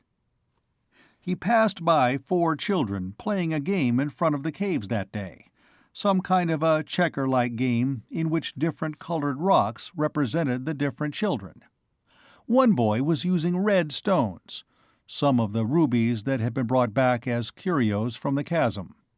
Rubies were of no use or value on Ragnarok, only pretty rocks for children to play with. Only pretty rocks? Rubies and sapphires were corundum, were pure aluminum oxide. He went to tell George and to arrange for a party of men to go into the chasm after all the rubies and sapphires they could find. The last obstacle had been surmounted. The summer sun was hot the day the generator hummed into life. The carbon-lined smelting box was ready, and the current flowed between the heavy carbon rods suspended in the cryolite and the lining, transforming the cryolite into a liquid. The crushed rubies and sapphires were fed into the box, glowing and glittering in blood-red and sky-blue scintillations of light, to be deprived by the current of their life and fire and be changed into something entirely different. When the time came to draw off some of the metal, they opened the orifice in the lower corner of the box. Molten aluminum flowed out into the ingot mold in a little stream, more beautiful to them than any gems could ever be, bright and gleaming in its promise that more than 6 generations of imprisonment would soon be ended. The aluminum smelting continued until the supply of rubies and sapphires in the chasm had been exhausted, but for small and scattered fragments.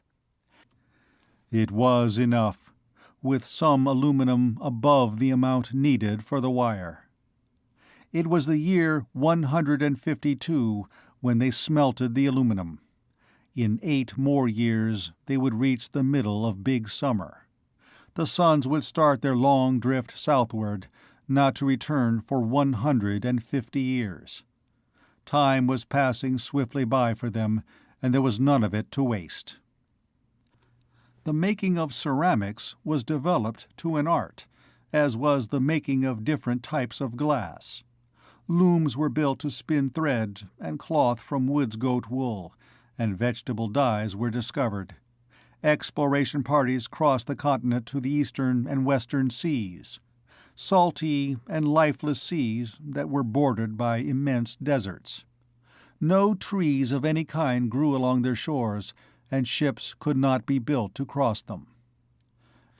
Efforts were continued to develop an inorganic field of chemistry, with discouraging results. But in 159, the orange corn was successfully adapted to the elevation and climate of the caves. There was enough that year to feed the mockers all winter, supply next year's seeds, and leave enough that it could be ground and baked into bread for all to taste. It tasted strange, but good. It was, Schroeder thought, symbolic of a great forward step. It was the first time in generations that any of them had known any food but meat. The corn would make them less dependent upon hunting, and, of paramount importance, it was the type of food to which they would have to become accustomed in the future. They could not carry herds of woods goats and unicorns with them on Gurn battle cruisers. The lack of metals hindered them wherever they turned in their efforts to build even the simplest machines or weapons. Despite its dubious prospects, however, they made a rifle-like gun. The barrel of it was thick, of the hardest, toughest ceramic material they could produce. It was a cumbersome, heavy thing, firing with a flintlock action, and it could not be loaded with much powder lest the charge burst the barrel. The flintlock ignition was not instantaneous. The lightweight porcelain bullet had far less penetrating power than an arrow, and the thing boomed and belched out a cloud of smoke that would have shown the Gurns exactly where the shooter was located. It was an interesting curio, and the firing of it was something spectacular to behold, but it was a weapon apt to be much more dangerous to the man behind it than to the Gurn it was aimed at. Automatic crossbows were far better. Woods goats had been trapped and housed during the summers in shelters, where sprays of water maintained a temperature cool enough for them to survive. Only the young were kept when fall came to be sheltered through the winter in one of the caves. Each new generation was subjected to more heat in the summer and more cold in the winter than the generation before it, and by the year 160 the woods goats were well on their way toward adaptation. The next year they trapped 2 unicorns to begin the job of adapting and taming future generations of them.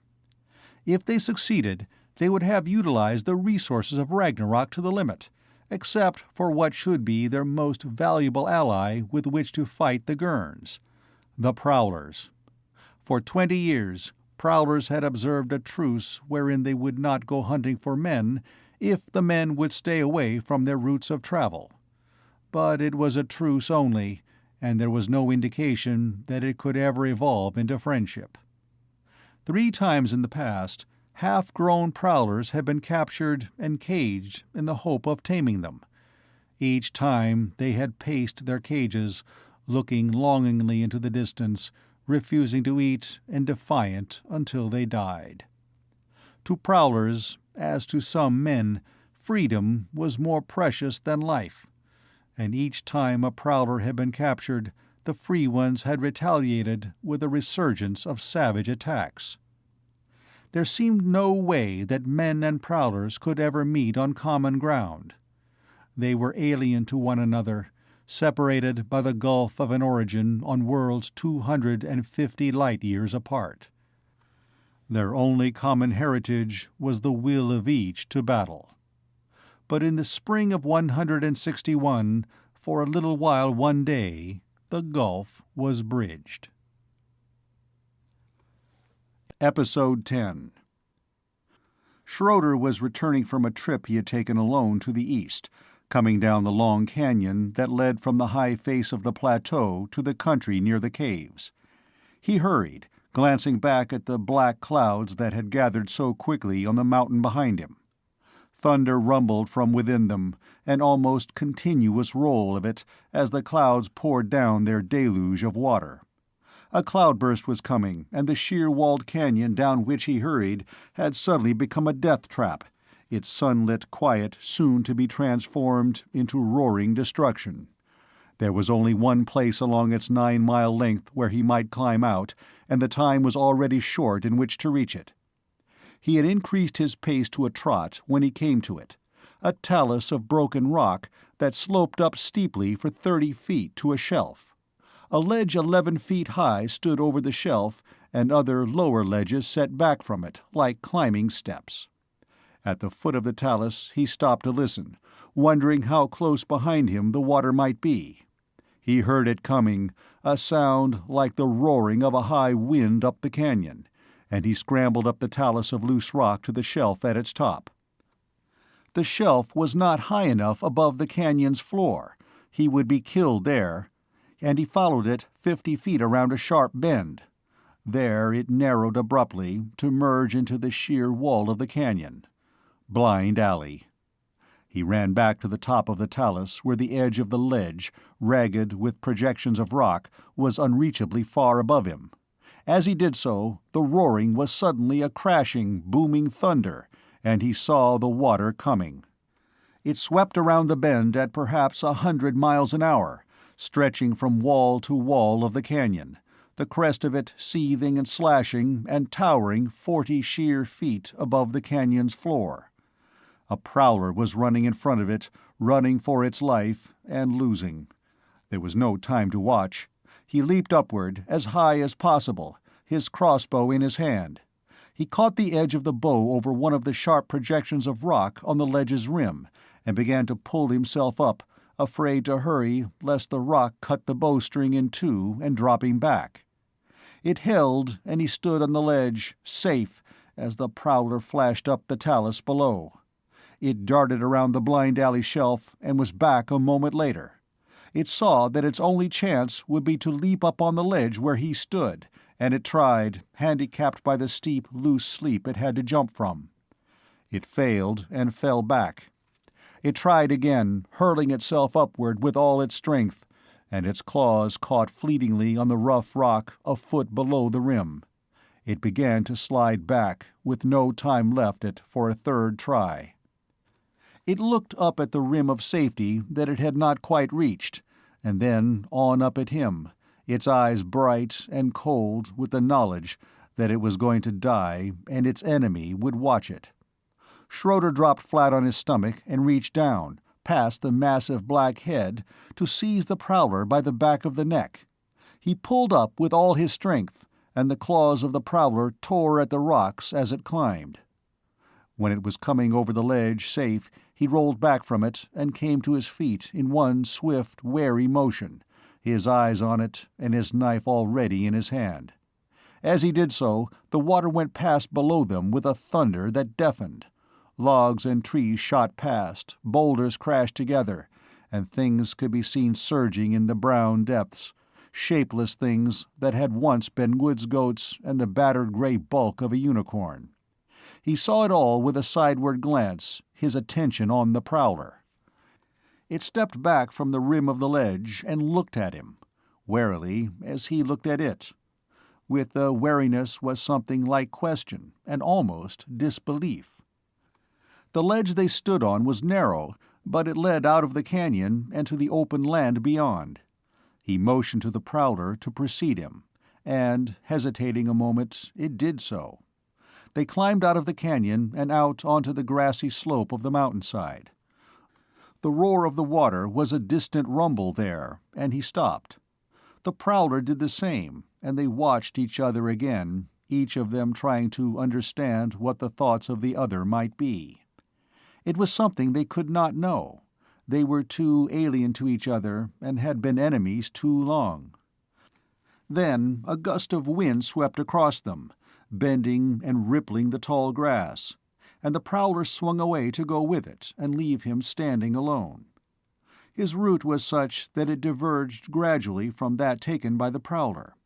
He went through a grove of trees and emerged into an open glade on the other side.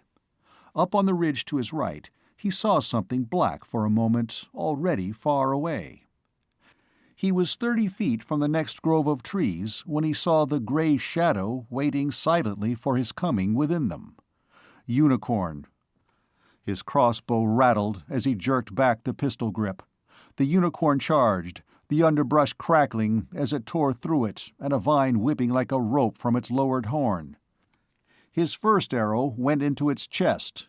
It lurched, fatally wounded but still coming, and he jerked back on the pistol grip for the quick shot that would stop it.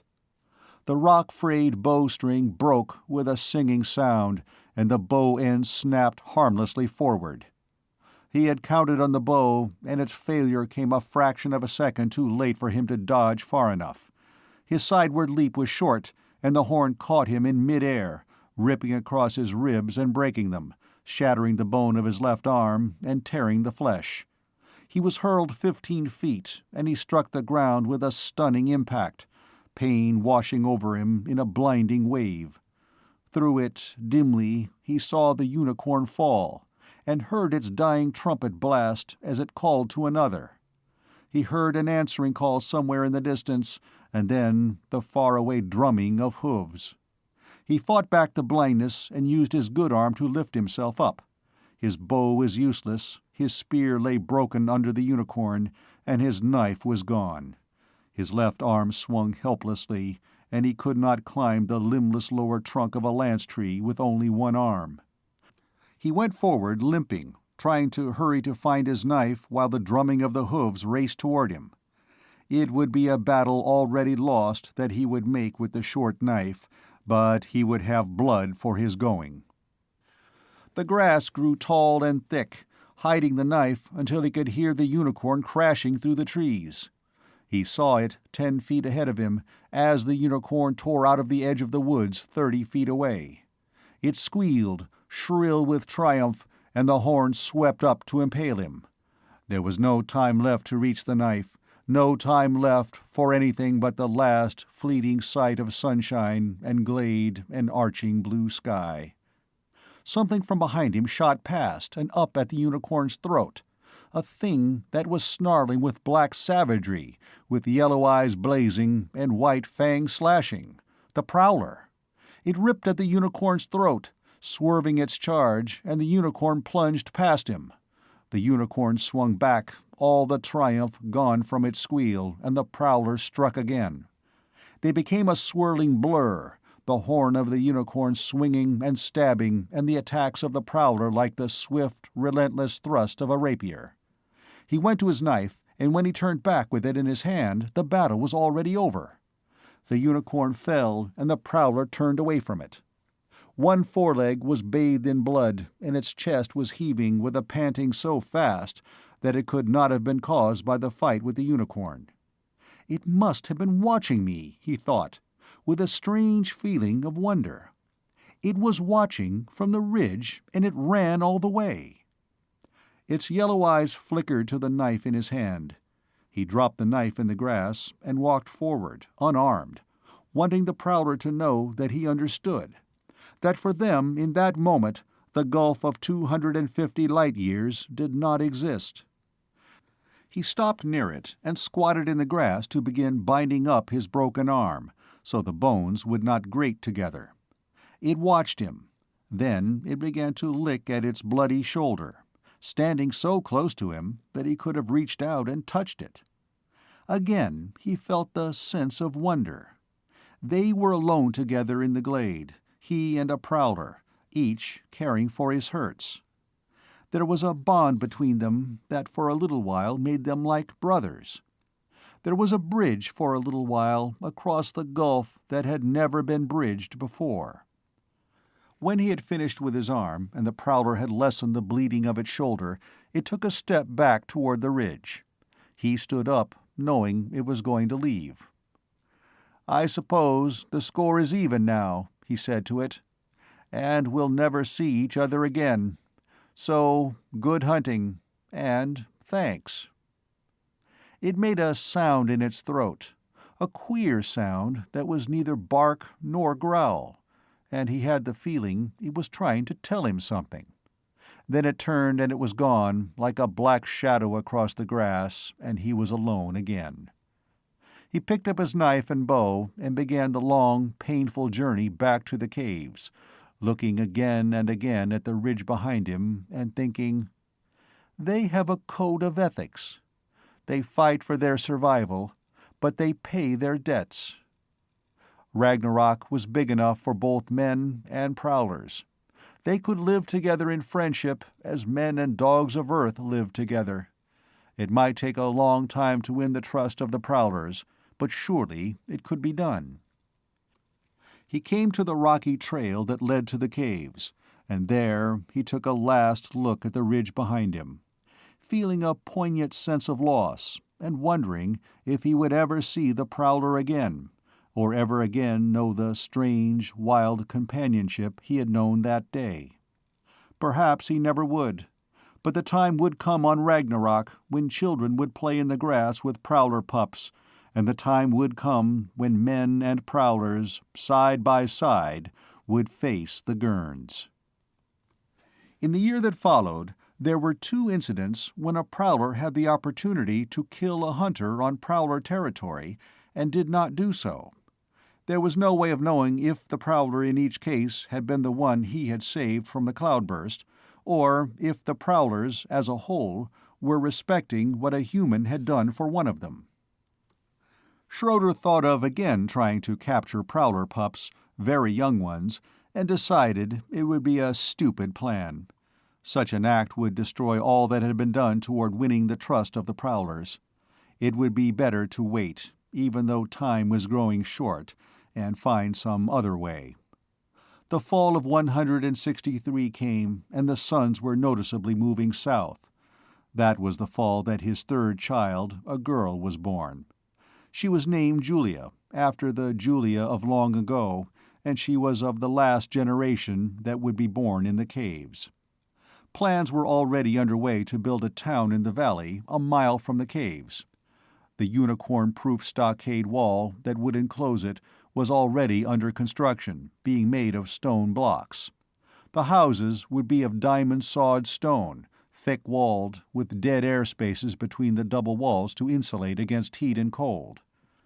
Tall, wide canopies of lance-tree poles and the palm-like Medusa bush leaves would be built over all the houses to supply additional shade. The woods goats were fully adapted that year, and domesticated to such an extent that they had no desire to migrate with the wild goats. There was a small herd of them then, enough to supply a limited amount of milk, cheese, and wool. The adaptation of the unicorns proceeded in the following years, but not their domestication. It was their nature to be ill-tempered and treacherous, and only the threat of the spears in the hands of their drivers forced them to work that they could have done easily had they not diverted so much effort each day to trying to turn on their masters and kill them. Each night they were put in a massive walled corral, for they were almost as dangerous as wild unicorns. The slow, painstaking work on the transmitter continued while the suns moved farther south each year. The move from the caves to the new town was made in 179, the year that Schroeder's wife died. His two sons were grown and married, and Julia, at 16, was a woman by Ragnarok standards. Blue-eyed and black-haired as her mother, a Craig, had been, and strikingly pretty in a wild, reckless way. She married Will Humboldt that spring, leaving her father alone in the new house in the new town. 4 months later, she came to him to announce with pride and excitement, "I'm going to have a baby in only 6 months. If it's a boy, he'll be the right age to be leader when the Gurns come, and we're going to name him John, after the John who was the first leader we ever had on Ragnarok." Her words brought to his mind a question, and he thought of what old Dale Craig, the leader who had preceded Lake, had written. "We have survived. The generations that the Gurns thought would never be born. But we must never forget the characteristics that ensured that survival, an unswerving loyalty of every individual to all the others, and the courage to fight and die if necessary. In any year now, the Gurns will come. There will be no one to help us. Those on Athena are slaves, and it is probable that Earth has been enslaved by now. We will stand or fall alone. But if we of today could know that the ones who meet the Gurns will still have the courage and loyalty that made our survival possible, then we would know that the Gurns are already defeated." The era of danger and violence was over for a little while. The younger generation had grown up during a time of peaceful development of their environment. It was a peace that the coming of the Gurns would shatter, but had it softened the courage and loyalty of the younger generation? A week later, he was given his answer. He was climbing up the hill that morning, high above the town below, when he saw the blue of Julia's wool blouse in the distance. She was sitting up on a hillside, an open book in her lap, and her short spear lying beside her. He frowned at the sight. The main southward migration of unicorns was over, but there were often lone stragglers who might appear at any time. He had warned her that someday a unicorn would kill her, but she was reckless by nature, and given to restless moods in which she could not stand the confinement of the town. She jerked up her head as he watched, as though at a faint sound, and he saw the first movement within the trees behind her, a unicorn. It lunged forward, its stealth abandoned as she heard it, and she came to her feet in a swift, smooth movement. the spear in her hand and the book spilling to the ground. The unicorn's squeal rang out, and she whirled to face it, with 2 seconds to live. He reached for his bow, knowing his help would come too late. She did the only thing possible that might enable her to survive. She shifted her balance to take advantage of the fact that a human could jump to one side a little more quickly than a 4-footed beast in headlong charge.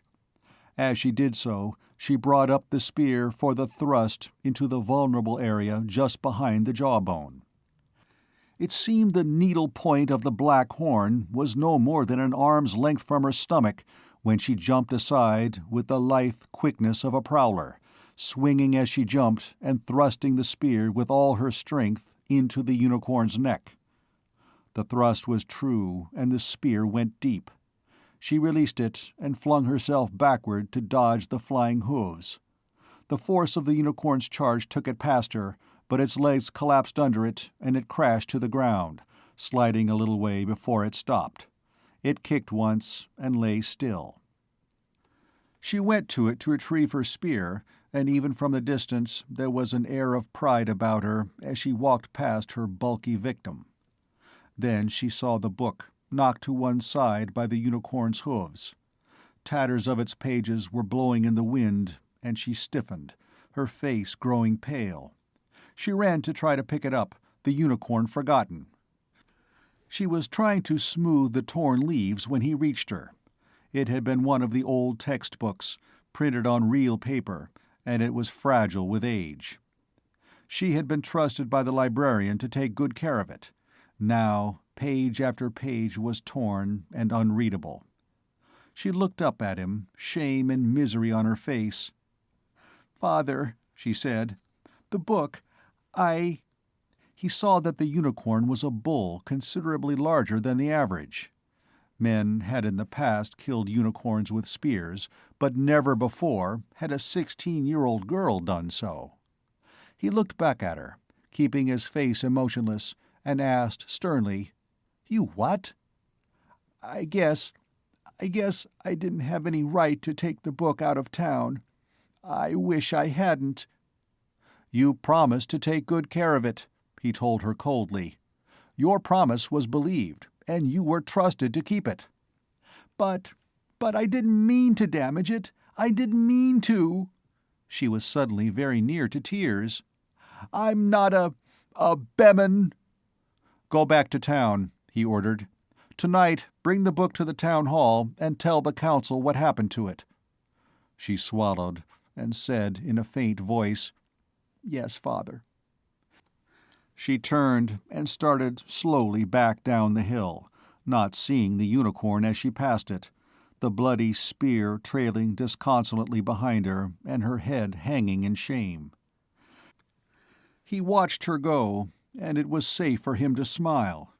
When night came, and she stood before the council, ashamed to lift her eyes to look at them, he would have to be grim and stern as he told her how she had been trusted and how she had betrayed that trust.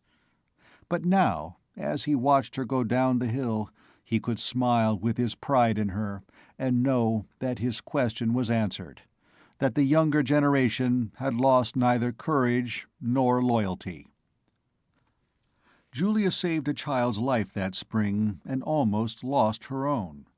The child was playing under a half-completed canopy when a sudden, violent wind struck it and transformed it into a death trap of crackling, falling timbers. She reached him in time to fling him to safety, but the collapsing roof caught her before she could make her own escape. Her chest and throat were torn by the jagged ends of the broken poles, and for a day and a night her life was a feebly flickering spark. She began to rally on the second night, and on the third morning she was able to speak for the first time, her eyes dark and tortured with fear. "My baby, what did it do to him?" She convalesced slowly, haunted by the fear. Her son was born 5 weeks later, and her fears proved to have been groundless. He was perfectly normal and healthy. And hungry. And her slowly healing breasts would be dry for weeks to come. By a coincidence that had never happened before and could never happen again, there was not a single feeding-time foster mother available for the baby. There were many expectant mothers, but only 3 women had young babies, and each of the 3 had twins to feed. But there was a small supply of frozen goat milk in the ice house, enough to see young Johnny through until it was time for the goat herd to give milk. He would have to live on short rations until then, but it could not be helped. Johnny was a month old when the opportunity came for the men of Ragnarok to have their ultimate ally. The last of the unicorns were going north, and the prowlers had long since gone. The blue star was lighting the night like a small sun when the breeze coming through Schroeder's window brought the distant squealing of unicorns. He listened, wondering. It was a sound that did not belong. Everyone was safely in the town, most of them in bed, and there should be nothing outside the stockade for the unicorns to fight. He armed himself with spear and crossbow and went outside. He let himself out through the east gate and went toward the sounds of battle. They grew louder as he approached, more furious, as though the battle was reaching its climax. He crossed the creek and went through the trees beyond. There, in a small clearing no more than half a mile from the town, he came upon the scene. A lone prowler was making a stand against 2 unicorns. 2 other unicorns lay on the ground dead, and behind the prowler was the dark shape of its mate lying lifelessly in the grass. There was blood on the prowler, purple in the blue starlight, and gloating rang in the squeals of the unicorns as they lunged at it. The leaps of the prowler were faltering as it fought them, the last desperate defiance of an animal already dying. He brought up the bow and sent a volley of arrows into the unicorns. Their gloating squeals died, and they fell. The prowler staggered and fell beside them. It was breathing its last when he reached it, but in the way it looked up at him, he had the feeling that it wanted to tell him something, that it was trying hard to live long enough to do so. It died with a strange appeal in its eyes, and not until then did he see the scar on its shoulder, a scar such as might have been made long ago by the rip of a unicorn's horn. It was the prowler he had known 19 years before. The ground was trampled all around by the unicorns, showing that the prowlers had been besieged all day. He went to the other prowler and saw it was a female. Her breasts showed that she had had pups recently, but she had been dead at least 2 days.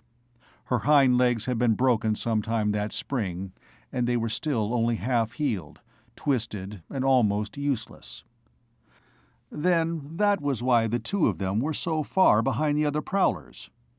Prowlers, like the wolves, coyotes, and foxes of Earth, mated for life, and the male helped take care of the young. She had been injured somewhere to the south, perhaps in a fight with unicorns, and her mate had stayed with her as she hobbled her slow way along and killed game for her. The pups had been born, and they had had to stop. Then the unicorns had found them, and the female had been too crippled to fight. He looked for the pups, expecting to find them trampled and dead. But they were alive, hidden under the roots of a small tree near their mother. Prowler pups, alive! They were very young, small and blind and helpless. He picked them up, and his elation drained away as he looked at them. They made little sounds of hunger, almost inaudible, and they moved feebly, trying to find their mother's breasts, and already so weak that they could not lift their heads. Small chunks of fresh meat had been left beside the pups, and he thought of what the prowler's emotions must have been as his mate lay dead on the ground, and he carried meat to their young, knowing they were too small to eat it, but helpless to do anything else for them. And he knew why there had been the appeal in the eyes of the prowler as it died, and what it had tried to tell him. Save them, as you once saved me. He carried the pups back past the prowler and looked down at it in passing. "I'll do my best," he said. When he reached the house, he laid the pups on his bed and built a fire. There was no milk to give them. The goats would not have young for at least another 2 weeks, but perhaps they could eat a soup of some kind. He put water on to boil and began shredding meat to make them a rich broth. One of them was a male, the other a female, and if he could save them, they would fight beside the men of Ragnarok when the Gurns came. He thought of what he would name them as he worked. He would name the female Segin, after Loki's faithful wife who went with him when the gods condemned him to Hel, the Teutonic underworld. And he would name the male Fenrir, after the monster wolf who would fight beside Loki when Loki led the forces of Hel in the final battle on the day of Ragnarok. But when the broth was prepared and cooled enough, the pups could not eat it. He tried making it weaker, tried it mixed with corn and herb soup, tried corn and herb soups alone. They could eat nothing he prepared for them. When the gray daylight entered the room, he had tried everything possible and had failed. He sat wearily in his chair and watched them, defeated. They were no longer crying in their hunger, and when he touched them, they did not move as they had done before. They would be dead before the day was over, and the only chance men had ever had to have prowlers as their friends and allies would be gone. Episode 11. The first rays of sunrise were coming into the room, revealing fully the frail thinness of the pups, when there was a step outside and Julia's voice. "Father?" "Come in, Julia," he said, not moving. She entered, still a pale shadow of the reckless girl who had fought a unicorn, even though she was slowly regaining her normal health. She carried young Johnny in one arm, in her other hand his little bottle of milk. Johnny was hungry. There was never quite enough milk for him, but he was not crying. Ragnarok children did not cry. She saw the pups, and her eyes went wide. "Prowlers! Baby prowlers! Where did you get them?" He told her, and she went to them, to look at them and say, "If you and their father hadn't helped each other that day, they wouldn't be here, nor you, nor I, nor Johnny, none of us in this room." "They won't live out the day," he said. "They have to have milk, and there isn't any." She reached down to them, and they seemed to sense that she was someone different. They stirred, making tiny whimpering sounds, and tried to move their heads to nuzzle at her fingers. Compassion came to her face, like a soft light. "They're so young," she said. "So terribly young to have to die." She looked at Johnny and at the little bottle that held his 2 small morning ration of milk. "Johnny, Johnny," her words were almost a whisper, "you're hungry, but we can't let them die. And someday, for this, they will fight for your life." She sat on the bed and placed the pups in her lap beside Johnny. She lifted a little black head with gentle fingers, and a little pink mouth ceased whimpering as it found the nipple of Johnny's bottle. Johnny's gray eyes darkened with the storm of approaching protest. Then the other pup touched his hand, crying in its hunger, and the protest faded as surprise and something like sudden understanding came into his eyes. Julia withdrew the bottle from the first pup and transferred it to the second one.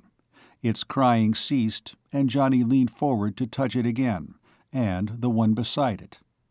He made his decision with an approving sound and leaned back against his mother's shoulder, patiently awaiting his own turn, and their presence accepted as though they had been born his brother and sister.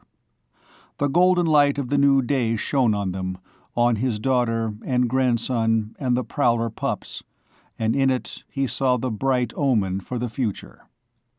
His own role was nearing its end, but he had seen the people of Ragnarok conquer their environment insofar as Big Winter would never let it be conquered.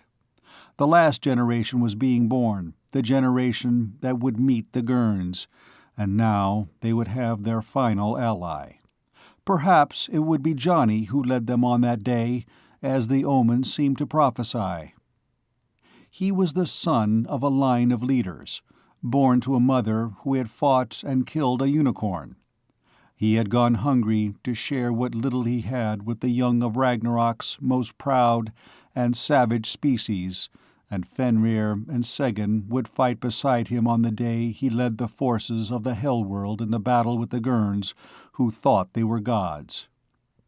Could the Gurns hope to have a leader to match?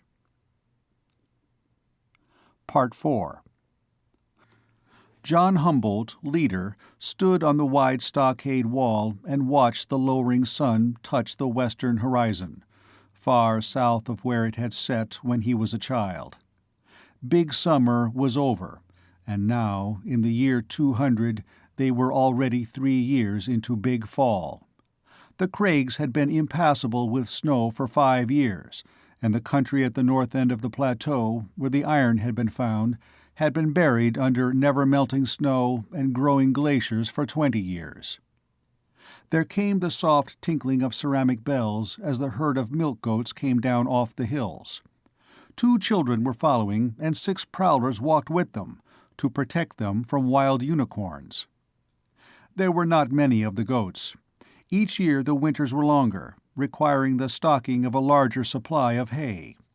The time would come when the summers would be so short and the winters so long that they could not keep goats at all.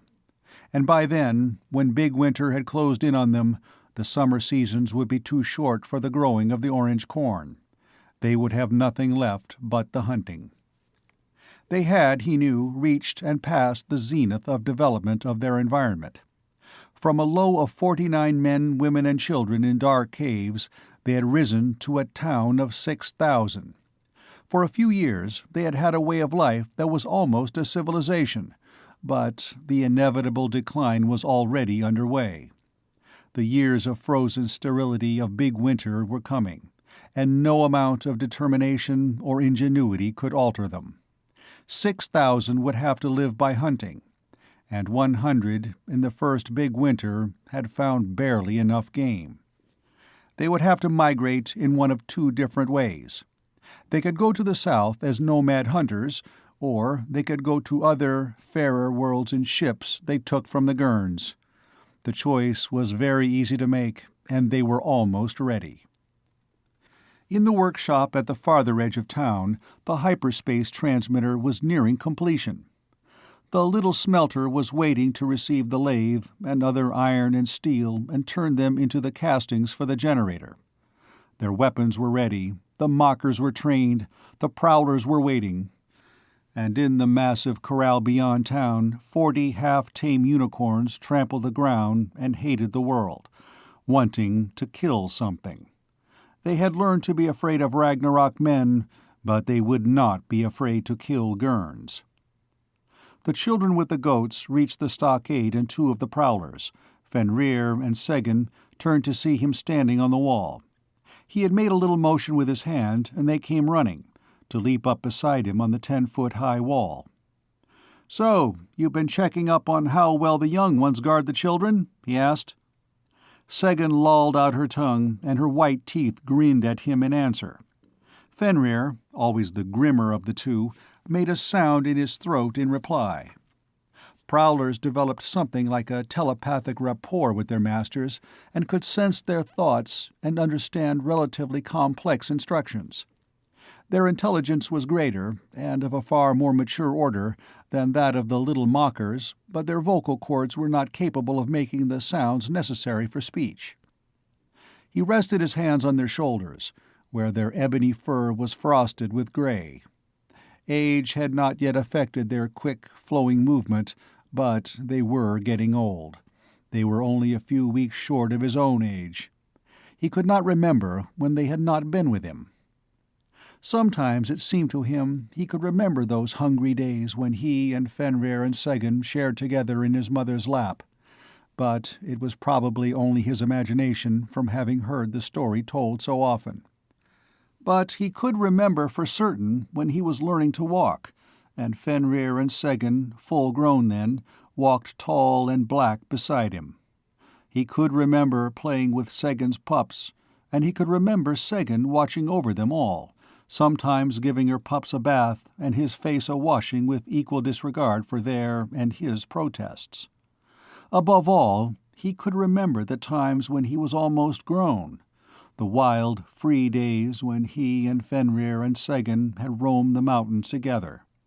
With a bow and a knife and 2 prowlers beside him, he had felt that there was nothing on Ragnarok that they could not conquer, that there was nothing in the universe they could not defy together. There was a flicker of black movement, and a young messenger prowler came running from the direction of the council hall, a speckle-faced mocker clinging to its back. It leaped up on the wall beside him, and the mocker, one that had been trained to remember and repeat messages verbatim, took a breath so deep that its cheeks bulged out. It spoke, in a quick rush like a child that is afraid it might forget some of the words. "Will you please come to the council hall to lead the discussion regarding the last preparations for the meeting with the Gurns? The transmitter is completed." The lathe was torn down the next day, and the smelter began to roar with its forced draft. Excitement and anticipation ran through the town like a fever. It would take perhaps 20 days to build the generator, working day and night so that not an hour of time would be lost, 40 days for the signal to reach Athena, and 40 days for the Gurn cruiser to reach Ragnarok. In 100 days, the Gurns would be there. The men who would engage in the fight for the cruiser quit trimming their beards. Later, when it was time for the Gurns to appear, they would discard their woolen garments for ones of goatskin.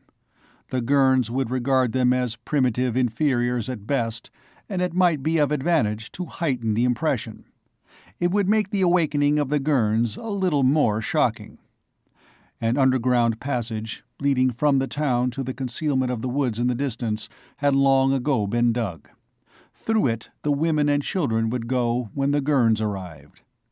There was a level area of ground, just beyond the south wall of town, where the cruiser would be almost certain to land. The town had been built with that thought in mind. Woods were not far from both sides of the landing site, and unicorn corrals were hidden in them.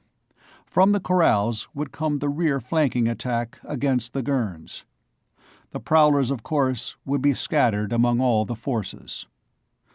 The generator was completed and installed on the 19th night. Charlie Craig, a giant of a man whose red beard gave him a genially murderous appearance, opened the valve of the water pipe. The new wooden turbine stirred, and belts and pulleys began to spin. The generator hummed, the needles of the dials climbed, flickered, and steadied. Norman Lake looked from them to Humboldt, his pale gray eyes coldly satisfied. "Full output," he said. "We have the power we need this time." Jim Chiara was at the transmitter, and they waited while he threw switches and studied dials.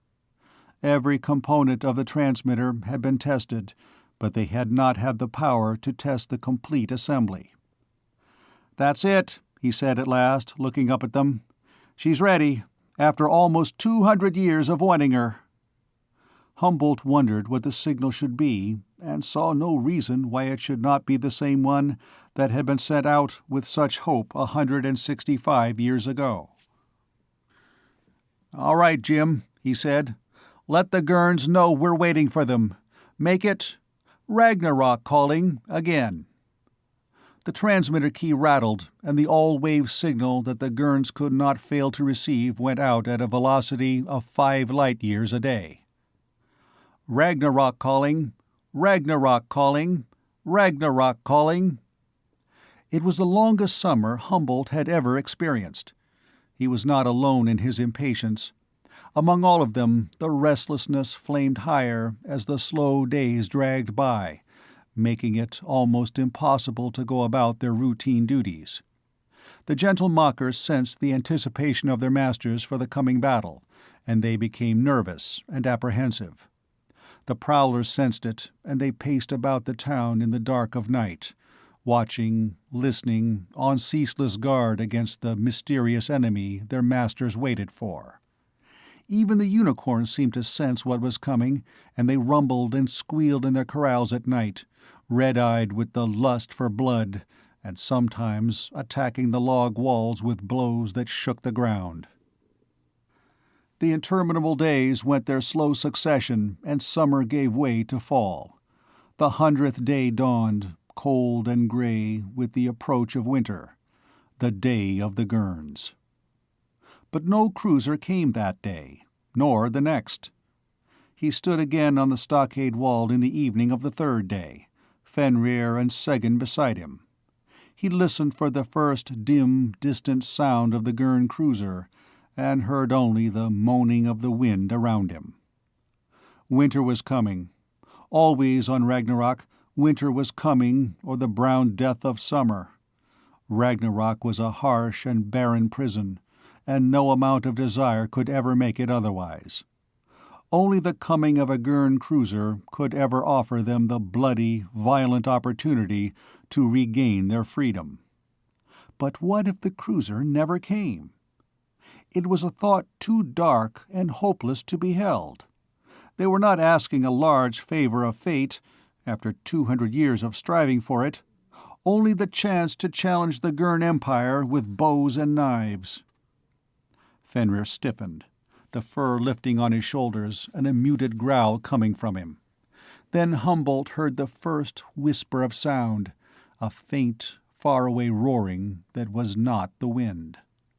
He watched and listened, and the sound came swiftly nearer, rising in pitch and swelling in volume.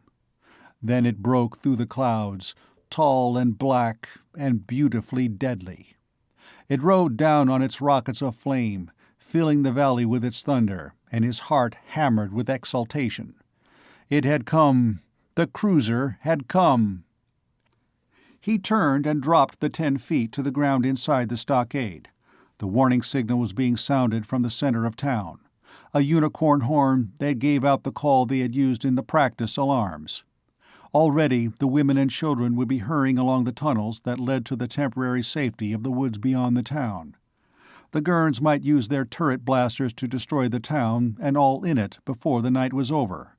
There was no way of knowing what might happen before it ended. But whatever it was, it would be the action they had all been wanting.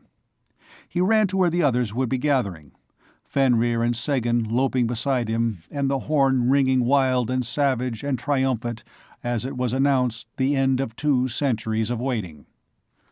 The cruiser settled to Earth in the area where it had been expected to land, towering high above the town with its turret blasters looking down upon the houses. Charlie Craig and Norman Lake were waiting for him on the high steps of his own house in the center of town, where the elevation gave them a good view of the ship, yet where the fringes of the canopy would conceal them from the ship's scanners. They were heavily armed, their prowlers beside them and their mockers on their shoulders. Elsewhere, under the connected rows of concealing canopies, armed men were hurrying to their prearranged stations. Most of them were accompanied by prowlers, bristling and snarling as they looked at the alien ship. A few men were deliberately making themselves visible not far away, going about unimportant tasks with only occasional and carefully disinterested glances toward the ship. They were the bait to lure the first detachment into the center of town. "Well?" Norman Lake asked, his pale eyes restless with his hunger for violence. "There's our ship. When do we take her?" "Just as soon as we get them outside it," he said. "We'll use the plan we first had. Wait until they send a full force to rescue the first detachment, and then we hit them with everything we have." His black, white-nosed mocker was standing in the open doorway and watching the hurrying men and prowlers with worried interest. Tip, the great-great-great-grandson of the mocker that had died with Howard Lake north of the plateau. He reached down to pick him up and set him on his shoulder, and said, "Jim?" "The longbows are ready," Tip's treble imitation of Jim Chiara's voice answered. "We'll black out their searchlights when the time comes." "Andy?" he asked. "The last of us for this section are coming in now," Andy Taylor answered. He made his check of all the sub-leaders, then looked up to the roof to ask, "All set, Jimmy?" Jimmy Stevens' grinning face appeared over the edge. 10 crossbows are cocked and waiting up here. Bring us our targets. They waited while the evening deepened into near dusk. Then the airlock of the cruiser slid open and 13 Gurns emerged, the one leading them wearing the resplendent uniform of a sub-commander. "There they come," he said to Lake and Craig. "It looks like we'll be able to trap them in here and force the commander to send out a full-sized force. We'll all attack at the sound of the horn, and if you can hit their rear flanks hard enough with the unicorns to give us a chance to split them from this end, some of us should make it to the ship before they realize up in the control room that they should close the airlocks. Now," he looked at the Gurns who were coming straight toward the stockade wall, ignoring the gate to their right, "you'd better be on your way. We'll meet again before long in the ship." Fenrir and Seguin looked from the advancing Gurns to him with question in their eyes after Lake and Craig were gone, Fenrir growling restlessly. "Pretty soon," he said to them. "Right now, it would be better if they didn't see you. Wait inside, both of you." They went reluctantly inside to merge with the darkness of the interior. Only an occasional yellow gleam of their eyes showed that they were crouched to spring just inside the doorway. He called to the nearest unarmed man, not loud enough to be heard by the Gurns. "Cliff, you and Sam Anders come here. Tell the rest to fade out of sight and get armed." Cliff Schroeder passed the command along, and he and Sam Anders approached. He looked back at the Gurns and saw they were within 100 feet of the, for them, unscalable wall of the stockade. They were coming without hesitation. A pale blue beam lashed down from one of the cruiser's turrets, and a 50-foot section of the wall erupted into dust with a sound like thunder.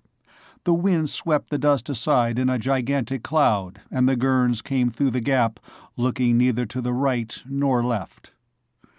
"That, I suppose," Sam Anders said from beside him, "was lesson number 1 for degenerate savages like us.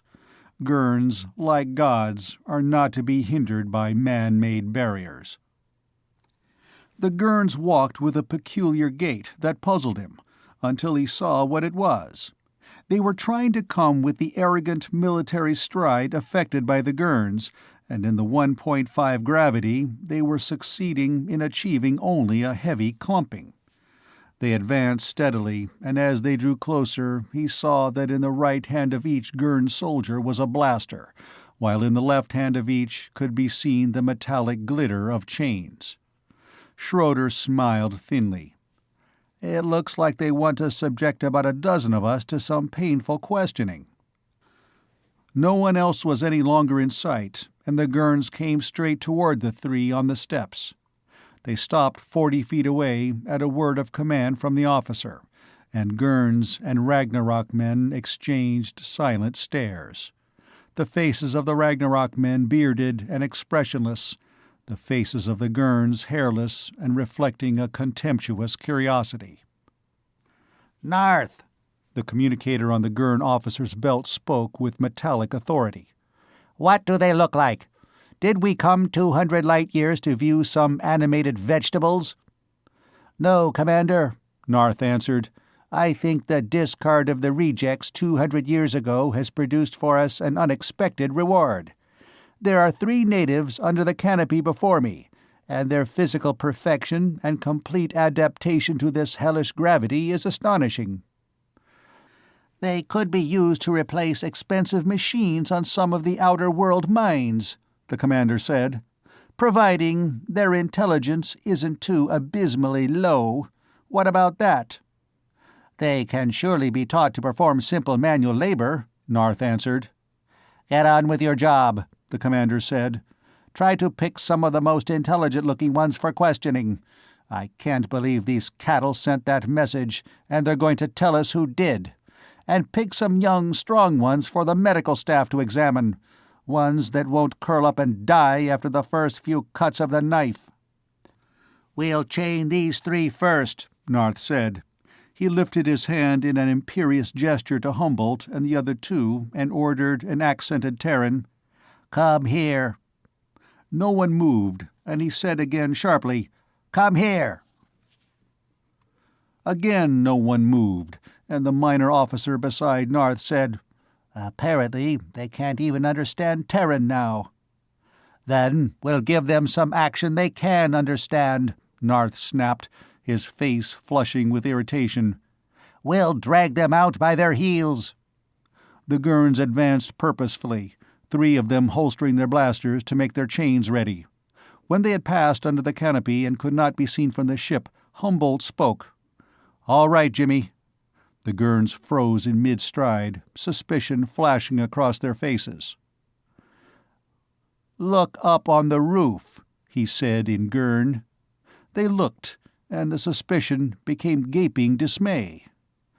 "You can be our prisoners, or you can be corpses," he said.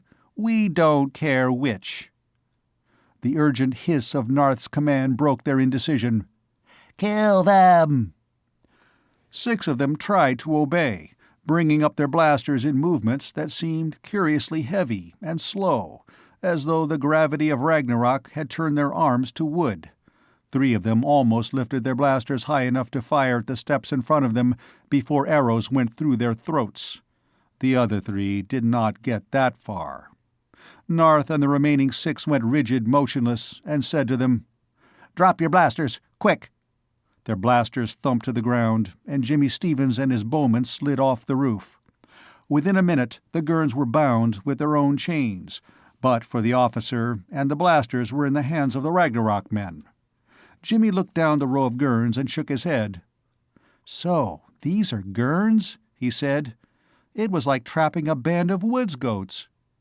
"Young ones," Schroeder amended, "and almost as dangerous." Narth's face flushed at the words, and his eyes went to the ship. The sight of it seemed to restore his courage, and his lips drew back in a snarl. "You fools! You stupid, megalomaniac dung-heaps! Do you think you can kill Gurns and live to boast about it?" "Keep quiet," Humboldt ordered, studying him with curiosity.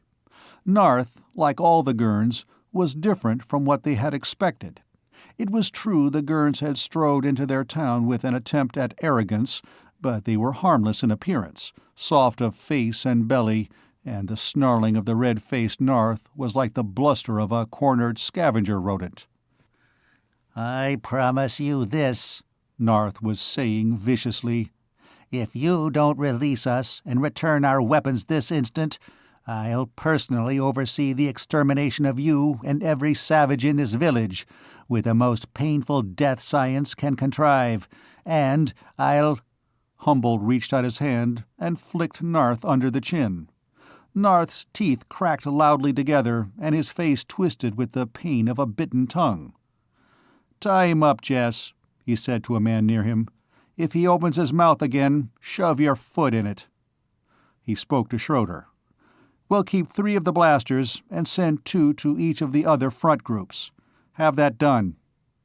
Dusk was deepening into darkness, and he called Chiara again. "They'll turn on their searchlights any minute and make the town as light as day," he said. "If you can keep them blacked out until some of us have reached the ship, I think we'll have won." "They'll be kept blacked out," Chiara said, "with some flint-headed arrows left over for the Gurns." He called Lake and Craig to be told they were ready and waiting. "But we're having hell keeping the unicorns quiet," Craig said. "They want to get to killing something." He pressed the switch of the communicator, but it was dead. They had, of course, transferred to some other wavelength, so he could not hear the commands. It was something he had already anticipated. Fenrir and Segan were still obediently inside the doorway, almost frantic with desire to rejoin him. He spoke to them, and they bounded out, snarling at the 3 Gurns in passing and causing them to blanch to a dead white color. He set Tip on Segan's shoulders and said, "Segan, there's a job for you and Tip to do. A dangerous job. Listen, both of you." The yellow eyes of Segan and the dark eyes of the little mocker looked into his as he spoke to them, and accompanied his words with the strongest, clearest mental images he could project. "Segan, Take Tip to the not men thing. Leave him hidden in the grass to one side of the big hole in it. Tip, you wait there. When the not men come out, you listen, and tell what they say. Now, do you both understand?" Sagan made a sound that meant she did, but Tip clutched at his wrist with little paws suddenly gone cold, and wailed, "No! Scared! Scared!" "You have to go, Tip," he said, gently disengaging his wrist. "And Sagan will hide near to you and watch over you." He spoke to Sagan. "When the horn calls, you run back with him." Again she made the sound signifying understanding, and he touched them both in what he hoped would not be the last farewell. "All right, Sagan, go now." She vanished into the gloom of coming night, Tip hanging tightly to her. Fenrir stood with the fur lifted on his shoulders and a half-snarl on his face as he watched her go and watched the place where the not-men would appear. "Where's Freckles?" he asked Jimmy. "Here," someone said, and came forward with Tip's mate. He set Freckles on his shoulder, and the first searchlight came on, shining down from high up on the cruiser. It lighted up the area around them in harsh white brilliance, its reflection revealing the black shadow that was Sagan just vanishing behind the ship. 2 more searchlights came on to illuminate the town. Then the Gurns came. They poured out through the airlock and down the ramp, there to form in columns that marched forward as still more Gurns hurried down the ramp behind them. The searchlights gleamed on their battle helmets and on the blades of the bayonets affixed to their rifle-like long-range blasters. Hand blasters and grenades hung from their belts, together with stubby flame guns. They were a solid mass reaching halfway to the stockade before the last of them, the commanding officers, appeared. One of them stopped at the foot of the ramp to watch the advance of the punitive force and give the frightened but faithful Tip the first words to transmit to Freckles. "The full force is on its way, Commander." A reply came in Freckles' simulation of the metallic tones of a communicator. "The key numbers of the confiscated blasters have been checked, and the disturbance rays of the master integrator set. You'll probably have few natives left alive to take as prisoners after those 13 charges explode, but continue with a mopping-up job that the survivors will never forget." So the Gurns could, by remote control, set the total charges of stolen blasters to explode upon touching the firing stud? It was something new since the days of the old ones. He called Chiara and the other groups quickly to tell them what he had learned. "We'll get more blasters, ones they can't know the numbers of, when we attack," he finished. He took the blaster from his belt and laid it on the ground. The front ranks of the Gurns were almost to the wall by then, a column wider than the gap that had been blasted through it, coming with silent purposefulness. 2 blaster beams lanced down from the turrets to smash at the wall. Dust billowed and thunder rumbled as they swept along. A full 300 feet of the wall had been destroyed when they stopped, and the dust hid the ship and made dim glows of the searchlights. It had no doubt been intended to impress them with the might of the Gurns, but in doing so, it hid the Ragnarok forces from the advancing Gurns for a few seconds. "Jim, black out their lights before the dust clears," he called. "Joe, the horn, we attack now!" The first longbow arrow struck a searchlight, and its glow grew dimmer as the arrow's burden, a thin tube of thick lance-tree ink, splattered against it. Another followed. Then the horn rang out, harsh and commanding, and in the distance a unicorn screamed in answer. The savage cry of a prowler came, like a sound to match, and the attack was on. He ran with Fenrir beside him, and to his left and right ran the others with their prowlers. The lead groups converged as they went through the wide gap in the wall. They ran on into the dust cloud, and the shadowy forms of the Gurns were suddenly before them. A blaster beam cut into them, and a Gurn shouted, "The natives!" Other beams sprang into life, winking like pale blue eyes through the dust and killing all they touched. The beams dropped as the first volley of arrows tore through the massed front ranks, to be replaced by others. They charged on, into the blue winking of the blasters and the red lances of the flame guns, with the crossbows rattling and strumming in answer. The prowlers lunged and fought beside them and ahead of them. Black hell creatures that struck the Gurns too swiftly for blasters to find before throats were torn out. The sound of battle turned into a confusion of raging snarls, frantic shouts, and dying screams. A prowler shot past him to join Fenrir, Segan, and he felt Tip dart up to his shoulder. He made a sound of greeting in passing, a sound that was gone as her jaws closed on a Gurn. The dust cloud cleared a little, and the searchlights looked down on the scene, no longer brilliantly white, but shining through the red-black lance tree ink as a blood-red glow. A searchlight turret slid shut and opened a moment later, the light wiped clean. The longbows immediately transformed it into a red glow. The beam of one of the turret blasters stabbed down, to blaze a trail of death through the battle. It ceased as its own light revealed to the Gurn commander that the Ragnarok forces were so intermixed with the Gurn forces that he was killing more Gurns than Ragnarok men. By then, the fighting was so hand-to-hand that knives were better than crossbows. The Gurns fell like harvested corn, too slow and awkward to use their bayonets against the faster Ragnarok men, and killing as many of one another as men when they tried to use their blasters and flame guns. From the rear there came the command of a Gurn officer, shouted high and thin above the sound of battle. "Back to the ship! Leave the natives for the ship's blasters to kill!" The unicorns arrived then to cut off their retreat. Episode 12. They came 20 from the east and 20 from the west, in a thunder of hooves, squealing and screaming in their bloodlust, with prowlers a black wave going before them. They struck the Gurns, the prowlers slashing lanes through them while the unicorns charged behind, trampling them, ripping into them with their horns, and smashing them down with their hooves as they vented the pent-up rage of their years of confinement. On the back of each was a rider whose long spear flicked and stabbed into the throats and bellies of Gurns. The retreat was halted and transformed into milling confusion. He led his own groups in the final charge, the prearranged wedge attack, and they split the Gurn force in two. The ship was suddenly just beyond them. He gave the last command to Lake and Craig. "Now, into the ship!"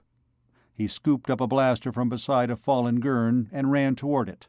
A Gurn officer was already in the airlock, his face pale and strained as he looked back, and his hand on the closing switch. He shot him and ran up the ramp as the officer's body rolled down it. Unicorn hooves pounded behind him, and 20 of them swept past, their riders leaping from their backs to the ramp. 20 men and 15 prowlers charged up the ramp as a warning siren shrieked somewhere inside the ship. At the same time, the airlocks, operated from the control room, began to slide swiftly shut. He was through first, with Fenrir and Segan. Lake and Craig, together with 6 men and 4 prowlers, squeezed through barely in time. Then the airlocks were closed, and they were sealed in the ship. Alarm bells added their sound to the shrieking of the siren, and from the multiple compartment shafts came the whir of elevators dropping with Gurn forces to kill the humans trapped inside the ship. They ran past the elevator shafts without pausing, light and swift in the artificial gravity that was only 2/3 that of Ragnarok. They split forces as long ago planned, 3 men and 4 prowlers going with Charlie Craig in the attempt to take the drive room, Lake and the other 3 men going with him in the attempt to take the control room. They found the manway ladder and began to climb, Fenrir and Segan impatiently crowding their heels. There was nothing on the control room level, and they ran down the short corridor that their maps had showed. They turned left into the corridor that had the control room at its end, and into the concentrated fire of 9 waiting Gurns. Fenrir and Segan went into the Gurns, under their fire, before they could drop the muzzles of their blasters. With an attack so vicious and unexpected, that what would have been a certain and lethal trap for the humans was suddenly a fighting chance.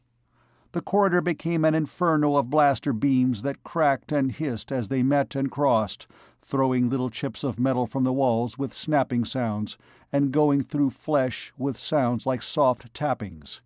It was over within seconds, the last gurn down, and one man still standing beside him, the blond and nerveless Lake. Thompson and Barber were dead, and Billy West was bracing himself against the wall with a blaster hole through his stomach, trying to say something and sliding to the floor before it was ever spoken.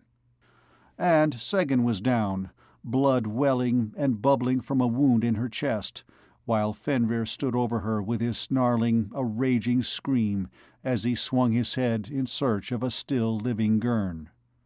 Humboldt and Lake ran on, Fenrir raging beside them, and into the control room. 6 officers, one wearing the uniform of a commander, were gaping in astonishment and bringing up their blasters in the way that seemed so curiously slow to Humboldt.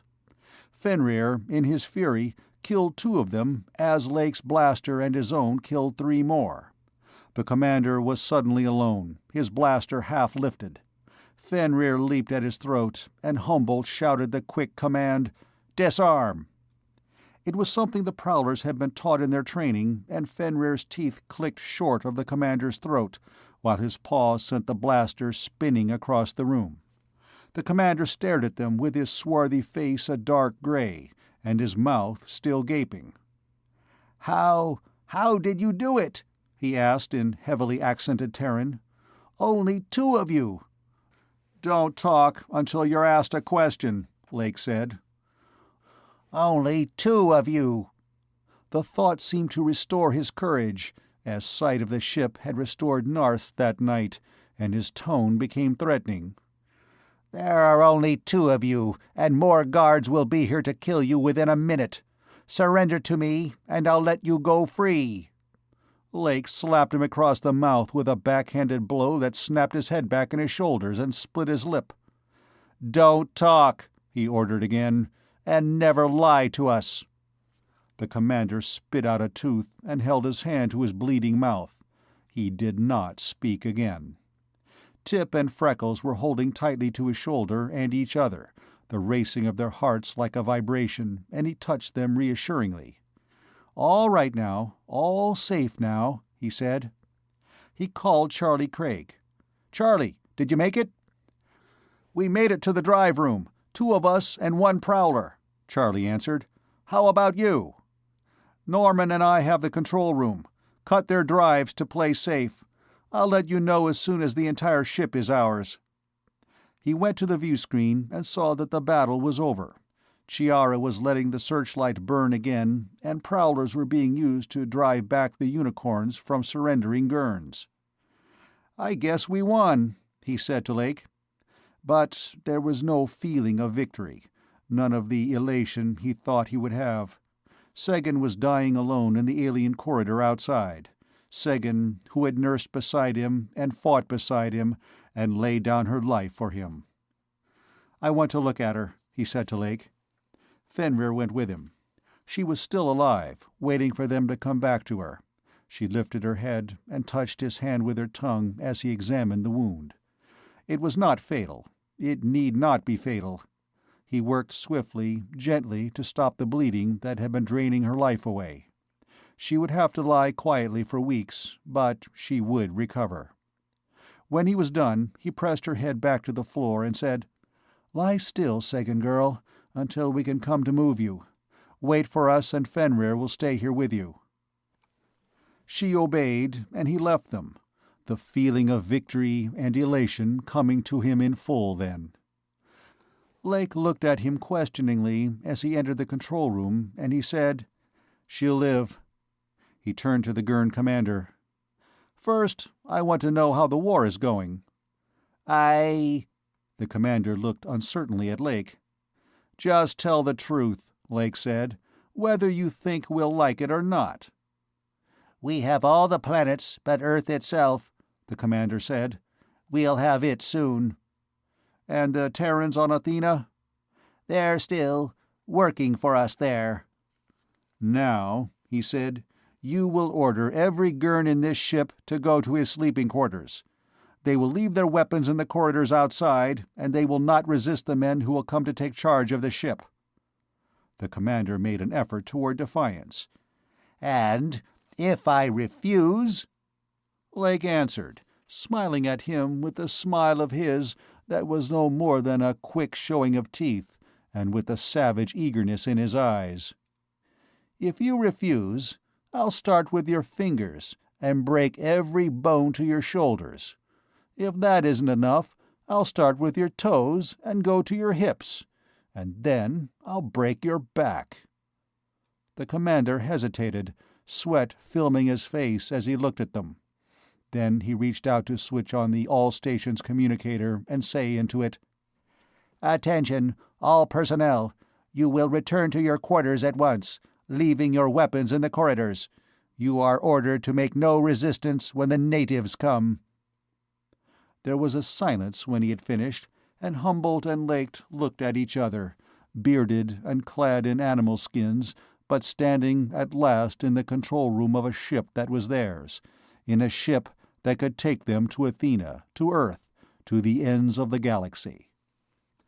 The commander watched them, on his face the blankness of unwillingness to believe. "The airlocks," he said. "We didn't close them in time. We never thought you would dare to try to take the ship, not savages in animal skins."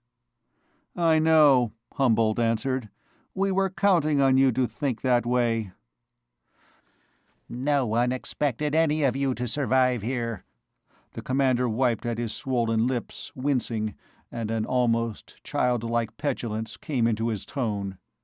"You weren't supposed to survive." "I know," he said again.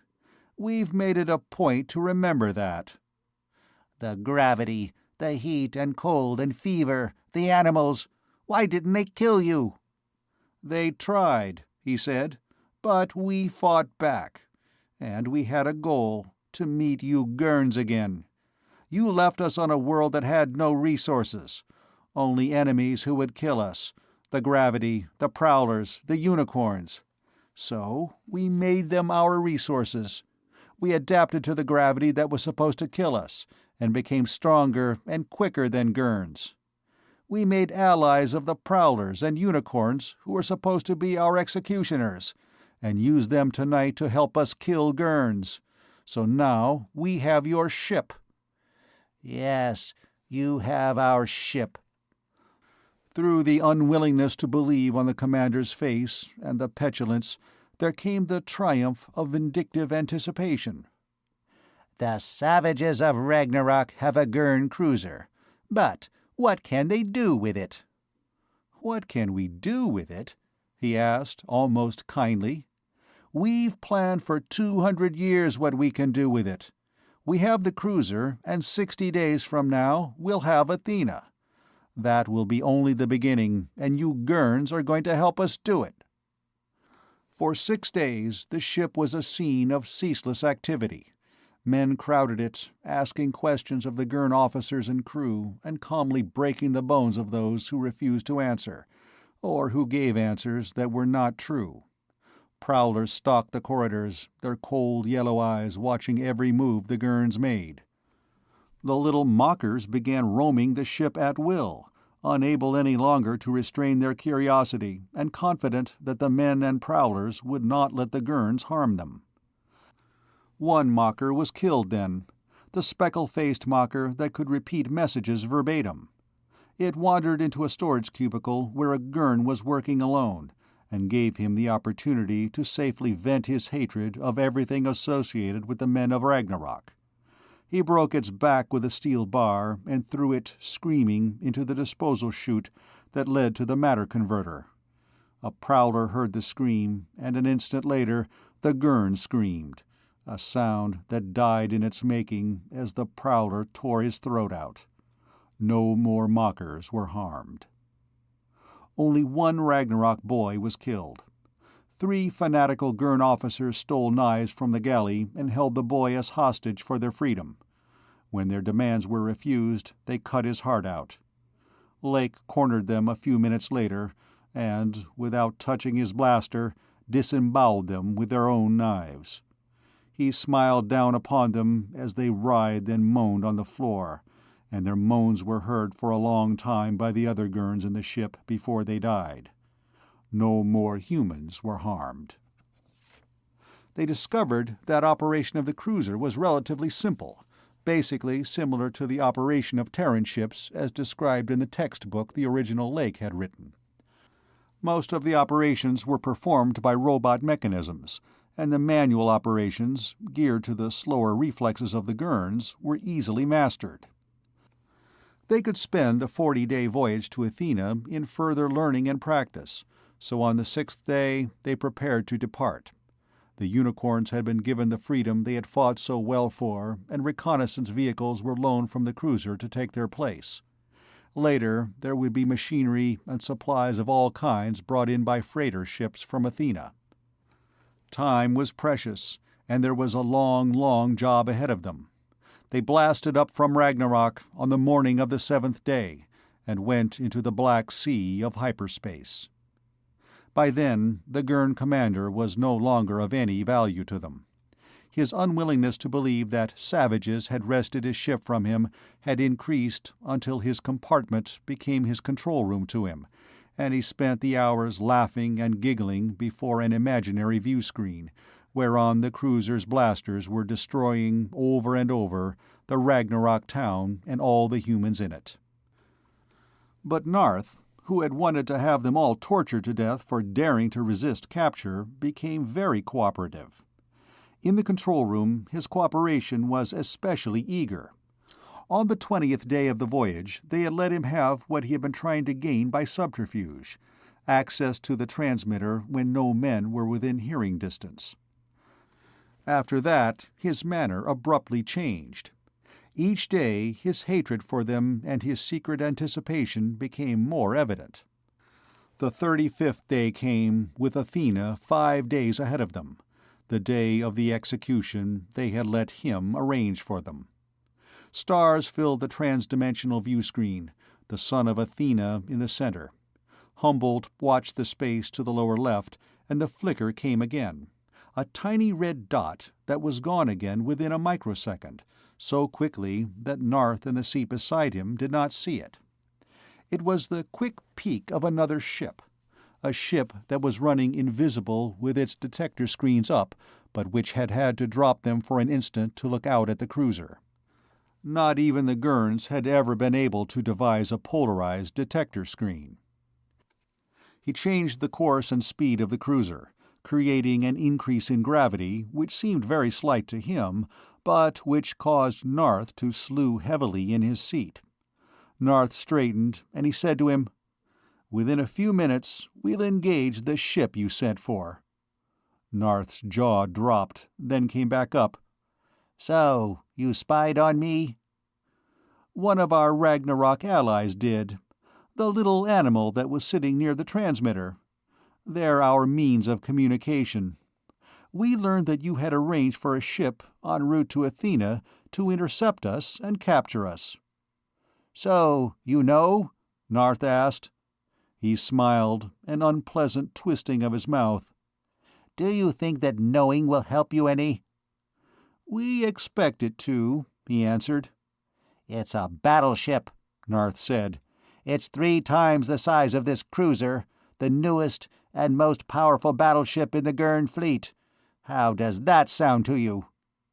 "It sounds good," he said. "We'll make it our flagship." "Your flagship? Your flagship?" The last trace of pretense left Narth, and he let his full and rankling hatred come through.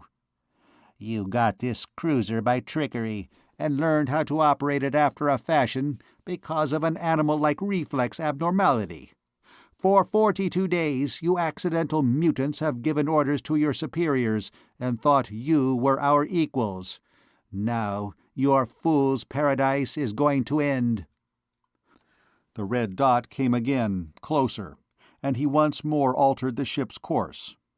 He had turned on the course analyzer, and it clicked as the battleship's position was correlated with that of its previous appearance. A short yellow line appeared on the screen to forecast its course for the immediate future. "And then?" he asked curiously, turning back to Narth. "And then we'll take all of you left alive back to your village. The scenes of what we do to you and your village will be televised to all Gurn-held worlds. It will be a valuable reminder for any who have forgotten the penalty for resisting Gurns." The red dot came again. He punched the battle station's button, and the board responded with a row of ready lights. "All the other Gurns are by now in their acceleration couches," he said. "Strap yourself in for high acceleration maneuvers. We'll make contact with the battleship within 2 minutes." Narth did so, taking his time as though it was something of little importance. "There will be no maneuvers. They'll blast the stern and destroy your drive immediately upon attack."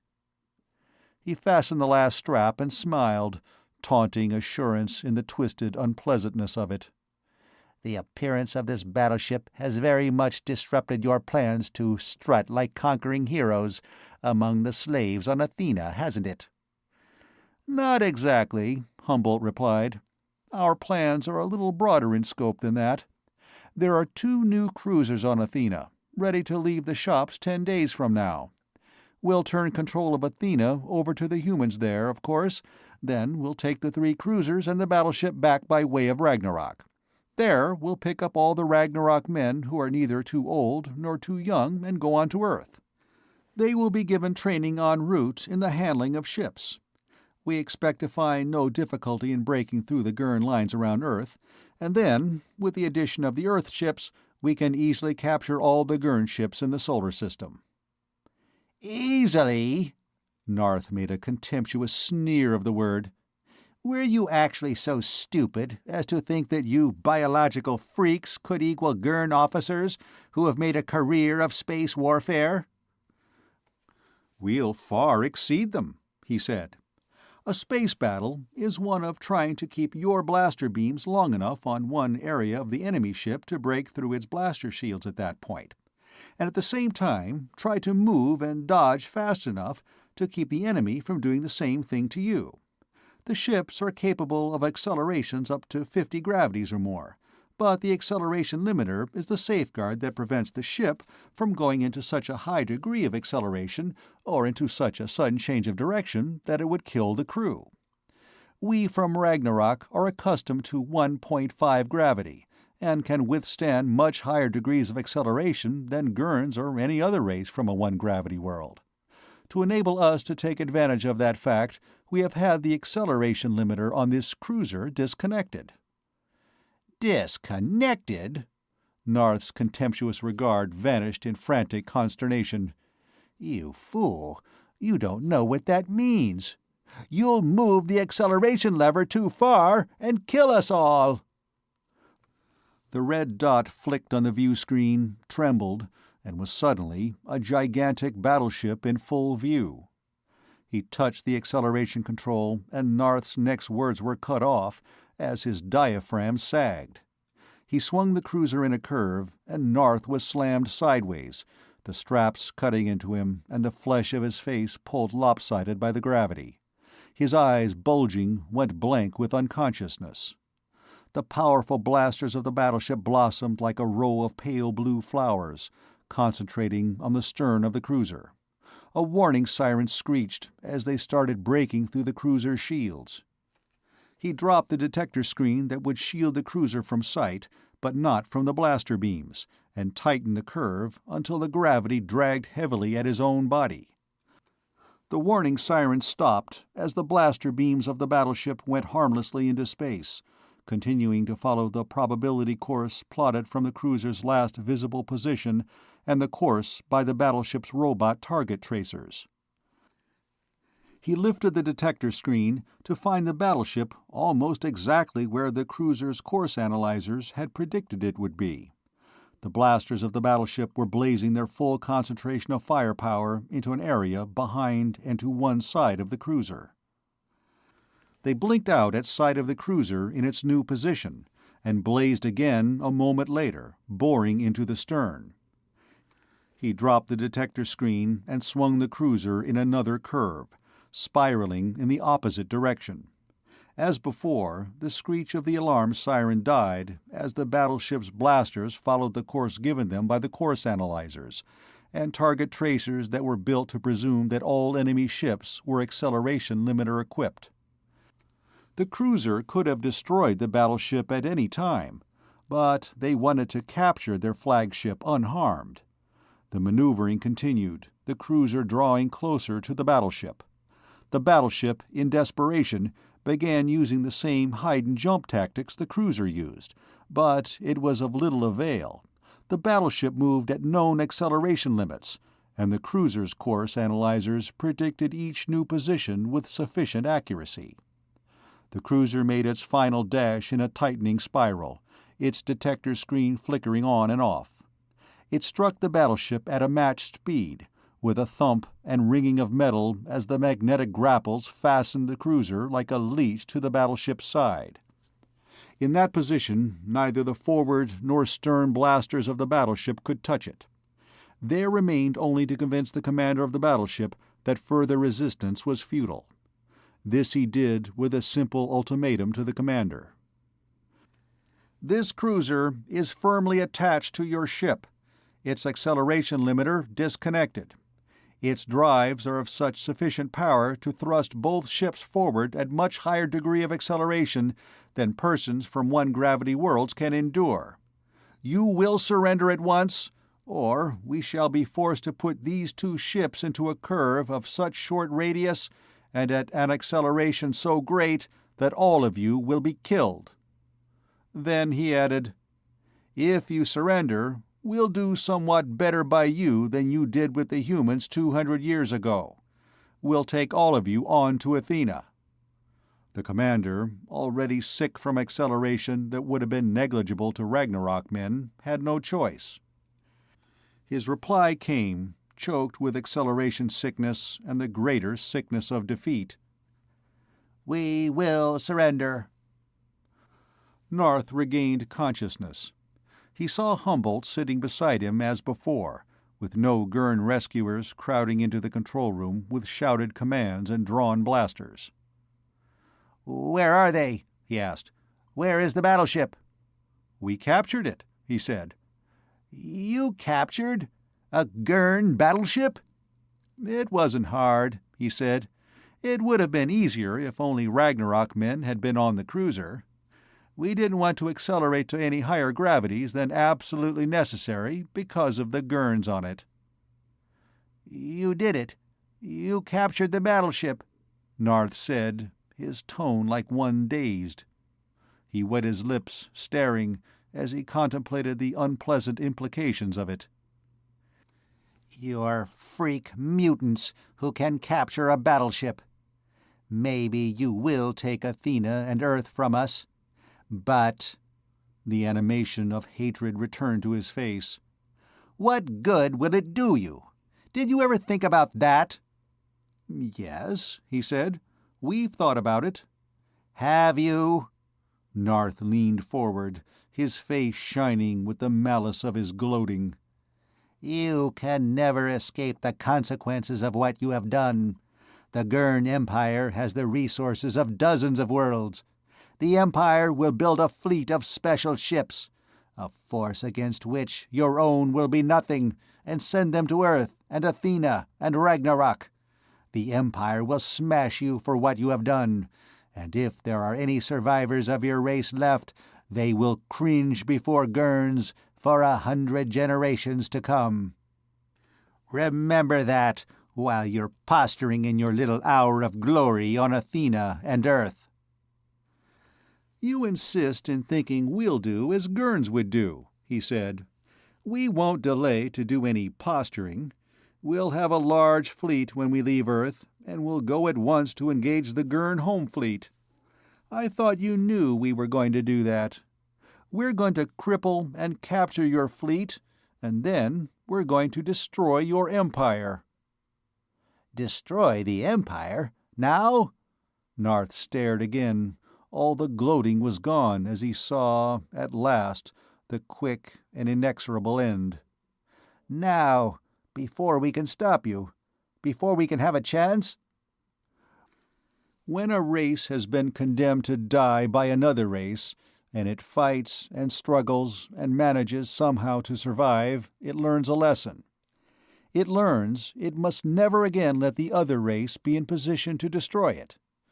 So, this is the harvest you reap from the seeds you sowed on Ragnarok 200 years ago. "You understand, don't you?" he asked, almost gently. "For 200 years, the Gurn Empire has been a menace to our survival as a race.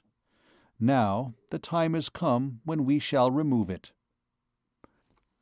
He stood in the control room of the battleship and watched Athena's sun in the view-screen, blazing like a white flame.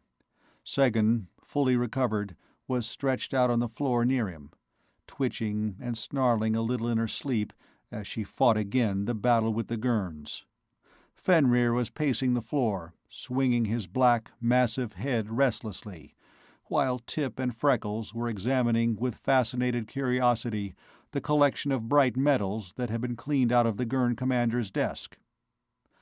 Lake and Craig left their stations, as impatient as Fenrir, and came over to watch the view-screen with him. "One day more," Craig said. "We're 200 years late, but we're coming into the world that was to have been our home." "It can never be now," he said. "Have any of us ever thought of that? That we're different to humans, and there's no human world we could ever call home?" "I've thought of it," Lake said. "Ragnarok made us different physically and different in the way we think. We could live on human worlds, but we would always be a race apart and never really belong there." "I suppose we've all thought about it," Craig said, "and wondered what we'll do when we're finished with the Gurns. Not settle down on Athena or Earth, in a little cottage with a fenced-in lawn, where it would be adventure to watch the 3D shows after each day at some safe, routine job." "Not back to Ragnarok," Lake said. "With metals and supplies from other worlds, they'll be able to do a lot there, but the battle is already won. There will be left only the peaceful development, building a town at the equator for big winter, leveling land, planting crops. We could never be satisfied with that kind of a life." "No," he said, and felt his own restlessness stir in protest at the thought of settling down in some safe and secure environment. "Not Athena, or Earth, or Ragnarok. Not any world we know." "How long until we're finished with the Gurns?" Lake asked. 10 years? We'll still be young then. Where will we go, all of us who fought the Gurns, and all of the ones in the future who won't want to live out their lives on Ragnarok? Where is there a place for us, a world of our own?" "Where do we find a world of our own?" he asked, and watched the star clouds creep toward them in the view-screen, tumbled and blazing and immense beyond conception. "There's a galaxy for us to explore," he said. "There are millions of suns and thousands of worlds waiting for us. Maybe there are races out there like the Gurns, and maybe there are races such as we were 100 years ago who need our help. And maybe there are worlds out there with things on them such as no man ever imagined. We'll go to see what's there. Our women will go with us, and there will be some worlds on which some of us will want to stay. And always there will be more restless ones coming from Ragnarok. Out there are the worlds and the homes for all of us." "Of course," Lake said. "Beyond the space frontier. Where else would we ever belong?" It was all settled then, and there was a silence as the battleship plunged through hyperspace, the cruiser running beside her and their drives moaning and thundering as had the drives of the Constellation 200 years before. A voyage had been interrupted then, and a new race had been born. Now they were going on again, to Athena, to Earth, to the farthest reaches of the Gurn Empire. and on to the wild, unknown regions of space beyond. There awaited their worlds, and there awaited their destiny, to be a race scattered across 100,000 light-years of suns, to be an empire such as the galaxy had never known. They, the restless ones, the unwanted and forgotten, the survivors. The end of Space Prison by Tom Godwin.